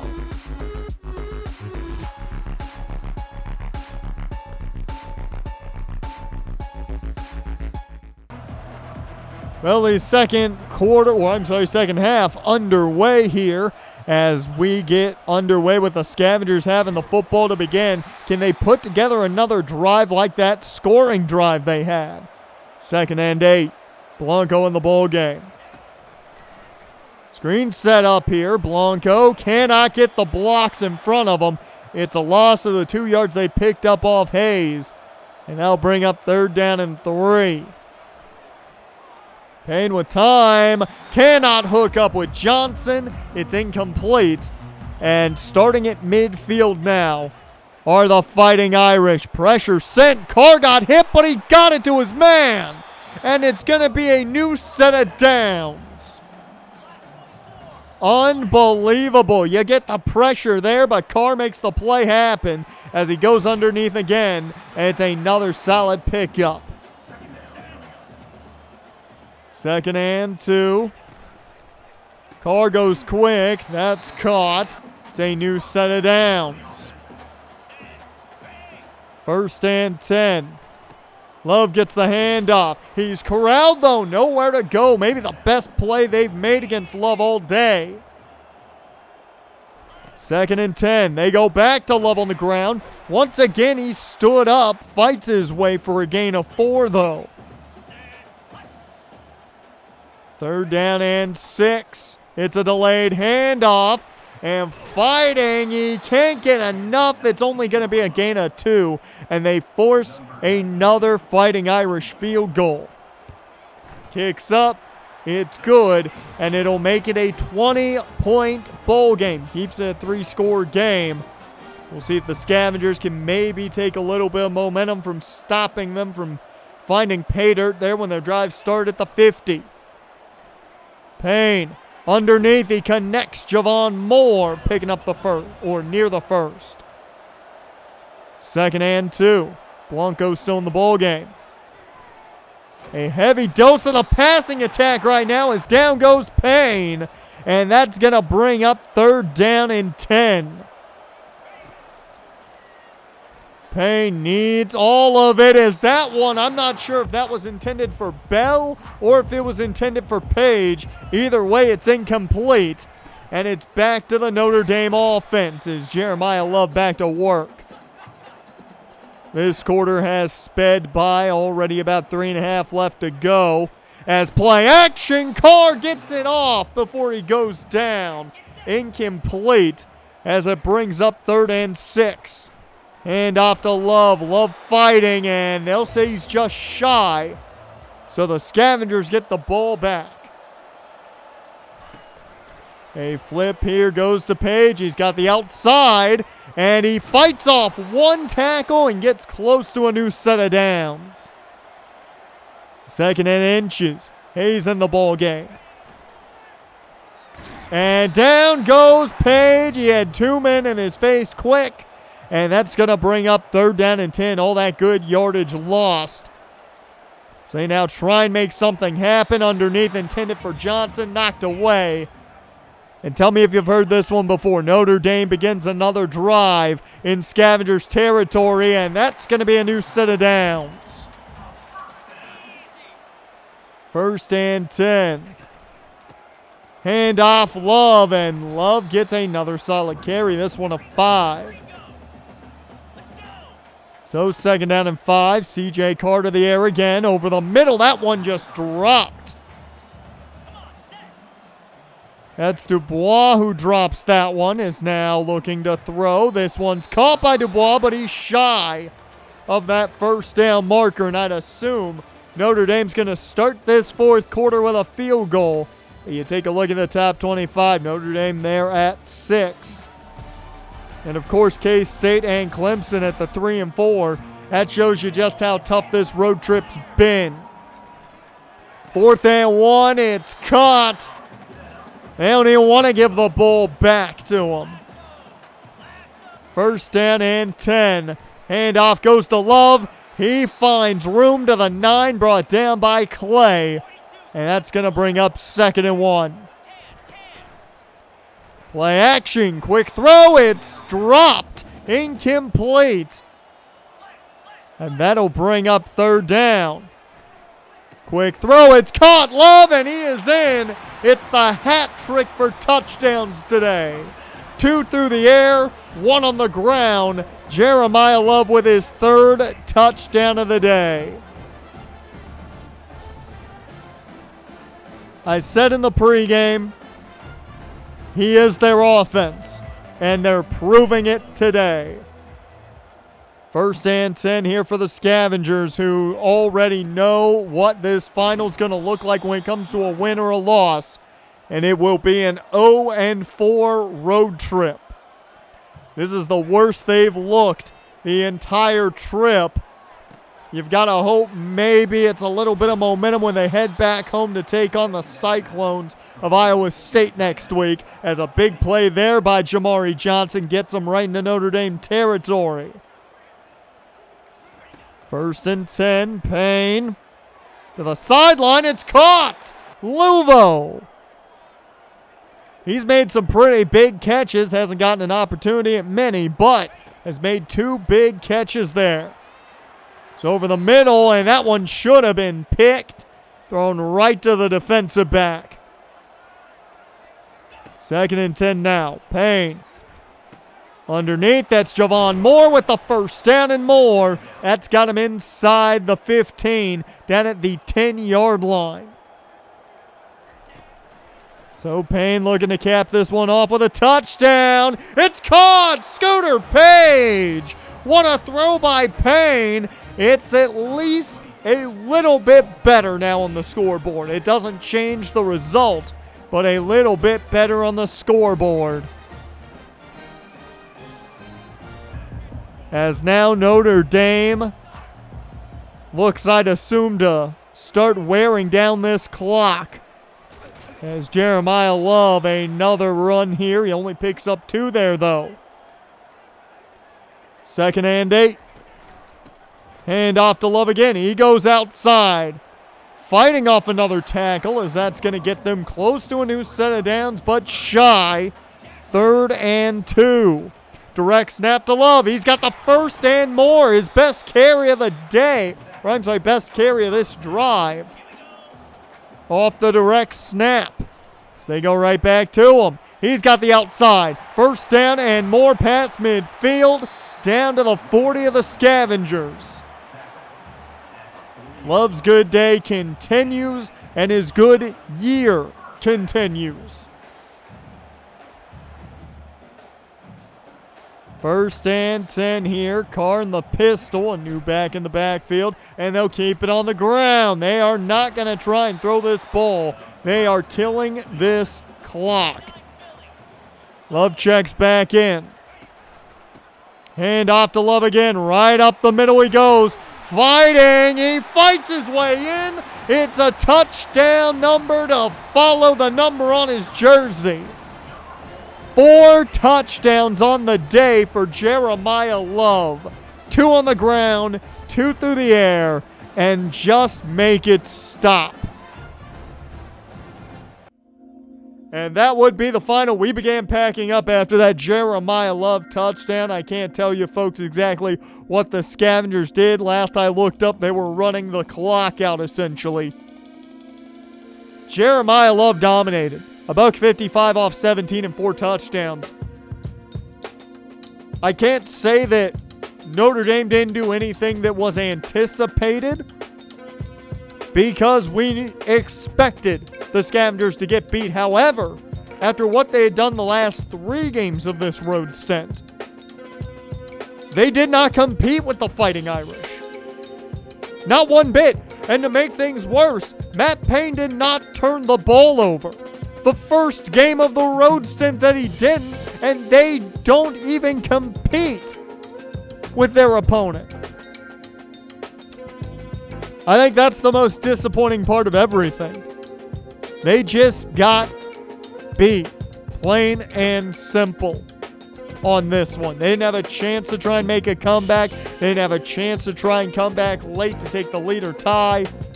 They just straight up got beat by the Fighting Irish. They are not ready for a team of that caliber.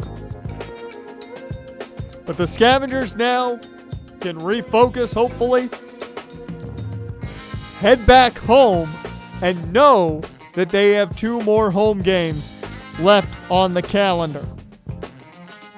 And also, keep in mind, they are officially 3-5. This team doesn't have many games left. They need 3 more victories to get a bowl game this year. That's a tough ask when you don't have that many games left to get 3 victories. They need a win at home against Iowa State. Let's hope this dominant victory by Notre Dame, it puts the pedal to the metal and the Scavengers come out hot at home against the Cyclones next week.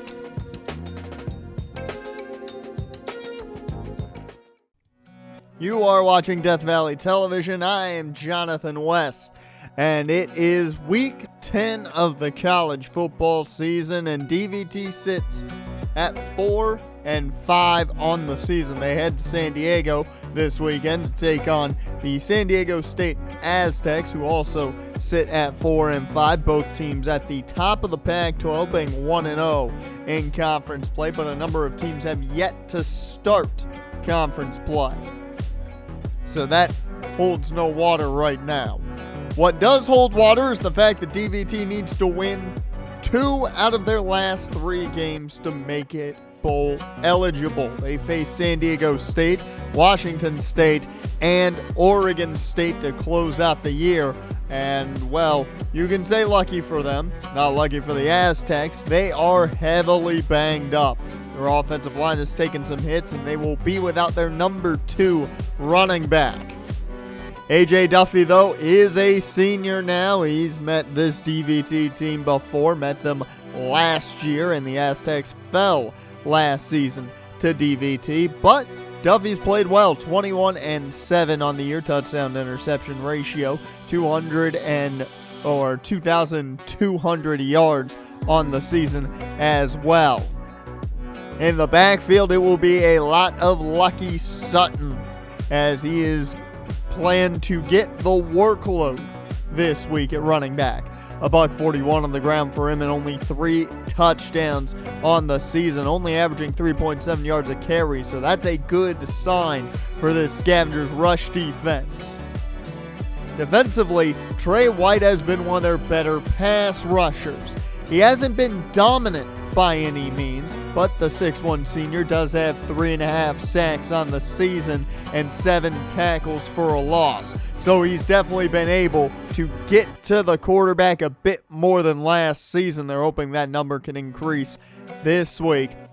And finally, let's talk about Tavion Beasley, the 5'11 junior corner, who is going to be arguably their top guy to try and shut down the passing attack. 1 interception so far on the season, but he's going to have a tough matched up against Louvo probably all day long. As we head down to the field in Snapdragon Stadium, as the San Diego State Aztecs take the field and DVT gets ready, hopefully, for their 5th win of the season. You win this game, things look a lot easier going into the game against Washington State next week. You lose this, and it becomes desperate for a bowl-eligible win. And we are off in this one as George Lincoln III gets us underway. And this is going to be returnable, and the Aztecs, though, don't even make it to the 15. Balin Brooks, their top receiver today. We'll see how he fares against this DVT secondary. But A.J. Duffy, the name to watch on this offense, as they begin on the ground with Sutton. Lucky Sutton to the outside, breaks a tackle and finds 9. So 2nd and 1, they go pistol set, but it is going to be an encroachment penalty on Denzel Shaw, who jumped early. Already the hard count taking its effect on the Scavengers defense. Seen that happen a lot this year. Duffy hands off to Sutton here on 1st down, but nowhere to go. Shaw making up for the encroachment there with that tackle. 2nd down and 10. Hand off to Sutton again. It's been 3 straight runs for Sutton, and he picks up 8. So a manageable 3rd down and 2. A flag flies again. This one looks like it's on senior defensive tackle DJ Dean. The last thing they need is to be giving away free 1st downs, and that's what they've done these first 2 attempts. As Sutton again on the run, cannot find room. DeMarvin Holland makes the play. 2nd down and 14. Duffy goes to the flat. Good wrap up there by Kingley Reese. So it's 3rd and long, looking at 3rd and 10 here. Duffy has to make a play this time around, and that one nearly intercepted. Quincy Bliss had his hands on it, but it forces the punt, and the DVT offense takes the field for the first time today, dressed in all white from head to toe. 1st and 10. They go to their ground game with Ashton Hayes, and he finds room. That's going to be enough for the first. The senior transfer out of Nevada looks to cap his senior season off well, as that's a 2-yard pickup there. 2nd and 8. Shotgun set as Blanco's in. They set up a screen for the freshman, and the true freshman running backs got a gain of 5. 3rd down and 3 now. Hayes in the backfield. Hand off to Hayes. Hayes fighting. He's going to be close, but not close enough. They will keep the offense out there early, just behind midfield. And they go Teague. Cam Teague does what he does best and picks up the first. So a new set of downs in the pistol. And this one gets flipped to Scooter Page. That's going to be a good run, but there's always a but, isn't there? A flag on the field. And this one going to be called on Jermaine Houston, who has seen a large number of penalties on him this year. 1st and 10. Out of the empty. The crossers are set. That's Javon Moore. Makes men miss to the outside, to the 30, to the 20, to the 10-5. He outraces them all. Touchdown, Scavengers. Javon Moore just takes the easy crosser, turns it into 6, and the Scavengers strike first. So a new a new drive here for San Diego State following the Scavengers touchdown, and Lucky Sutton just throwing a defender to the turf. 1st and 10 after the Sutton 1st down run. Duffy over the middle. This one's caught, and that's going to be a gain of 5. 2nd and 5 now. It's a screen set up off the RPO, and this one works out for the first. 1st and 10, man in motion. Handoff here goes to the backup back, and that's going to be only again a 1. As 2nd and 9. Back to Sutton they go. Lucky Sutton has a 1st down, and the luck continues there as they get closer to the red zone. Hand off again to the outside, and that's going to be enough for the 1st down. Into the red zone are the Aztecs for the first time today. It's RPO again. This one knocked down. Dakota Mills in coverage. Looking to throw Duffy, and that's a big hit on Keith Nolan. It takes us to the end of the first. 7-0 Scavengers on top. But right now the Aztecs are driving and deep in the red zone. We'll see if they answer here. Second quarter begins. 3rd down and 6 for A.J. Duffy as he takes the snap out of the gun, moves, looks to throw, and just throws this one away. They have to settle for the chip shot. Kicks up. It is good. 25 yards out. The Aztecs get on the board, and it's still a 7-3 lead, though, for the Scavengers. 1st and 10 in the eye. Handoff from Payne goes to Hayes, and Hayes picks up 6. He's had a solid start to the day as Teague checks in here on 2nd and 4. They go Teague outside, tries to cut back in, cannot get the room, and it's going to be 3rd down and 4. Payne in the gun here. Handoff to Blanco. He fights, and he's got enough. So a 1st down for Nico Blanco as he stays in there as they stay in the gun. Screen set up here. Trey and Bell gonna pick up 5 there. 2nd down and 5 now. Hayes in the backfield. They go jet sweep with Page. Scoot picks up the first, but a flag on the field. And this hold's not on a lineman this time. It's on Luvo, who held a little too long there on his block. 2nd and 12 now.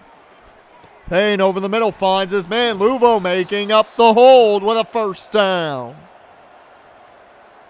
1st and 10. Hand off to Hayes, but he's wrapped up quickly. That'll be a loss of 3. 2nd and 13. Under center is Payne. He'll hand off to Teague. He can't find room, and that's going to force a very long 3rd down. Out of the gun.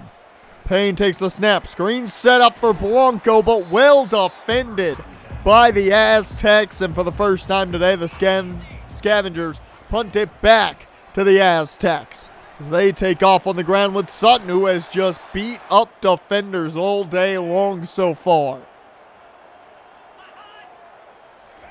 Man in motion. It's play action. And pressure got there, but Duffy got rid of it. 2nd and 10 after the incompletion. It's a screen set up for Sutton. He's taken down, though. 3rd and 10. Big 3rd and long here for the Aztecs is Duffy. Pressured. Laney got there, but that ball sails out of bounds. And the Aztecs punt it back to the Scavengers with 3:27 to go in this 1st half. There's a handoff here to Blanco. That one only picks up 1. 2nd and 9. Empty set here for the Scavengers. Screen set up. It's set up for Page. He takes it outside, and that's going to get near a new set of downs. Last play here more than likely before the 2-minute warning. Hand off to Blanco. He's got the 1st down, and that will take us to the 2-minute warning. So 2 minutes before we head to the half, and the Scavengers continue to feed the ground game, but a flag flies again. The 3rd hold of the day, this one on Grant Huff. 1st and 20. Payne to the sideline, and that one off the hands of Scooter Page. He was open, but a little too far for him. 2nd and 20. They go their bread and butter mesh. Javon Moore had a big play off the cross earlier. This time picks up 13. So 3rd down and 7, just past midfield. They go back to it. Wide open, Jamari Johnson. He's got the 1st down. 1st and 10. Hayes gets the handoff. A nice block there, but a flag flies again. It feels like every single run there's a flag on the field. The fourth hold of the day, the fourth different player to have a hold called on them. Williams, the right tackle called, and that'll bring him back to 1st and 18. It's caught. Luvo on the sideline. He got out of bounds to stop the clock, and with 43 seconds, they go to Bell on the jet sweep. He cuts back in, and that's going to be a 9-yard pickup. First time out of the half taken by DVT. 38 ticks of the clock here for the half. 2nd and 1, handoff goes to Hayes. He'll have the first. Second timeout taken by the Scavengers. 1st and 10, pistol set. Payne goes play action on the run, throws, he connects. Ezekiel Cross with the touchdown. What a throw to the back of the end zone. I did not think Payne was going to get it there. Cross makes the catch. It's a 2-score ball game.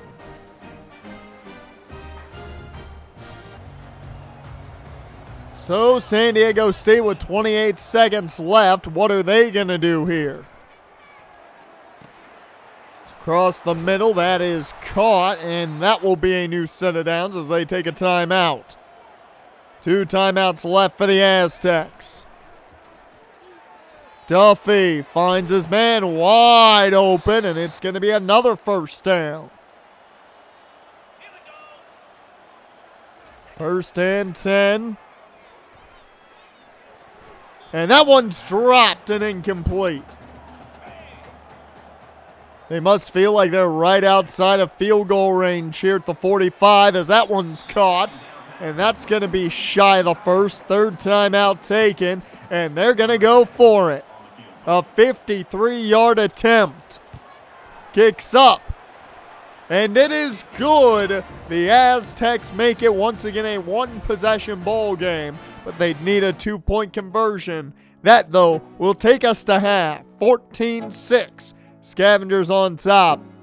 And a positive note, John Crane is the newest verbal commitment for the Scavengers. A big one there, adding another cornerback to this class. The secondary getting an overhaul this year.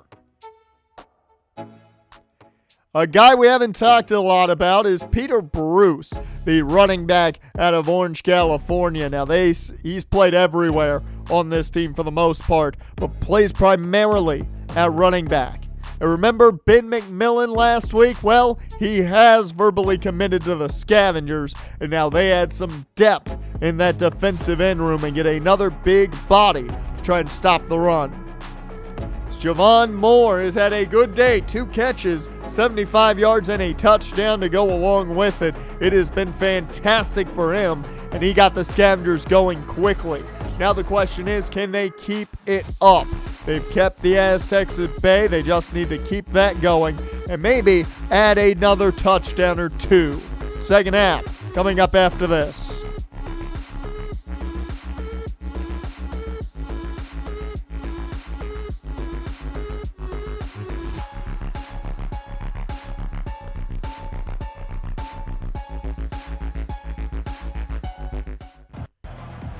You are watching Death Valley Television. I'm Jonathan West. The second half of action here getting underway at Snapdragon Stadium as Cam Teague can't find room. The Scavengers starting with the football here in the second half. 2nd and 1. Play action. Payne connects with Millum, and that's going to be a pickup for 8. Makes it a manageable 3rd and 3. It's a delayed handoff to Hayes. Hayes has it. First down, Scavengers. 1st and 10 now. Payne hands off to Hayes. Hayes cuts back in. Has the first. Or I'm sorry, got him close to the first. 2nd and 2 here as Teague checks in.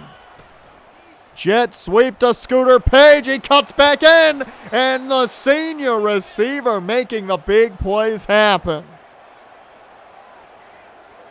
They are going to miss having that effective jet sweep in the offense next year. I'm sure of it. As Jamari Johnson can't pick up anything there off the play action. 2nd and 10. Hand off to Hayes. He goes outside. He makes a cut. And that's going to be a new set of downs. 1st and 10. Teague checks in now. They go out wide with Teague. He's going to have room. A new set of downs again on the ground. We've talked about how Jamari Johnson and Leo Kemp have been upset with the way the ground game has gone this season. Well, it's starting to find its rhythm again, it looks like now. 2nd and goal. Teague still in the ball game here. Payne through the air. Over the middle. That one is incomplete. So 3rd and goal. It's a keeper for Payne, but he goes down. They have to settle for the chip shot. George Lincoln is good. The Scavengers at least add points. It's now back to a 2-possession ball game. 1st and 10 here now for San Diego State as they try to answer the DVT field goal. Sutton has been their primary offensive weapon on the ground. But through the air, they've had a number of them as that one just misses. 3rd and 8. Duffy connects, and that's held on to. 1st down, Aztecs. A new set of downs. That's John Decker, who almost jumped there as a 4-yard pickup for the tight end. 2nd and 6. This one almost intercepted as Holland had a hand on it, but it falls incomplete. Hand off to Lucky Sutton on 3rd down, and he fights his way for the first. Raheem Clay brought down from a stiff arm there. Play action, pressure there, but it's caught, and that is a huge play. 1st and 10. As another screen set up here, and that'll get them all the way down to the 2. Keith Nolan has been a huge weapon. The last 2 plays have gone his way. And this one incomplete. Intended, it looked like, for Keith Nolan, but 2nd and goal now. Sutton fights his way in, and no shock there. He has shown that all day long. He finds pay dirt for the first time today. The Aztecs have a touchdown.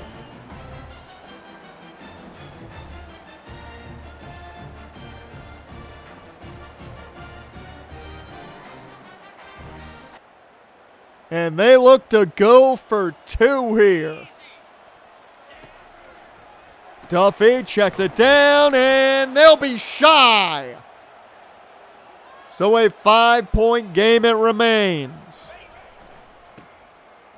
Ground game once again being utilized here for the Scavengers as it's been a solid day for Hayes as that takes us to the end of the 3rd. 17-12 Scavengers on top. Throw up those 4s, folks, as we get ready for the 4th quarter of action. Second and 5 to begin this 4th and final quarter is Nico Blanco in the game. And they go his way on the ground. He goes out wide, fighting, and he'll have it. Stays in the game, does Blanco, as they stay in the gun. They go his way again. And they'll find positive yards again to 4 there. Teague in the ball game. And they go right up the middle with Cam Teague, and he fights for an extra bit. Manageable 3rd and 3. Teague stays in. They go back to him, and he's dragged down shy, but the offense doesn't even hesitate. 4th and 1. The offense goes for it. Hayes has the first, and that gives them a new set of downs, and the clock continues to tick. Hayes cuts back. He's got another first down. A big day for the ground game. Teague checks in. They'll go play action off of him. Intended for Ezekiel Cross, but he never really opened up underneath. That one luckily was incomplete. Saved him a couple lost yardage. As they go jet sweep again as Scooter Page picks up the first. He's had a big day on the ground as well. Hand off to Hayes. He cuts back in. It's another near first down. He's got 88 on the day. 2nd and inches. Teague up the middle. He's got the first again. It's been all the ground game outside of one play action pass attempt. Teague fights 5 yards fighting there. The senior backs are getting the job done today. Handoff Hayes. No, it's play action, but Payne goes down. They were not sold. So 3rd down and 13. They flip this one to Scooter Page, but the defense was ready. They tried to fool him, didn't work. And George Lincoln III tacks on 3. So it remains a 1-possession ball game. 2.5 left to go. They would need a 2-point conversion to tie. As this one's caught lucky, Sutton picks up the first. 2-minute warning has hit. You can tell the voice is going here, as I did not come into the day feeling all that great with the sore throat and all. But here to call this game and hopefully a DVTW with the way things are going, but a huge play there. The Aztecs take their first time out of the half. They are inching closer to the red zone as Duffy finds his man. It's Nolan. 1st and goal from the 8. It's a screen setup. A.J. Duffy finds Nolan again, who picks up a good chunk. 2nd and goal from the 5. Can the defense hold them? Duffy. Time running out. He's moving in the pocket a ton. Just throws this one away. Incomplete. That'll bring up 3rd and goal. 54 ticks left. Pressure gets there. It's Raheem Clay, the freshman. And that brings up 4th and goal. The game on the line for San Diego State. Duffy throws this one up. It's intercepted. That is Jalen Jones, the pass rusher in coverage. He gets the pick and seals this game for the Scavengers. That was certainly not who I had on my bingo card to seal this game with an interception, but this is over. The Scavengers take it 20-12, and they are now 1 game away from bowl eligibility again. After that road trip, you now have back-to-back wins and have set yourself up in a great position. You need to win 1 of the next 2 games to become bowl eligible. Even bigger, you win out, you have a chance to get a new high in wins on the season in school history. However, you have to win those games first. And if the team plays like they did today, Matt Payne was not asked to do a lot. $168 on 14 of 17. 2 touchdowns, though, through the air. But the ground game did what we expect the ground game to do. whether it was Page, Teague, Hayes, Blanco, did not matter. This team found a way to run the ball. They have to do that the next 2 games, and they may walk into bowl season 7-5, shockingly.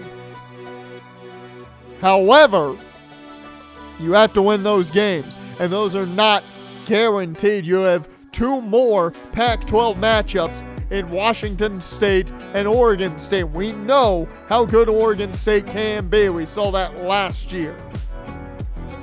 Know nothing about Washington State. It will be the first time these 2 teams have met in Pac-12 play.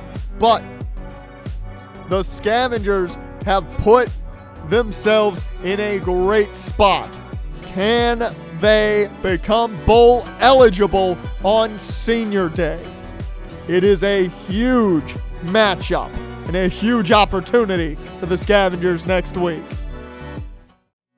You are watching Death Valley TV. I am Jonathan West, and the DVT Scavengers are 1 win away. Technical's got 1 more win to get until they're bowl eligible for the 2nd straight year, but it's gonna have to come against Pac-12 foes. The last 2 games on the schedule, Washington State and Oregon State. This week they play the Cougars of Washington State, and Wazoo is no team to take for granted. They are 4-6 and 0-2 in conference, but this is still a team with a lot of talent on it. This isn't a team that DVT can sit at home for Senior Day and expect to go bowl eligible against. You've got to sit there and fight for that. As you see the college football playoff bracket for the first time this year, and shockingly the Coyotes of Samford College are in there. So I'd say wish them the best of luck, but you know the truth there. A ton of injuries for this Washington State team, but they will have their starting quarterback in John Mater. Now, Mater is a 2-star senior out of Little Elm, Texas, and he's had an okay season. Certainly has not been dominant by any means. 16 touchdowns, 8 interceptions. But he has a top target to go to, the senior wideout, Carlos Hernandez. He might cause some problems for this DVT defense, even if DeMarvin Holland is going to see him probably 99% of the time today. 592 yards this season and 4 touchdowns on even less receptions than he had last season. Defensively, Malachi Rice is a guy to keep in mind, the sophomore pass rusher out of McAlester, Oklahoma. He's got 5.5 sacks this season, a big upgrade from the 2 he had last year. He has been a monster on that defensive line, so they've got to be aware of him. And in the secondary, it's Jalen Edmond, another sophomore out of Carson, California. Now, he'll be matched up, I would assume, against Louisville most of the day. 2 interceptions this season and 48 total tackles. So he's had a very good season, showing off that he can make the tackle if need be. Let's head down to the hunting ground, though, as we are off on Senior Day for the Scavengers, as they're dressed in all their buzzard black today, as we see the last showing for some of these guys at home. Matt Payne, 20 touchdowns, 9 interceptions this year, as it has been a solid season, but certainly you wish it was better during that road stint specifically. As Cam Teague begins, the senior back picks up 11. He gets the start today. We'll see plenty, I'd assume, of Ashton Hayes, the senior Nevada transfer, as that's another first down carry. We've talked about it all year long for the most part. The run game has not been as dominant as they hoped it would be following the exit of Warwick Mercy last year. And Jamari Johnson and Leo Kemp have really talked about how much they have not liked that. There has been some talk of if they would transfer at the end of the season. Well, Cam Teague is telling them, hey, maybe don't do that, as that's another big run right there. This might make them pleased with how the run game has gone, as a very good start. They have not passed the ball yet, as Hayes gets his second carry, picking up 6. 2nd and 4. Teague having a good showing to begin, as this is a jet sweep to Scooter Page. The senior receiver finds the end zone on the jet. It's a touchdown DVT. The seniors on full display today, as it was Teague, Hayes, and Page who got them into the end zone.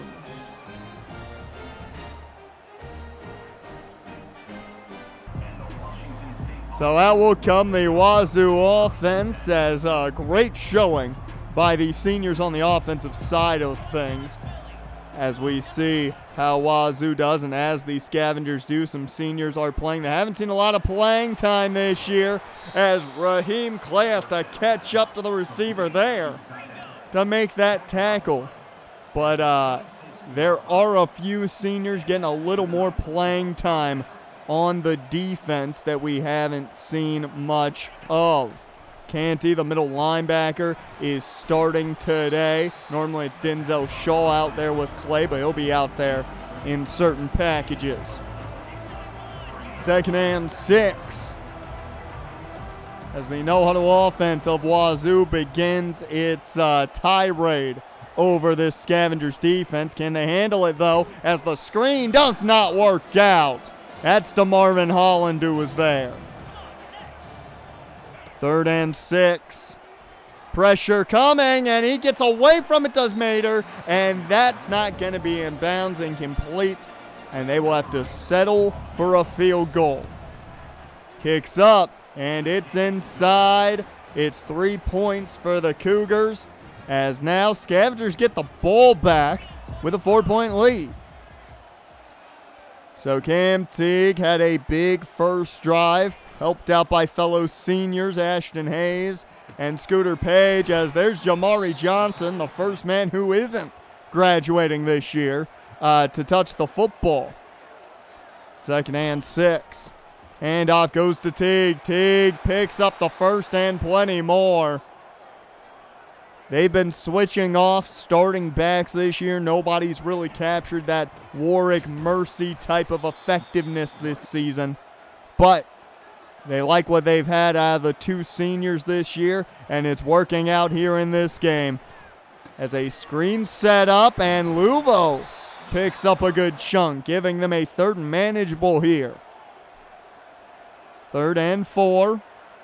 Offset eye. They go Teague right up the middle. Look at the space to work with as Teague picks up the first. He's already up to 80 yards on the ground. Cam Teague having a day, and it's no better to have it on senior day here in the grounds. As Hayes finds the outside. He's got a 1st and more, getting them into the red zone. Down to the 11-yard line. Nobody is stopping these backs today. Ty Hardy checks him for the first time today. We have barely seen Nico Blanco today as well, as Hardy goes outside, and he'll have the touchdown. All the way flag on the field. And this one's coming back. They're calling Luvo for the hold. This time, shockingly, not an offensive lineman holding, as Blanco checks as they go to the gun. Payne rolling out, trying to find room. He had a man for a second, but he finds the turf. It's now 2nd and 24. Payne, screen set up for Teague. A little surprising there. I was about to just call Blanco's name without looking at who was out there, but Teague picks up 9. 3rd and 15. They can get a first down at the 1. It's Blanco on the catch, and he'll be down 4 yards shy. The offense still out there. Looking to throw, and that's caught. Javon Moore in the end zone. Touchdown Scavengers. They go to their bread and butter, the mesh pattern, and it works.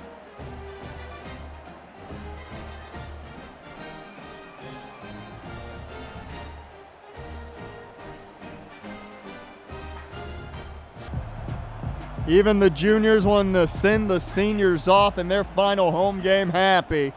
As now Wazoo back on offense as that one knocked down. Kingley racing coverage.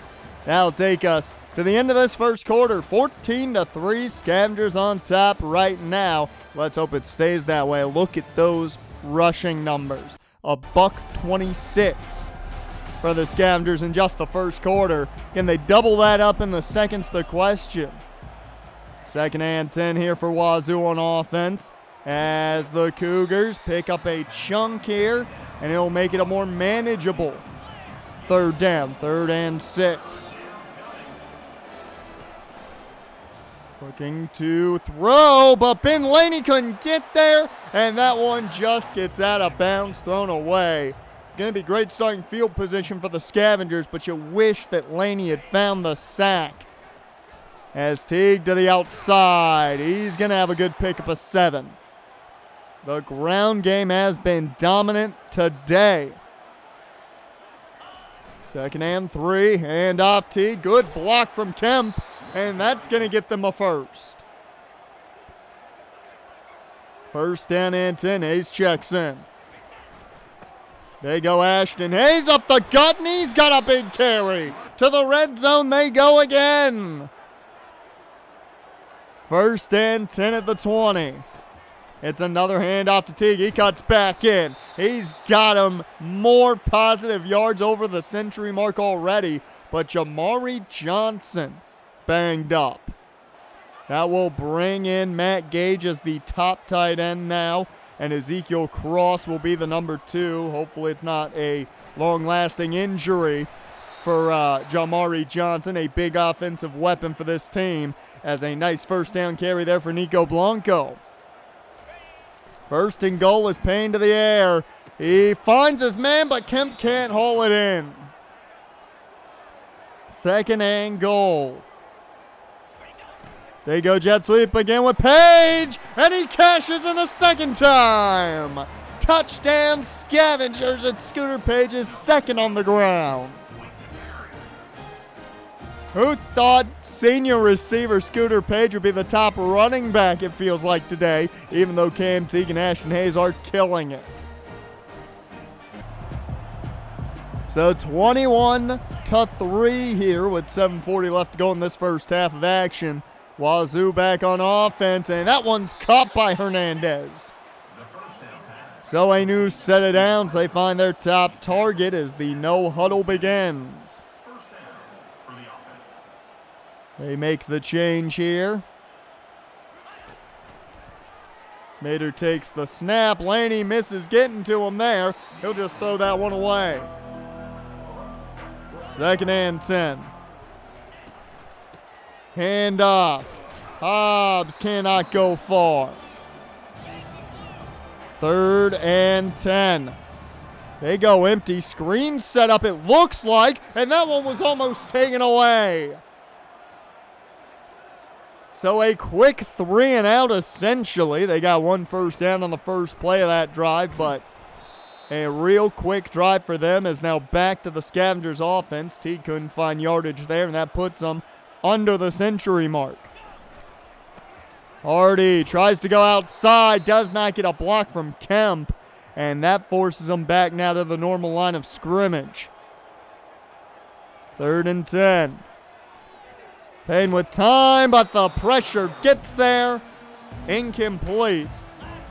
1st and 10 here for Wazoo now as they force the first punt of the day. 8-yard pickup on the ground. 2nd and 2. And that one over the head of his intended target, incomplete. 3rd down and 2 now. Pressure sent from the Scavengers as that one is caught just enough. So a new set of downs here. Washington State finds their offense going here as that's just shy of the 1st down. So 2nd and inches. And they go to the ground. That is a receiver carrying the football, and maybe you need to make him a running back after that run. Into the red zone for the first time today is Wazoo.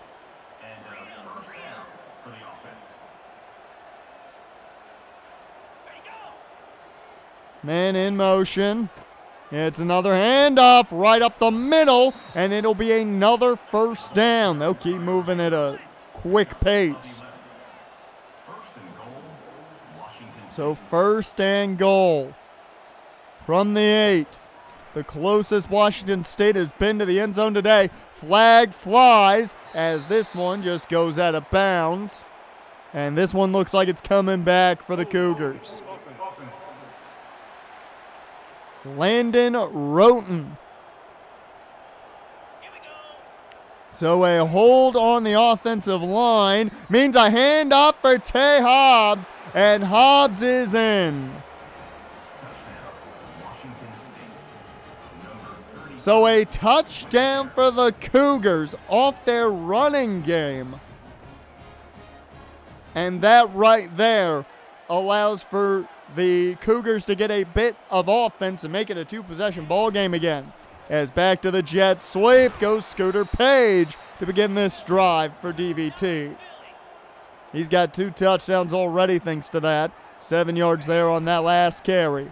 They go back right up the middle to Cam Teague. And even with under 3 minutes to go here in the half, they're going to run this ball down the throats of the Cougars. Play action here. Deep shot and incomplete, intended for Gage, as Jamari Johnson still has not returned to this ball game. Screen set up. Luvo with room, and he'll get close to a first down. 2 yards shy. Here's the 2-minute warning is hit. Hand off on 3rd and 2. Teague has enough right up the gut, and it'll be a new set of downs.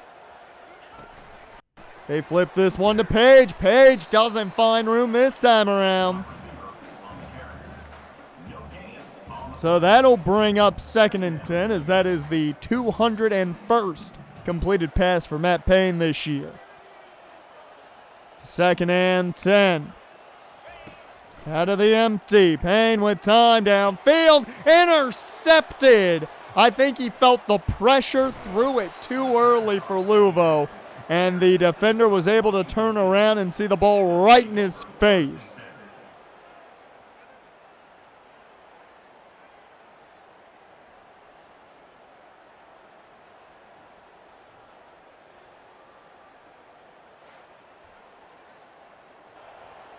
Warren Smith Jr., the man on that interception.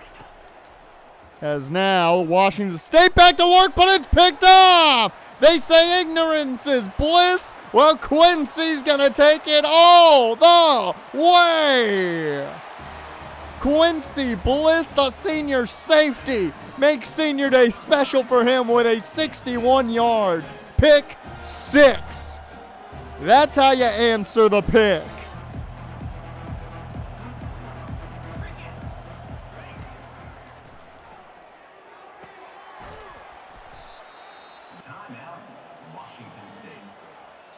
So 1st and 10 here. As that one downfield and incomplete. Looking to throw. And that's Hernandez who beats Holland, and a big play downfield puts them near field goal range now. 30 seconds left here for the Cougars. As there's a big play, another first down into the red zone. They're thinking maybe they can get in the end zone. Gain of 24. That's a first down for the offense. Taking their time with this no-huddle offense.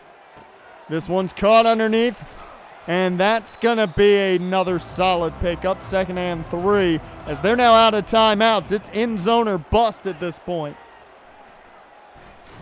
And that's a sack. Ben Laney finally got there as we head to halftime. 28-10, Scavengers on top. And while they're in the lead, for some prospects. Jeremy Simonson, a receiver we haven't talked about much. The expectation is there will be a battle for him, but the Scavengers aren't paying a lot of attention to him. Peter Bruce, on the other hand, they're paying a lot of attention to, and now Arizona State is as well. Same thing with Eric Prado. Cal has entered the chat, if you will, as he now has 2 scholarship offers, and the Scavengers have to fight a big-name program.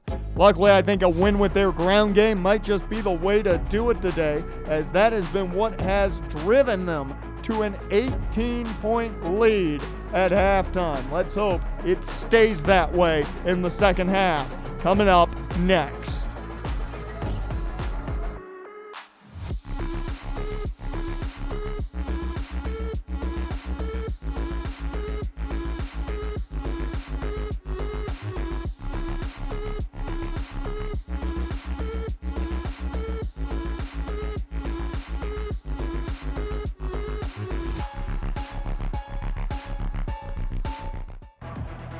Welcome back, everyone. You are watching Death Valley Television. I'm Jonathan West. The second half underway. Here is down goes the ground game for Washington State. It has not been a good day on the ground for them outside of the Tay Hobbs touchdown. Second and 12 here as the no huddle begins for the Cougars. And that one is caught. That'll put them right at the mark, essentially. So 1 yard out, 3rd and 1. They continue to move quick here. Down 18 points. You gotta kind of have to, as that one's incomplete. And the Scavengers take over after a punt. 1st and 10. A delayed handoff to Blanco, and Nico Blanco, now part of this ground game that has been killing Washington State today. It's been mainly the seniors, Teague and Hayes. And speak of them, there he is, Cam Teague picking up one here. Ty Hardy checks in here, getting all the backs in early, 2nd and 9. As Hardy can't get the edge. So 3rd down and 10. Screen set up here for Blanco, but no one blocked the man. And that is going to bring out the punting unit. As now Wazoo gets another chance. Here's Tay Hobbs. Had the big touchdown for him on the ground. And he gets the biggest play of the day on the ground for him. Once again, Marquise Carty is in there, the senior middle linebacker, as the team likes to give a lot of the seniors some playing time at least. Here on Senior Day, Carty has not seen a lot of time, given it's been Denzel Shaw who has impressed the most this season. 2nd and 8.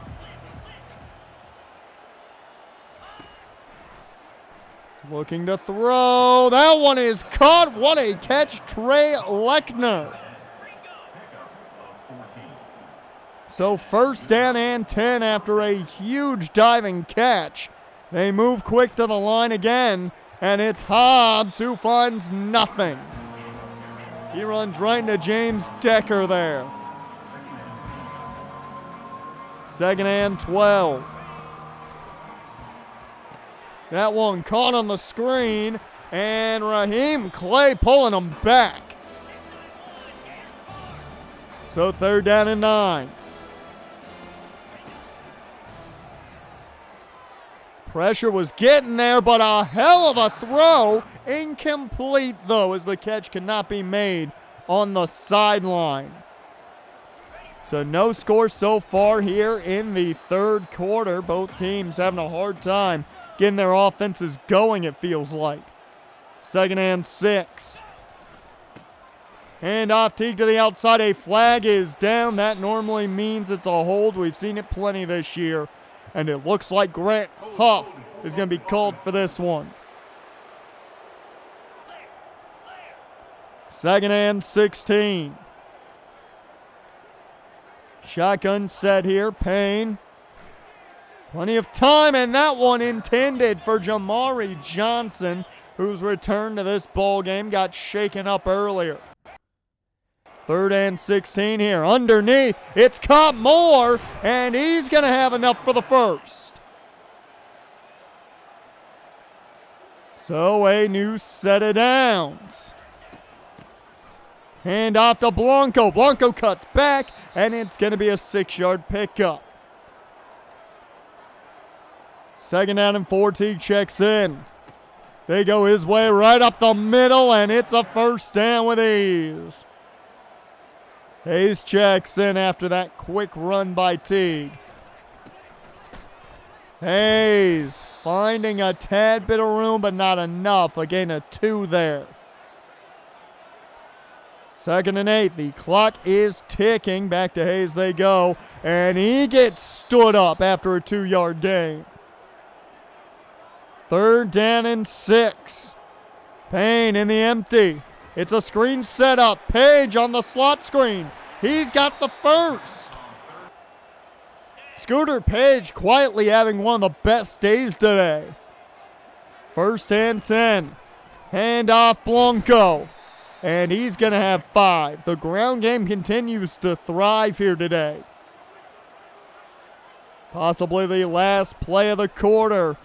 Payne connects. That is senior receiver Tanner Millam picking up the first as we head to the 4th and final quarter. 28-10. Scavengers have this one right now in the bag. Let's hope they can keep it going. Throw up those 4s, folks. 1 quarter left to go. 1st and 10 here for the Scavengers to start the 4th. Teague in the backfield. It's a delayed handoff to Teague, and immediately a flag was thrown. Isaiah Crowder called for the hold. I don't know how you see it that quick. I mean, that thing was out immediately. 1st and 10. Play action. Flag flies as Jamari Johnson has the catch, but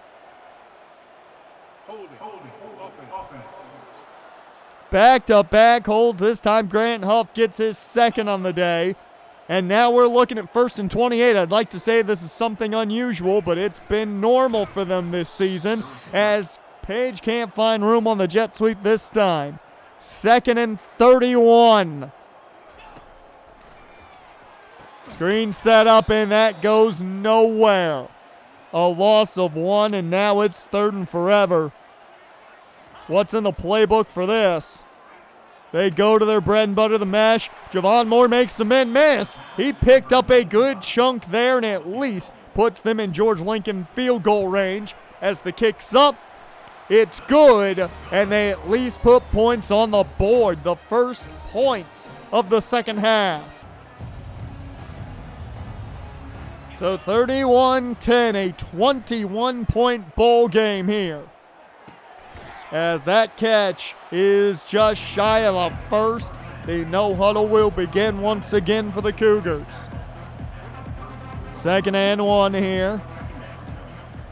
Looking to throw quick. That's caught Hernandez. He's going to have enough for the first. 1st and 10. This one off the mark. I think there was too much traffic there, even for the receivers to get open. 2nd and 10 now. Over the middle, wide open. That was Malik Moon that couldn't catch up to the receiver. So a new set of downs. 1st and 10. They make the change now to the empty set. Mater, the quarterback. Over the middle, that is caught. And that will be a 7-yard pickup.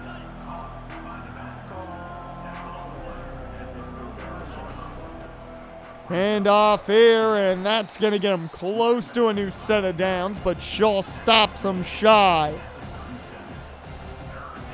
3rd down and 1. Quick throw, Hernandez. He's got the first.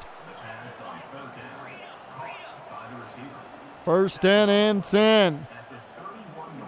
No huddle continues to be the go-to here for this offense as another handoff. But that doesn't go anywhere. They continue to move, though. Under 6.5 to go in this ball game. Down 3 scores are the Cougars. As Mater looking to throw downfield. It's caught, and he fights his way in. Touchdown, Cougars. That was just too much time, and Kingston finds the end zone. So a 2-possession ball game. The only positive here is the DVT rushing attack has been dominant today, as Hayes, though, can't find room to the outside. 2nd and 1. Teague checks in. Cam Teague with plenty of room. He's going to be close to a new set of downs. They keep Teague in on 3rd down and 2. Hand off his way. Flag flies. You've got to be kidding me.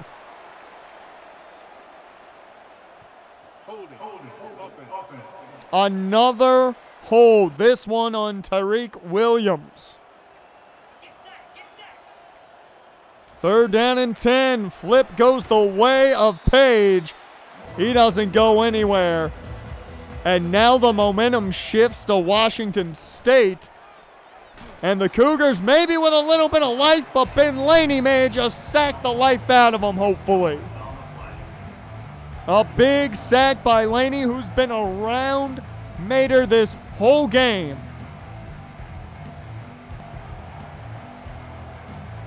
Second and 16.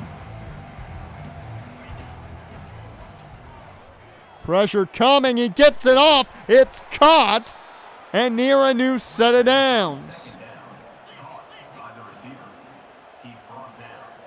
Or I'm sorry, not near. It's a massive pickup. Gets them into DVT territory.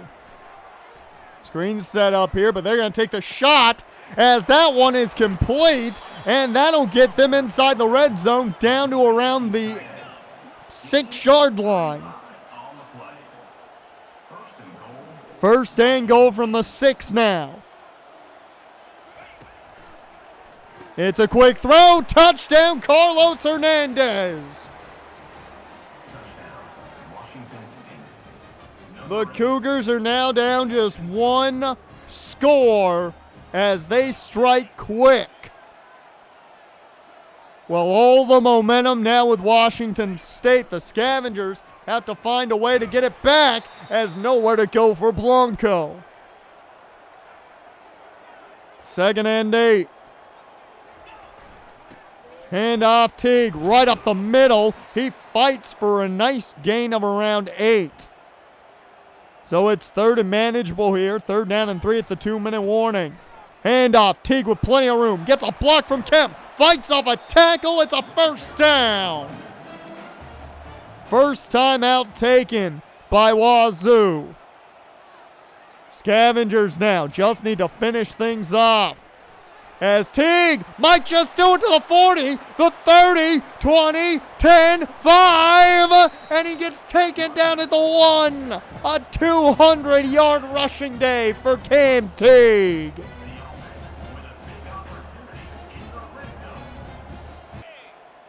Down to the 1-yard line. It's 1st and goal.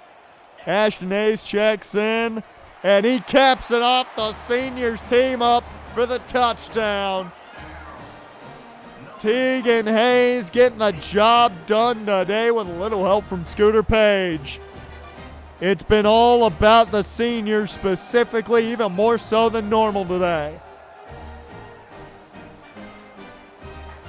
And that right there should be the dagger, as it's 38-24 here. But the Cougars struck fast. Last offensive drive for them. But Barry Michaels with the sack as they try to go quick. Clock is ticking. 2nd and 21. Mater connects Hernandez. That's going to be well shy of the mark. It's 3rd down and 14. Second timeout was taken by the Cougars. And that one's caught, but my God, Bliss hits the ball loose and incomplete. This is the game for Washington State, and it'll be shy of the mark by a mile.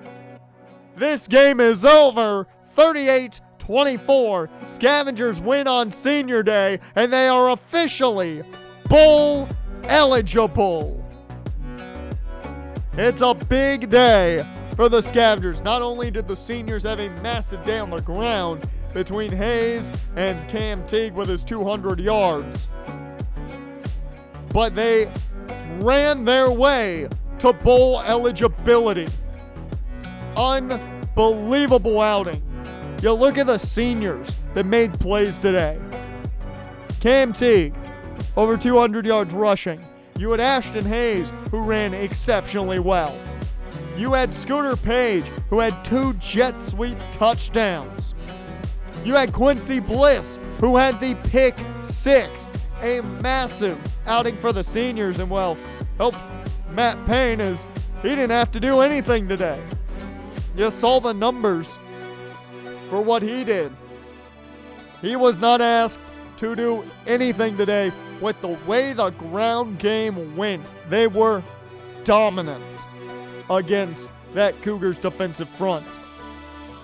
Now, would you like to see less holds? Yes, but the offensive line did their job. And give it to Aiden Kramer, the only offensive lineman to not get called for a hold today.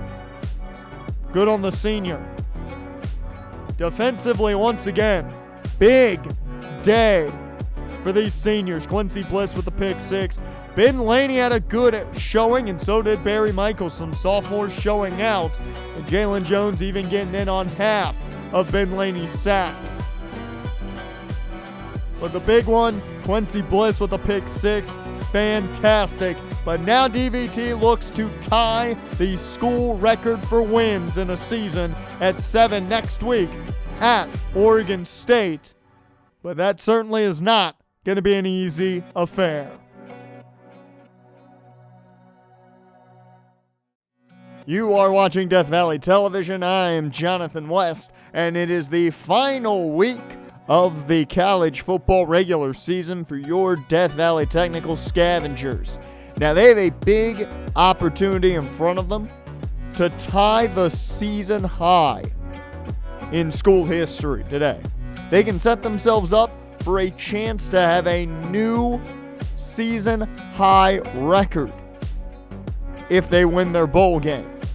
Now, that's all if they beat Oregon State this week, and it will be a prime time matchup under the lights, and if the conditions hold up how they look right now, in the snow. So it will be quite an interesting affair if everything holds pat right now. As you look at the college football playoff, Charlotte shocking everyone right now, holding that 12 seed. They've been very good this season at 10-1. Let's talk about the Beavers. Speaking of them, they are very, very banged up. This team is injured just about everywhere, it feels like.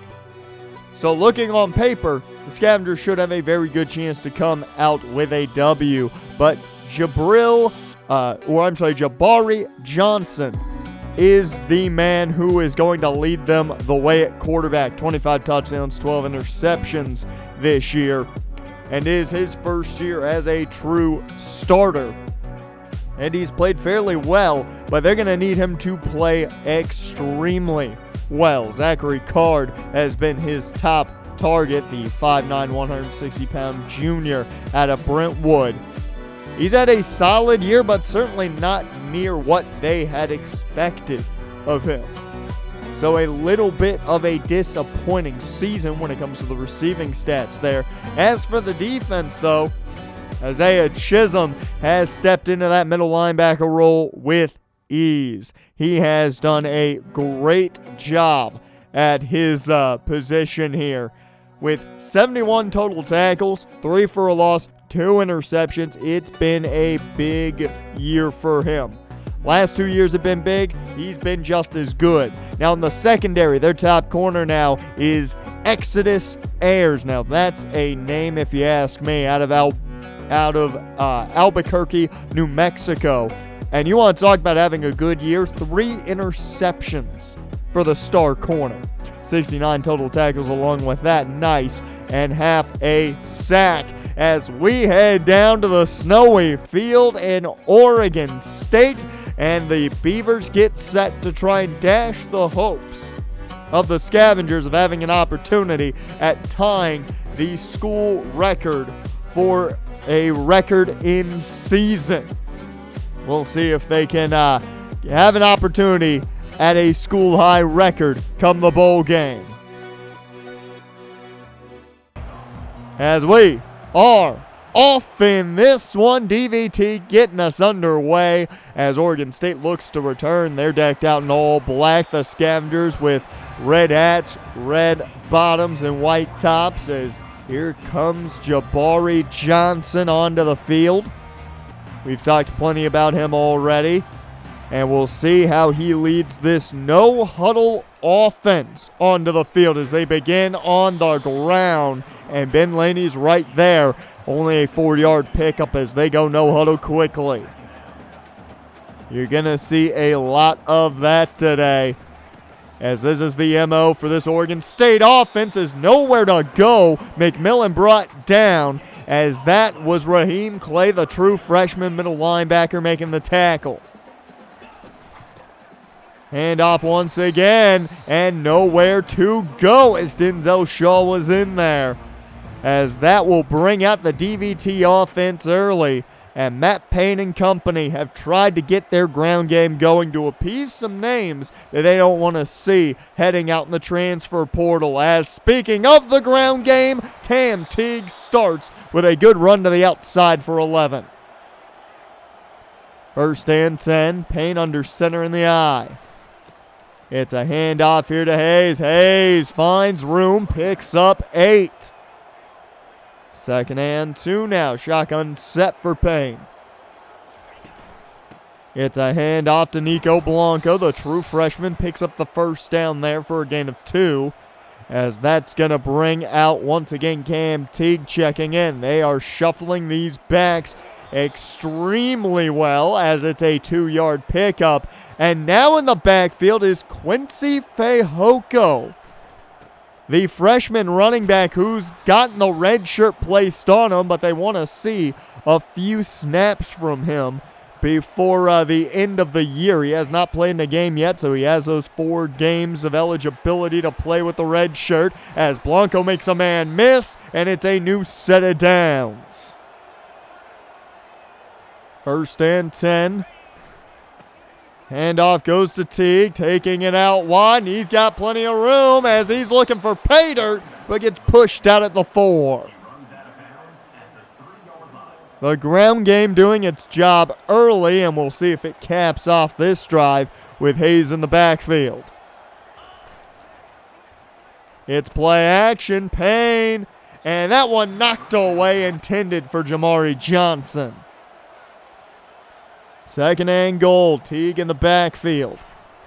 They go Teague's way again, up the middle. The senior loses it, and luckily Matt Payne falls on it. So it's 3rd and goal following the fumble from the 6-yard line. This one's picked off, and they've got room. Javon Moore, the only man that's going to have a chance to catch him, and even he's not quick enough for that. That is a 92-yard pick 6.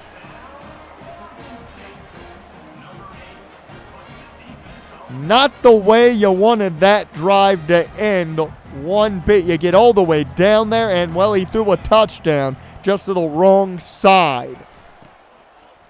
So back to the ground game they go with a new possession here. Already down 7-0. Can the offense find their momentum to hopefully tie this ball game up here on this drive as Teague gets them a little bit closer. 3 yards out from a new set of downs. 3rd down and 3. And out wide, Teague just shy, but they keep the offense out there on 4th and inches deep in their own territory. It's a QB keeper, and it's a 1st down. Real easy for Payne there. A lot of room to work with as they flip this one to Tanner Millam, the senior receiver. He picks up 7. 2nd and 3 now. Hand off Teague. No, it's play action. Payne rolling out. Checks this one down to Teague, and he's not going to find much. So 3rd down and 2. Teague stays in. Hand off to Cam. Teague fights forward. He's got a first and a new set of downs as it takes us to the end of the first quarter of action. 7-0 off the pick 6 from Oregon State. And you look at the offensive stats. They barely run any offensive plays, but they got 7 points on the board. So let's see if the Scavengers can find pay dirt the right way here. In this second drive as Fehoko finds no room there. 2nd and 10. Underneath for Jabari Johnson. That's going to be a short pickup. It's a 3rd and 7, the longest 3rd down we've seen so far today. And that one's off the mark, intended for Johnson. And that will give it right back to Oregon State off the punt. And Marvin Holland makes the tackle. Nowhere to go for McMillan. And that's going to bring up 2nd and 12 as the no huddle continues. Screen set up. Nowhere to go. Denzel Shaw on that stop. He would not be denied. And on 3rd down and 10, the Scavengers can send a bit of pressure if they want. They only send 4, though, and that one's off the hands. The weather taking its effect on the players right now. Jet sweep here for Jamari Johnson. The tight end Jet picks up 6. 2nd and 4 now. Teague in the backfield. They go the other way with the jet sweep to Page. The senior receiver picks up the first. And they are into Beaver territory. 1st and 10. Payne hands off to Teague. Teague only finds 3 yards there, corralled quickly. 2nd down and 7. Fehoko in the backfield. The freshman gets the carry. His best run of the day. Picks up a first. And that'll bring up a new set of downs. Hayes in the backfield. They go Hayes' way. He doesn't find anything. It's been all about the ground game so far. Hand off. No, it's play action. And that one just gets out of his hands and incomplete. But it'll bring up 3rd and long. They're going to need a pass play here to connect. And Payne runs out of time. Williams gave up the pressure. And it's a big sack for Oregon State. The 20th sack of Wesolak's career. So a new drive for Oregon State after the DVT punt. And there goes McMillan again on the run. No huddle offense again starts up. The best drive of the day has gone to the Scavengers, but it ended in a touchdown for Oregon State. Keep that in mind as McMillan can't find room there. That was Laney on top of him. 3rd and 4. Getting the play from the sideline. Man coming in motion here to the far side. As the snap taken, Johnson finds his man, and it's going to be a new set of downs and a first. Deep into their own territory now. Or I'm sorry, getting out of their own territory now as they're up to the 45. It's a keeper, and Jabari Johnson has them into DVT territory. 1st and 10. They make a quick change. Man in motion's the tight end. Hand off McMillan, and he fights for a gain of 4.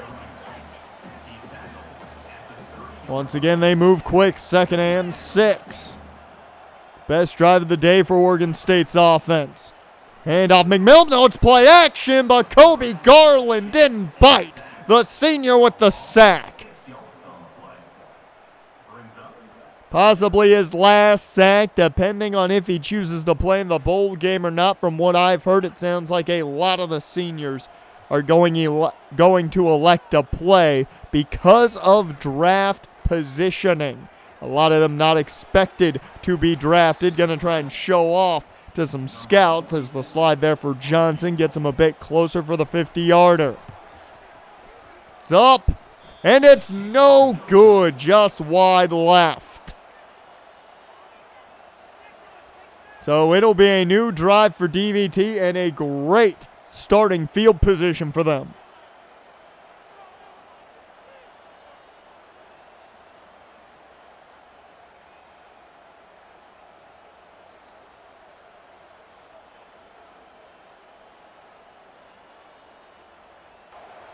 The Oregon State fans certainly not happy with how that field goal went. And with 2 minutes left to go, DVT's offense with a chance to maybe make something happen. As a quick screen there to Page picks up 4, 2nd and 6. Blanco in the gun with Payne. They go to the air though, as this one is knocked away, intended for Trey and Bell. 3rd down and 6 now. Payne takes the snap, screen set up. Blanco with room. He's got the first. So the drive continues. Got to think they want to get at least 3 here before the half. As Page off the flip picks up a new set of downs. There, he had to fight for that last bit, but gets the first. Back into Beaver territory. They've been here a lot, just haven't been able to cash in on it. The deep ball to Bell is knocked away, incomplete. And that brings up 2nd and 10 with 1:08 left. Underneath, that's caught. Millam makes the catch. 3rd and 9. Just about 30 seconds left. All 3 timeouts still for DVT. Keep that in mind. They just haven't used them as Jamari can't haul it in. Jamari can't haul it in. It goes incomplete, and we are headed to half 7-0. Now let's talk about Peter Bruce, the running back out of Orange, California. Arizona State starting a late push, but the Scavengers trying to keep their chances. Now, Eric Prado's interesting. He is going to make his decision soon, it sounds like, but he has a visit next week with Cal. So he either makes his decision this week and comes to DVT, or they may lose him. As for Ladarius Petty, it sounds like DVT has the upper hand massively as the only team offering a scholarship to him. How has the game gone so far? Well, defensively, both teams have a sack, but one has an interception that's gone to the house on a pick 6. And that is the difference in this game. 7-0 Beavers on top, and it's only because of a 92-yard pick 6. Hopefully DVT can turn things around in the second half of action and turn this thing back into their favor in this winter wonderland.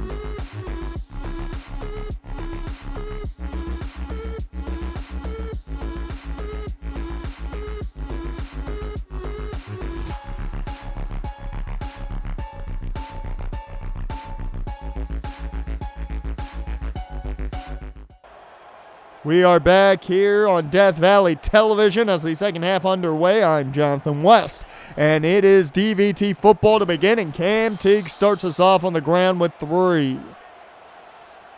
2nd and 7 now. Payne in the eye. Hands off Teague. He's got Leo Kemp in front of him. Good block by the fullback. The junior fullback does his job, and Teague gets a big chunk for it into Beaver territory. You can barely tell when they make it into opposing territory to some degree. You just got to look at midfield where the snow's been cleaned up. Fehoko, another carry and a solid run there. Gain of about 10. 2nd and inches. Hayes checks in the backfield. Giving a good break to Teague as Hayes picks up the first. Cam Teague in the backfield now again as he checks back in. And they go play action off of Teague. This one short to Johnson. He doesn't find much. 2nd and 8. Payne under center. Teague behind him. Hands off Teague, right up the middle, cannot find room.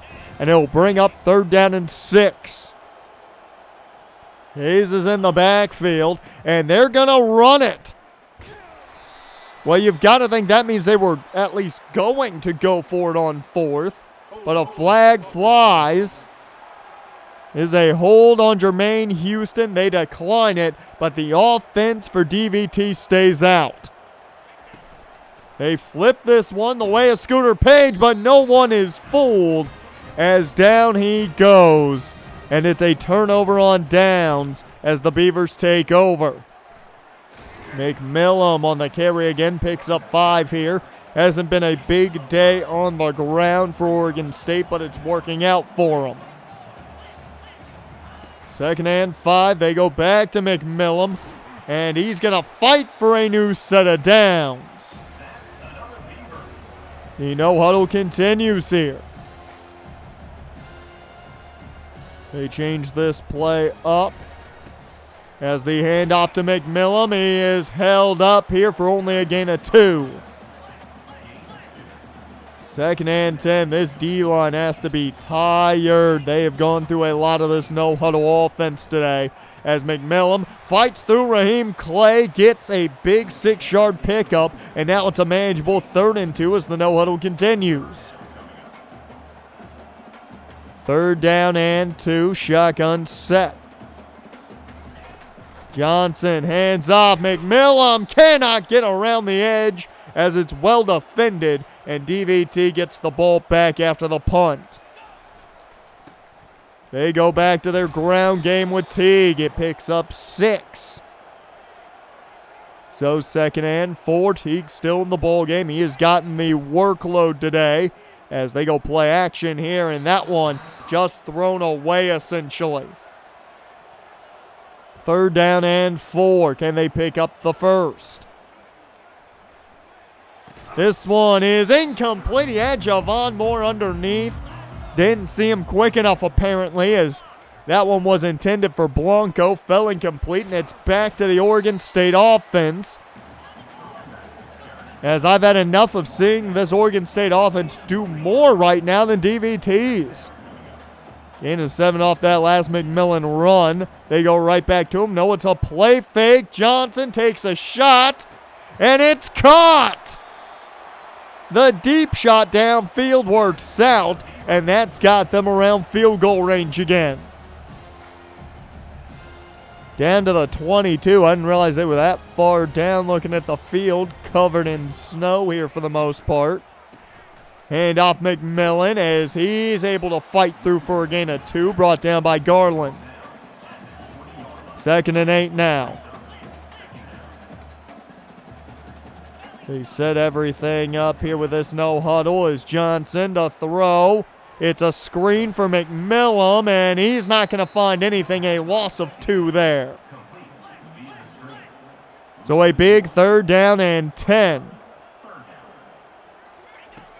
Johnson takes the snap. Pressure coming. That ball gets just out of his hands as he was hit. It's incomplete. 4th and 10. Field goal is up. And it doinks off. Incomplete. It's missed. And that right there is massive. Keeps the game 7-0. And now DVT still has a chance to tie this one up. The kicking game not working for the Beavers right now. 1st down and 10. Teague in the ball game in the backfield. Payne hands off to him. He's got blocks on the edge, and he's going to find his way to a new set of downs over the century mark today. Hayes in the backfield now. Hand off Ashton Hayes, the senior. Transfer, fights through a would-be tackle, picks up the 1st, and maybe now their ground game can get going. A new set of downs, and they go right back up the gut. Cam Teague with another big run, and this one puts them well into Beaver territory. You would think normally maybe they're in George Lincoln field goal range. It seems in this weather they're not going to risk a kick. 1st and 10. Hand off Teague. Teague's got room. First down and more, as that's going to put him inside the red zone, or in this case, the white zone with all the snow on the ground. As we head to the fourth and final quarter, 7-0. Oregon State on top. Throw up those fours, folks, as we've got one quarter of action left to go in the regular season.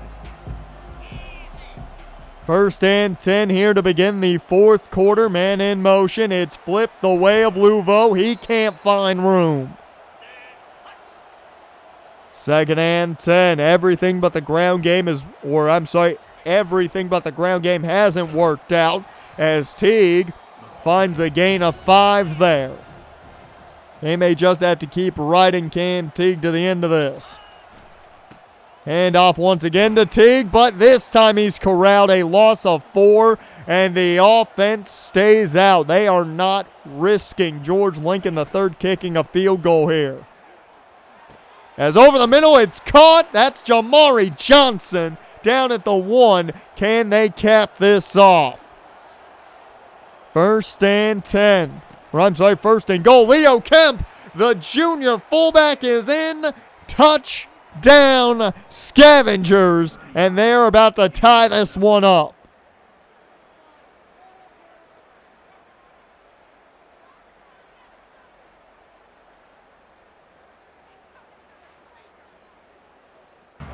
The transfer fullback got some love on that last drive to cap it off, and we've got a tie ball game with 8 minutes to go as McMillan gets pushed back again and again as he loses a yard there. Second and 1. The no huddle continues here. Beavers looking to throw as Johnson connects, and it's a new set of downs. Passing attack for Oregon State has been a lot more consistent than that of DVT today. Scavengers not used to this kind of weather, as this one just thrown out to McMillan, and he can't find room. A loss of 2 there on the swing. It was Quincy Bliss, the senior safety, that brought him down, as now Johnson getting the call from the sideline. Jabari Johnson to throw, and that one at the feet of his receivers, incomplete. It's third down and long. Empty set. Johnson gonna just chuck it downfield, and that one's off the head of his receiver. He wasn't paying attention, and that means DVT takes back over. He's in the backfield to begin this drive. He takes it out wide, and he's gonna have a 7-yard pickup. Hayes checks in now. Teague checked in as they go they go downfield with the play fake, and that's Ezekiel Cross with the catch. The biggest passing play of the day for the Scavengers. So first and 10, right at the edge of the red zone. Hand off to Teague. Teague fights his way inside the red zone at the 19. Second and 9. They capped off their last drive with a touchdown. Can they do it a second time? It's Jabari Johnson, and he's got the first. Jamari Johnson. It's kind of confusing with the two of them in this game. Flip here goes the way of Blanco, but the freshman can't find room. Second and goal from the 12-yard line. They go to the screen game for Bell. Bell's got room, fights down to the 1. So can they do it a second time? Can they cash in?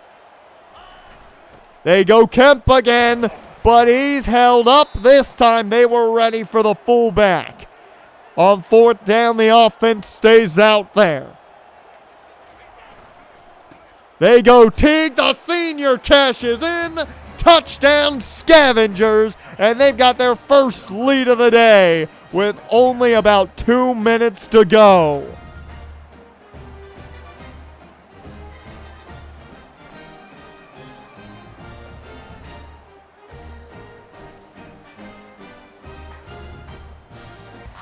The Oregon State fans certainly not happy the way this game's gone. It's been all about the DVT defense for the most part. Keep in mind, the Oregon State offense hasn't scored yet, as that's Kobe Garland's second sack of the day. 2 minutes to go, and this Beavers offense is scoreless, as that's a catch. Picks up 8. 3rd down and 12, though. They're still going to need another big play here. Deep shot, and it's knocked away. Well defended, Quincy Bliss. 4th and 12. This could essentially be the ball game with the way the ground game's working for the Scavengers. And that one's picked off! Denzel Shaw! The sophomore linebacker puts an end to this one more than likely. And Oregon State fans are befuddled. The only points on the board for them are the 92-yard pick 6. Their offense has been scoreless on the day, missing 2 field goals. So the Scavengers now just need to pick up a 1st down to end this one, as Cam Teague, fighting for yards, picks up 4 there. As the first timeout taken by Oregon State, second. They've got one more timeout. 2nd and 6. Hand off Teague to the outside. He's got the edge. He's got the first. That is game over. It was a low-scoring affair in the elements, and the Scavengers come up to an area where they are not used to this kind of weather, but they come out on top 14-7 thanks to Cam Teague and the 162-yard day on the ground. It was all about the rushing attack in the snow, and it worked out. The no-huddle offense really did not do the damage we're used to seeing it do against the Scavengers defense. They were ready for it. I'm amazed at how this team played through that.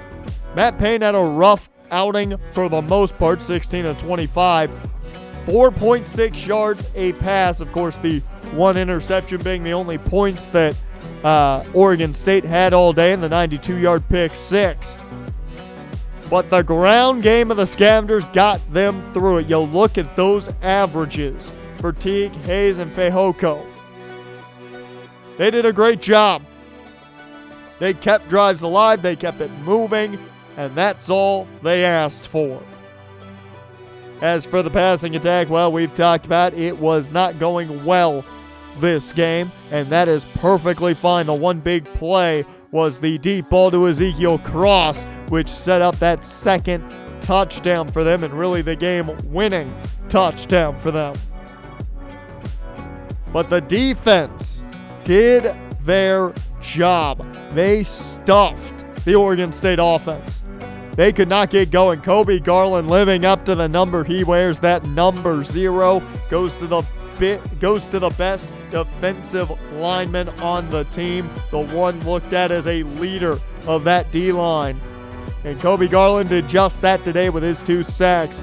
And Denzel Shaw continues to impress. Speaking of Garland, he is your Pac-12 Defensive Player of the Week with his 2-sack performance against Oregon State, but that was not all. He also took home the National Defensive Player of the Week as well. So big congratulations to him in his last regular season game wearing the black and red. Also, Coach Booker was given a 5-year extension. So a big contract extension after a 7-5 regular season, and a chance to get a new high in school history for record, if they can win their bowl game, that is. We will let you know what that bowl game is. We did get word that Ladarius Petty made his decision and has committed to the Scavengers, and this just in. Heisman Trophy winner TJ Moore, we know how good he is. The Scavengers had to face him already. 27 touchdowns on 1,100 yards. Big for him, but wait a minute. Round 2 is a go, as DVT will meet the Fresno State Bulldogs again in the Armed Forces Bowl. For the second straight season, these two teams will meet in the Armed Forces Bowl, and this rivalry between two teams that recruited similarly continues one more time in the Armed Forces Bowl. Get ready for round 2. You are watching Death Valley Television. I am Jonathan West, and it is the final game of the season coming up this week as DVT hosts Fresno State again in the Armed Forces Bowl. It is round 2 of these two going head to head in the Armed Forces Bowl. These two fought each other last year in this same bowl game. And well, we saw how that ended up in a massive DVT victory, and it was not even close. As for the awards, well, sadly, Jalen Jones was not voted Best Defensive Player. Had a very good first season with the Scavengers, but not Best Defensive Player nor Best Linebacker in the nation. So a little bit disappointing there, but I think Jalen Jones has definitely stepped up, being brought in to fill the void of Taj Coles. As for the all-conference players, well, Jamari Johnson is first-team All-Pac-12. Well, Jermaine Houston, who has had a lot of hold calls on him this year, did get second-team All-Pac-12. And to Marvin Holland, it follows suit there at second-team All-Pac-12 with Exodus Ayers, of all people, at corner. And only one freshman all-conference, that would be Nico Blanco, who took that home at running back. And you know what? At least it's a positive for the young man. As for this game, well, no Cade Greenberg for the Bulldogs, and they will be without left tackle Cedric Terry. So some pretty big injuries for Tevin Snow in this offense, but we've seen what Snow can do. The Scavengers wanted him. They were unable to get him. And, well, Fresno has certainly taken advantage of that. 27-1 in his first year as a starter, touchdown-interception ratio. Unbelievable season for him. And we've talked about Lecarius Bland. Well, now LaMarcus Joy is starting. This was the top guy for the Scavengers a few years ago. And sadly, he's not wearing black and red. He's wearing red and white. And 3 touchdowns, 631 yards for his first season of action. Congrats to him, but we're going to have to turn that around for him. As this defensive line group is pretty big for Fresno State. 2.5 sacks here for Dejan Lafayette. And we will see how he stacks up against an offensive line that at least has some all-conference players on it. And finally, Rashad Mustard, the free safety sophomore out of Fresno. Well, I bring him up because it just so happens that it seems like every game we talk about with this Fresno team, Mustard is there to get a takeaway. That's just what it feels like.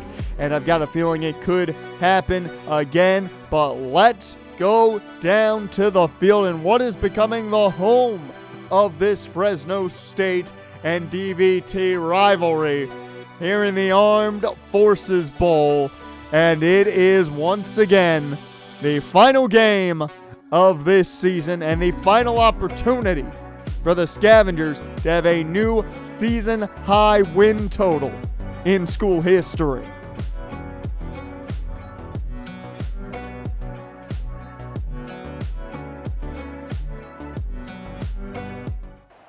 And we are off in this one as the Scavengers will begin with the football, and Tanner Millam, the senior, will return this one as there are very few seniors sitting out. The only players who will not suit up today, Sidney Stovall, the sophomore corner who is believed to be entering the transfer portal here in the offseason, as well as senior corner Dakota Mills. As Ashton Hayes, though, the senior transfer at Nevada, starts us off well.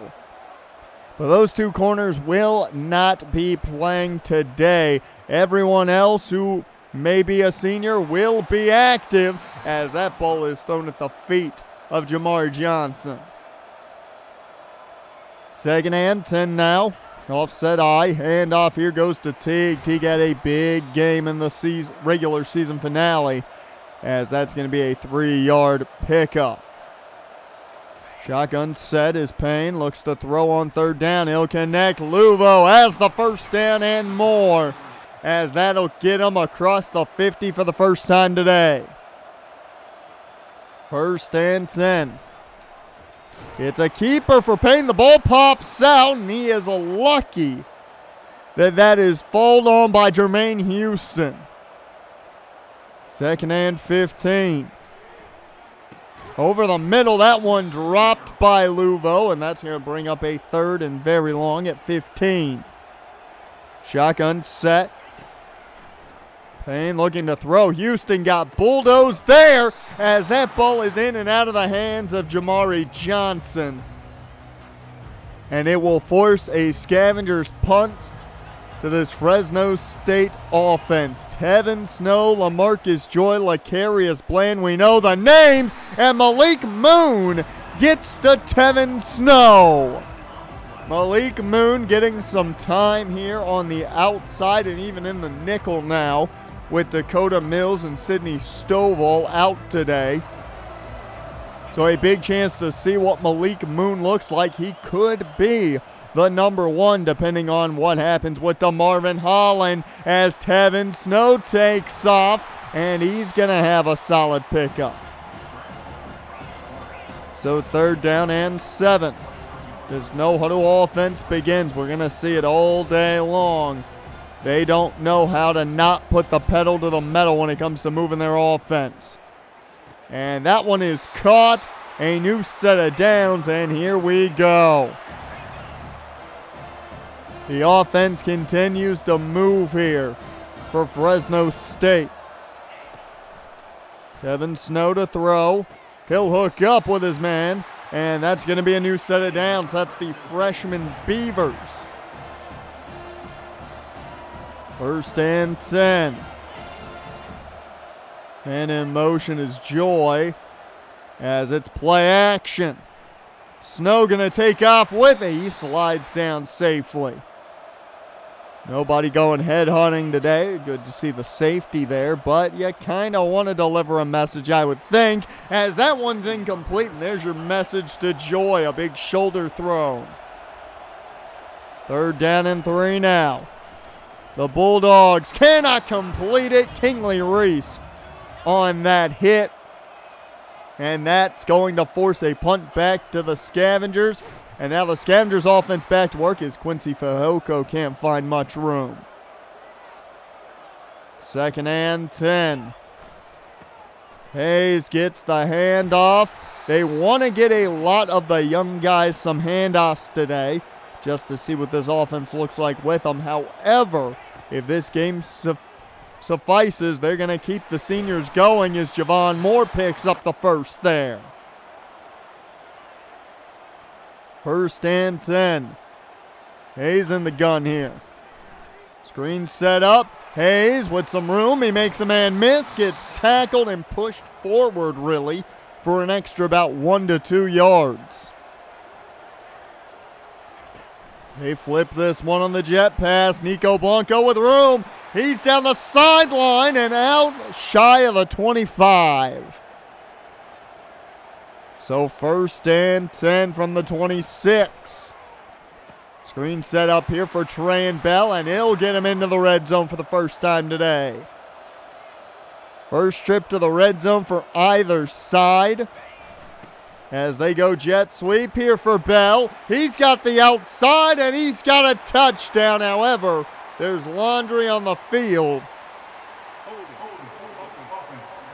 And this one's coming back. Aiden Kramer, the senior tackle, called for the hold. So second and 14. They go right up the middle with Teague, and he fights to get half of it back with a 7-yard pickup. Third down and 7 now. Out of the empty, Payne over the middle, connects. That's a first down. Scooter Page as that takes us to the end of the first quarter of action. It's Scavengers, Fresno State, 0 apiece, but the Scavengers are the only ones that made it into the red zone. Can they cap off this drive's the question. A new set of downs here at the 12. Fehoko gets the handoff, and the young man can't find room. 2nd and 8. Jet sweep for Johnson. The tight end jet doesn't work there, and that brings up 3rd and 11. They can still get a first down at the 2. Payne checks this one down to Blanco. Makes a man miss. Fights. He's got the first. And at the 2-yard line, can they cap this drive off? And off Blanco. He is in. The freshman, all Pac-12 freshman, gets the touchdown and puts the Scavengers on the board. Made the freshman all-conference team, gets the first score of the day. And now, Fresno State has to answer. Can this defense keep playing the way they're playing, as Bland was the man in motion? They swing it out his way, and he's dragged down by Shaw. Denzel Shaw, the sophomore linebacker, has had a phenomenal season. 2nd and 11. They get the screen out, and Rivers going to have a new set of downs. The no huddle continues here.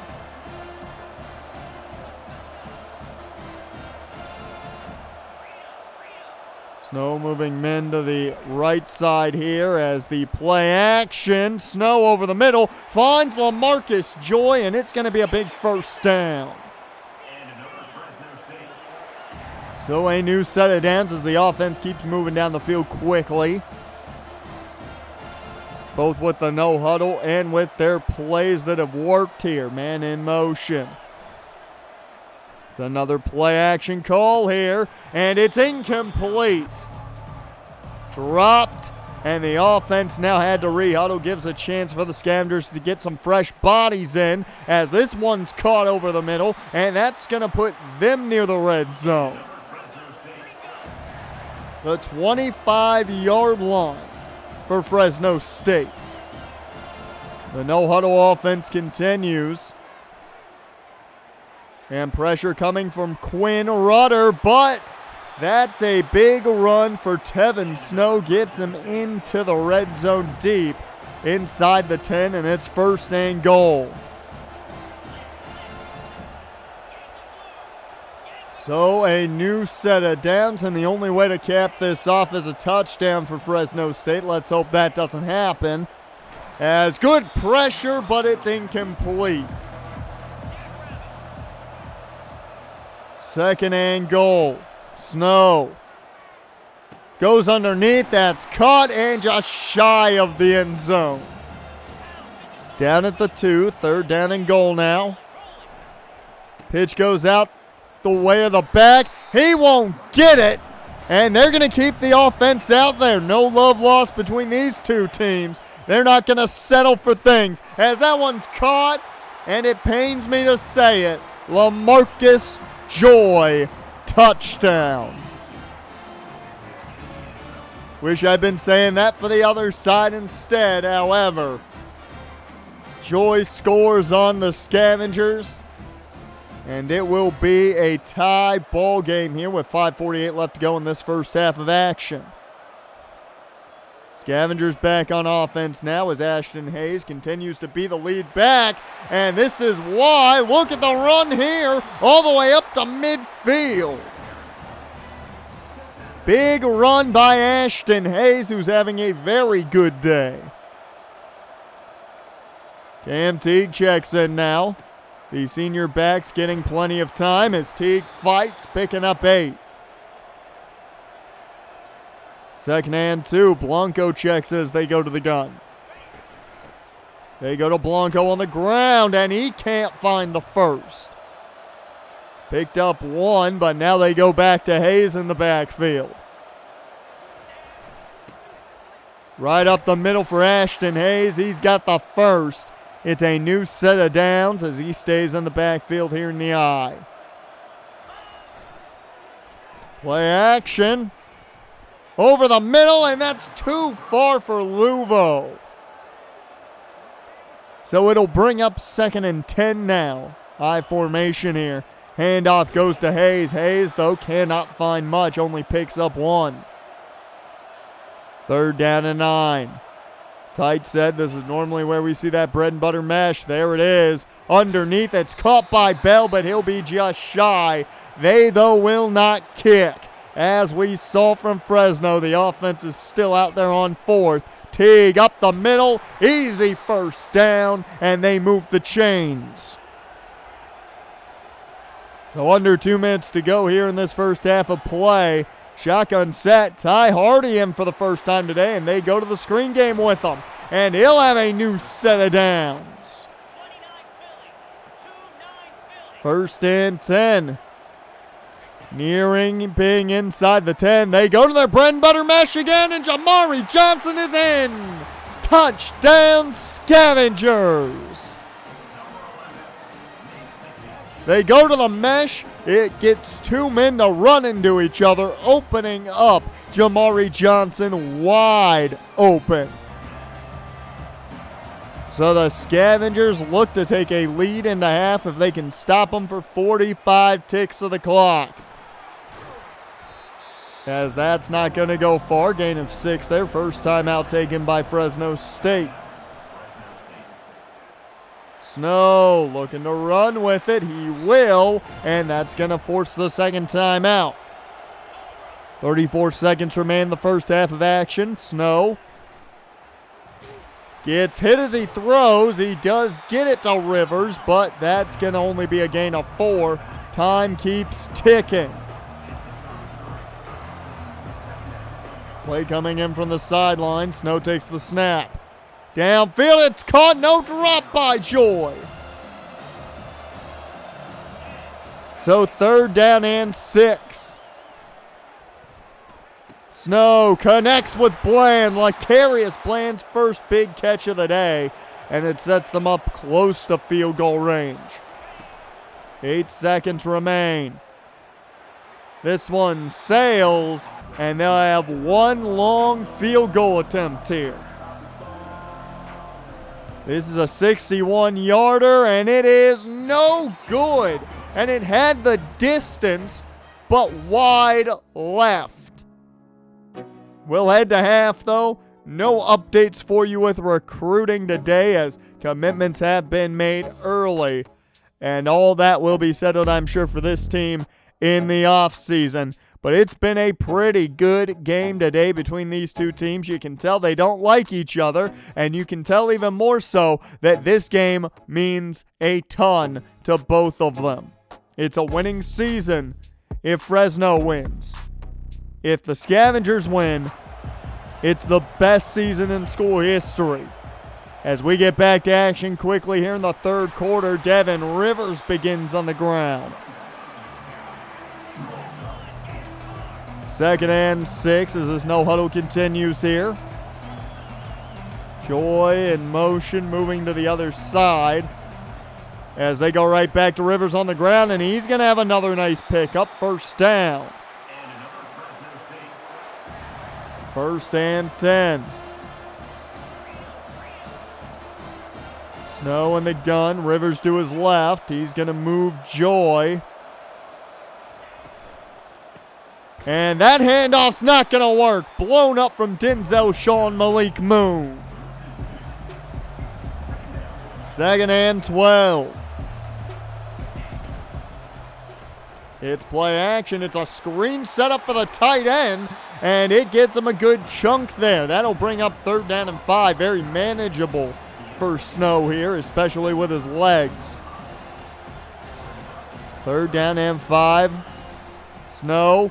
Play action, and he connects. That's Beavers with the first.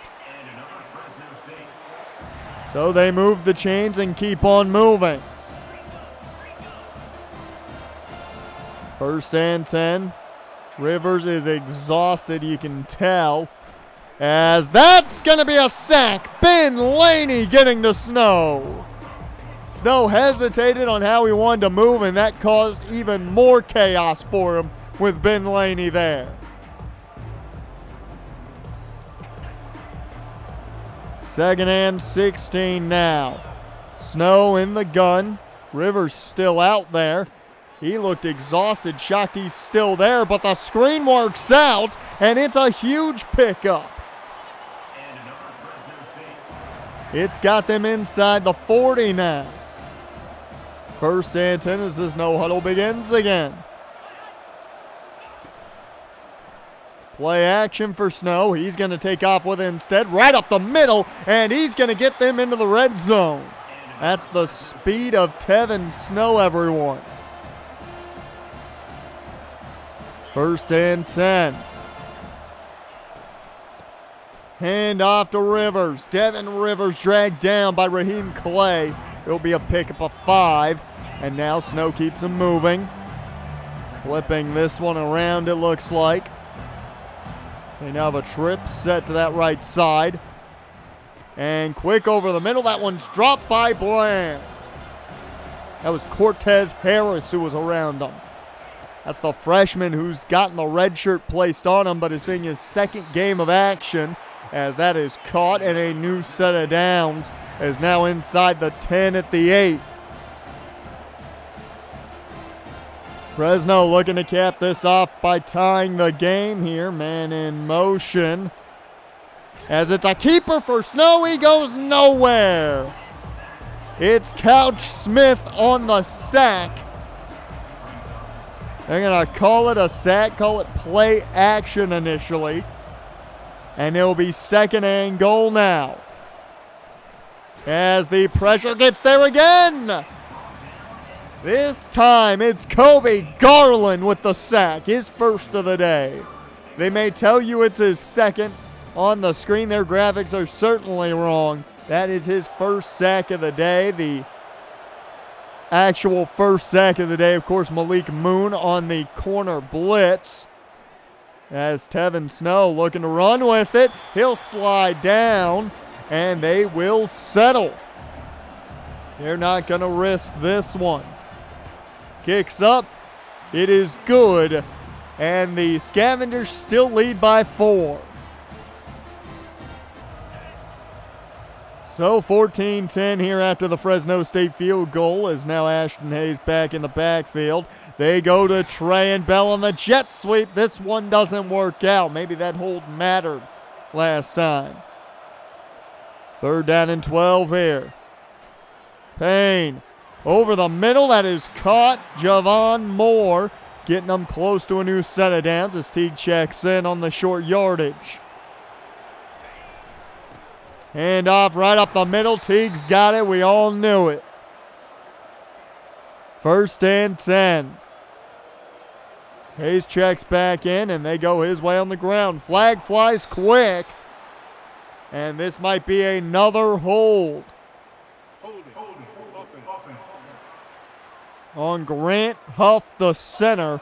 And that's going to move them back now. First and 20. Shotgun set. Payne underneath. That's caught Luvo, and he's going to pick up a gain of 8.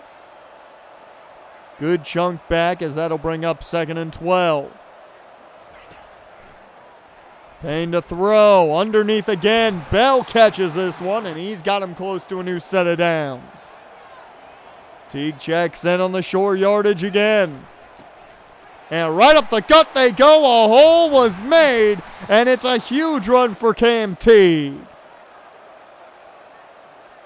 So now once again inside the 40 of the Scavengers as they look to do more damage. There goes Hayes to the 10, 5, touchdown Scavengers, and Hayes is ecstatic.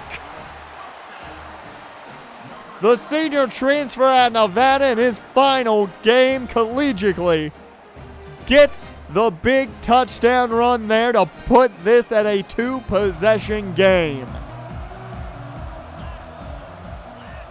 An 11-point game now here is a play-action pass to LaMarcus Joy for Fresno State. The third quarter just about out here. We're under a minute and a half now. 2nd and 5. Joy, the man in motion. Snow to throw. He'll connect. And that'll be enough for the first. That's Lecarius Bland again. Kind of pains me to see all these names we talked about in the inaugural season as recruits all on the other side of the field as Devin Rivers fights for the first and picks it up. 1st and 10. Snow in the shotgun. Play action. Pressure coming. Snow running to the outside. He slides down safely after a gain of 6. 2nd and 4. Shotgun set here. Hand off to Rivers. Rivers has the outside, a 1st down and more as he gets him up past the 40. This could possibly be the last play of this 3rd quarter of action. Hand off to Rivers. Up the middle. He's got it all to the end zone. Touchdown, Fresno State. Devin Rivers with the touchdown. And they made it once again a 4-point game.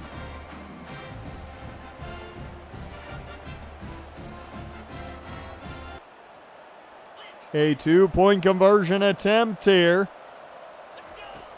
Looking to throw. It's caught. It's a 3-point game. So the 2-point conversion has made it a 3-point affair as the flip here to Javon Moore picks up 3, and that takes us to the end of the 3rd quarter. We got a tight one here, 21-18. Scavengers on top, but it has been fairly back and forth today. Throw up those 4s, folks. The 4th quarter of action and the final quarter of the Scavengers season is a go as Ashton Hayes picks up a chunk here. 3rd and 4 now. Teague in the ball game. They go his way right up the gut, and he fights for that first. 1st and 10. Payne under center. Teague in the backfield still. They go Teague's way again. There's a flag already on the field. I got a bad feeling about it. And it certainly will be a hold, this one, on the all Pac-12 second-teamer, Jermaine Houston. 1st and 20. Payne at the empty. Sets the screen. It's caught. Bell, there's a flag. Who is this on?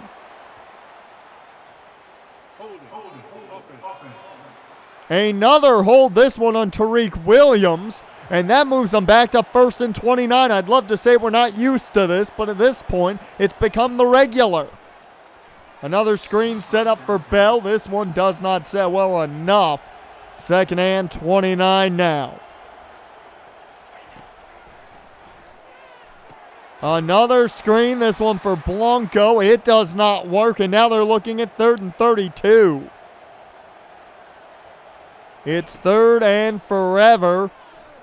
As over the middle, that one's caught by Bell, but they'll still be having to punt back to Fresno State. And this offense now maybe with a little momentum to ride. A 2-yard pickup there for Rivers as they go quick again. They flip this one. The tight end jet does not work. Malik Moon on top of it. He's done a good job tackling guys today. 3rd and 10. They brought pressure, and Tevin Snow goes down shy of the mark. The defense does its job and gets the ball back for the offense from a punt. So they go back to Hayes. Another flag flies, and look at the space for Hayes. To the 30, 20, 10, 5, and I don't think this one's going to matter.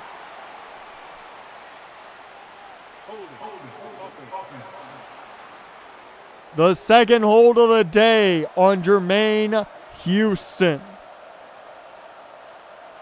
So it's 1st and 17. They negated a touchdown as Nico can't go far. 2nd and 15. And they find a way for a first down. Screen set up, bounces off a Fresno State helmet and incomplete. 3rd down and 15 now. Payne cannot connect with Moore, incomplete. And they'll boot this one away. The freshman punter Ecker, who we haven't seen a lot of this season, gets this one to Mustard, who gets them into Scavenger territory. And we know their kicker's got a big leg, just missed a 61-yarder wide left earlier. 2nd and 10. It'll be a 60-yarder from here. Play action. Snow just throws this one away. Good coverage downfield. And that'll bring up 3rd down and 10. Under 5 minutes to go in this ball game. Snow cannot get it off well enough. Incomplete. And they elected to punt. So a big opportunity now for the Scavengers. They go play action. This one caught by Cross. Ezekiel Cross with the first down. 1st and 10. Payne under center. Handoff goes to Hayes, who cuts it back inside, and another flag flies. The 3rd hold of the day on Jermaine Houston, 2nd team All Pac-12 guard. 3 holds on the day. An interesting little tidbit here that I've just noticed as another flag comes out. It looks like they moved Crowder and Houston into the opposite spots. As Kramer now called for his 2nd hold of the day. Now it's 1st and 26. These Scavengers continue to get in their own way, but a great throw there to Luvo. Picks up 16. 2nd and 10. Payne takes the shot, but it's intercepted. Rashad Mustard should have just taken the underneath. He had Trey and Bell and maybe even Johnson open. Tried to get the big play. It's picked off by Mustard. And with 3:38, the mistakes have cost DVT right now.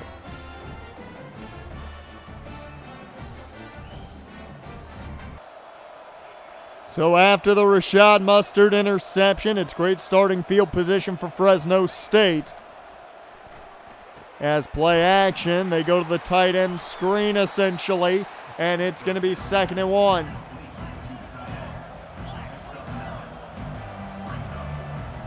As Snow getting things going here in this no-huddle offense. Hands it off to Rivers. He's already got a long touchdown today, and he won't get the first there. It's 3rd and inches. They move everything tighter. Going under center is Snow. They go play action here, and that one is caught. Lecarius Bland. A big opportunity to get a stop there. Bland makes the play, and now they're slowing things down a bit. They know how much time's left. As Snow goes down on the sack, the 2nd of the day for Kobe Garland. There's something about that number 0, and when you play in the last game of the season.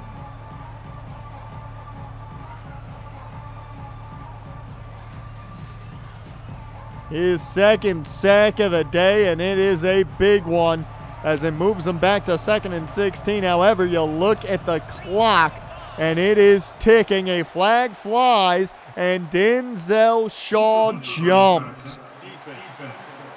The hard count got the sophomore. Jumps a bit early, and it'll bring up 2nd and 11. The clock stops at 2:27. Snow over the middle connects with Beavers. That'll be just shy of a first down. And this will be the last play before the 2-minute warning, I would assume. 3rd and 2. It's caught. That's a new set of downs. 1st and 10. 2 minutes have hit. DVT's got all 3 timeouts if they need them. 2nd and 7 here after that catch. Under a minute and a half now. Devin Rivers with a solid enough run. Clock keeps ticking.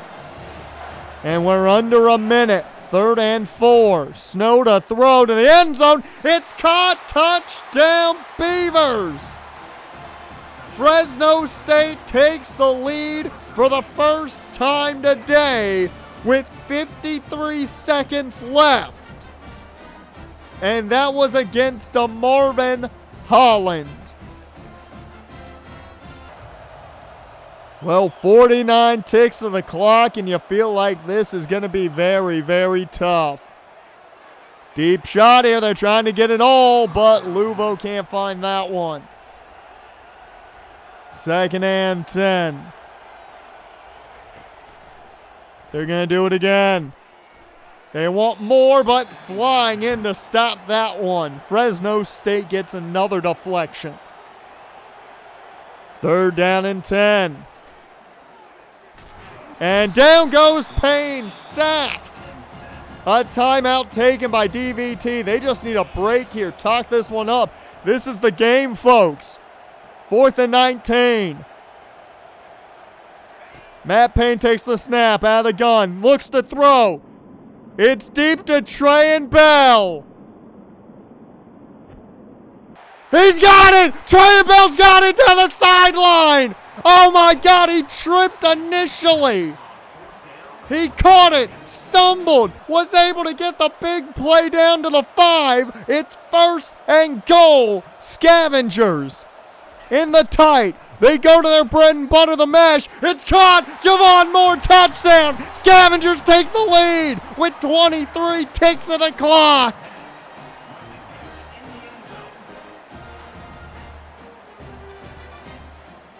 What a drive. 2 big plays. Unbelievable. 28-25. 3 timeouts for Fresno State. It's certainly not over yet.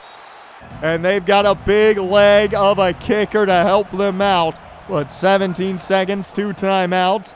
Snow goes short in the middle of the field. Rivers takes a shot in the back there. They've got 2 to 3 more plays, I would think, before they want to kick this field goal. As this one's caught, LaMarcus Joy's got him close to field goal range. We saw how close he was from 61 yards out. They're not there yet. Snow just throws this one away, and they are not in range. This is the game, everyone. 3 seconds left. 3rd and 3. The Scavengers play prevent. Snow chucks it up. It's incomplete. Scavengers win. For the 2nd straight year, the DVT Scavengers bring home the Armed Forces Bowl for the 2nd time now against Fresno State. And how about that drive at the end? 4th down, it doesn't get bigger than that. The game's on the line. It's literally the game. And Matt Payne just chucks it up. Trayan Bell stumbles as he catches the ball and is able to take it down to the 5. The 8 holding calls certainly did not help this Scavengers team, but my God, what an ending. If you ask me what I was thinking, at that point in time, I thought the game was over. I thought we were done. I thought Fresno State got the best of us. Turns out, there was still plenty left in the tank from Trayan Bell, Matt Payne, and this offense. And in it with the Javon Moore catch, he boxed out the defender to make sure he could catch that underneath crosser.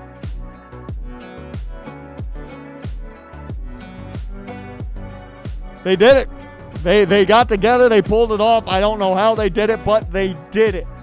And that's all that really matters to cap off the best season in school history at 8 wins. They have progressively got better under Coach Booker.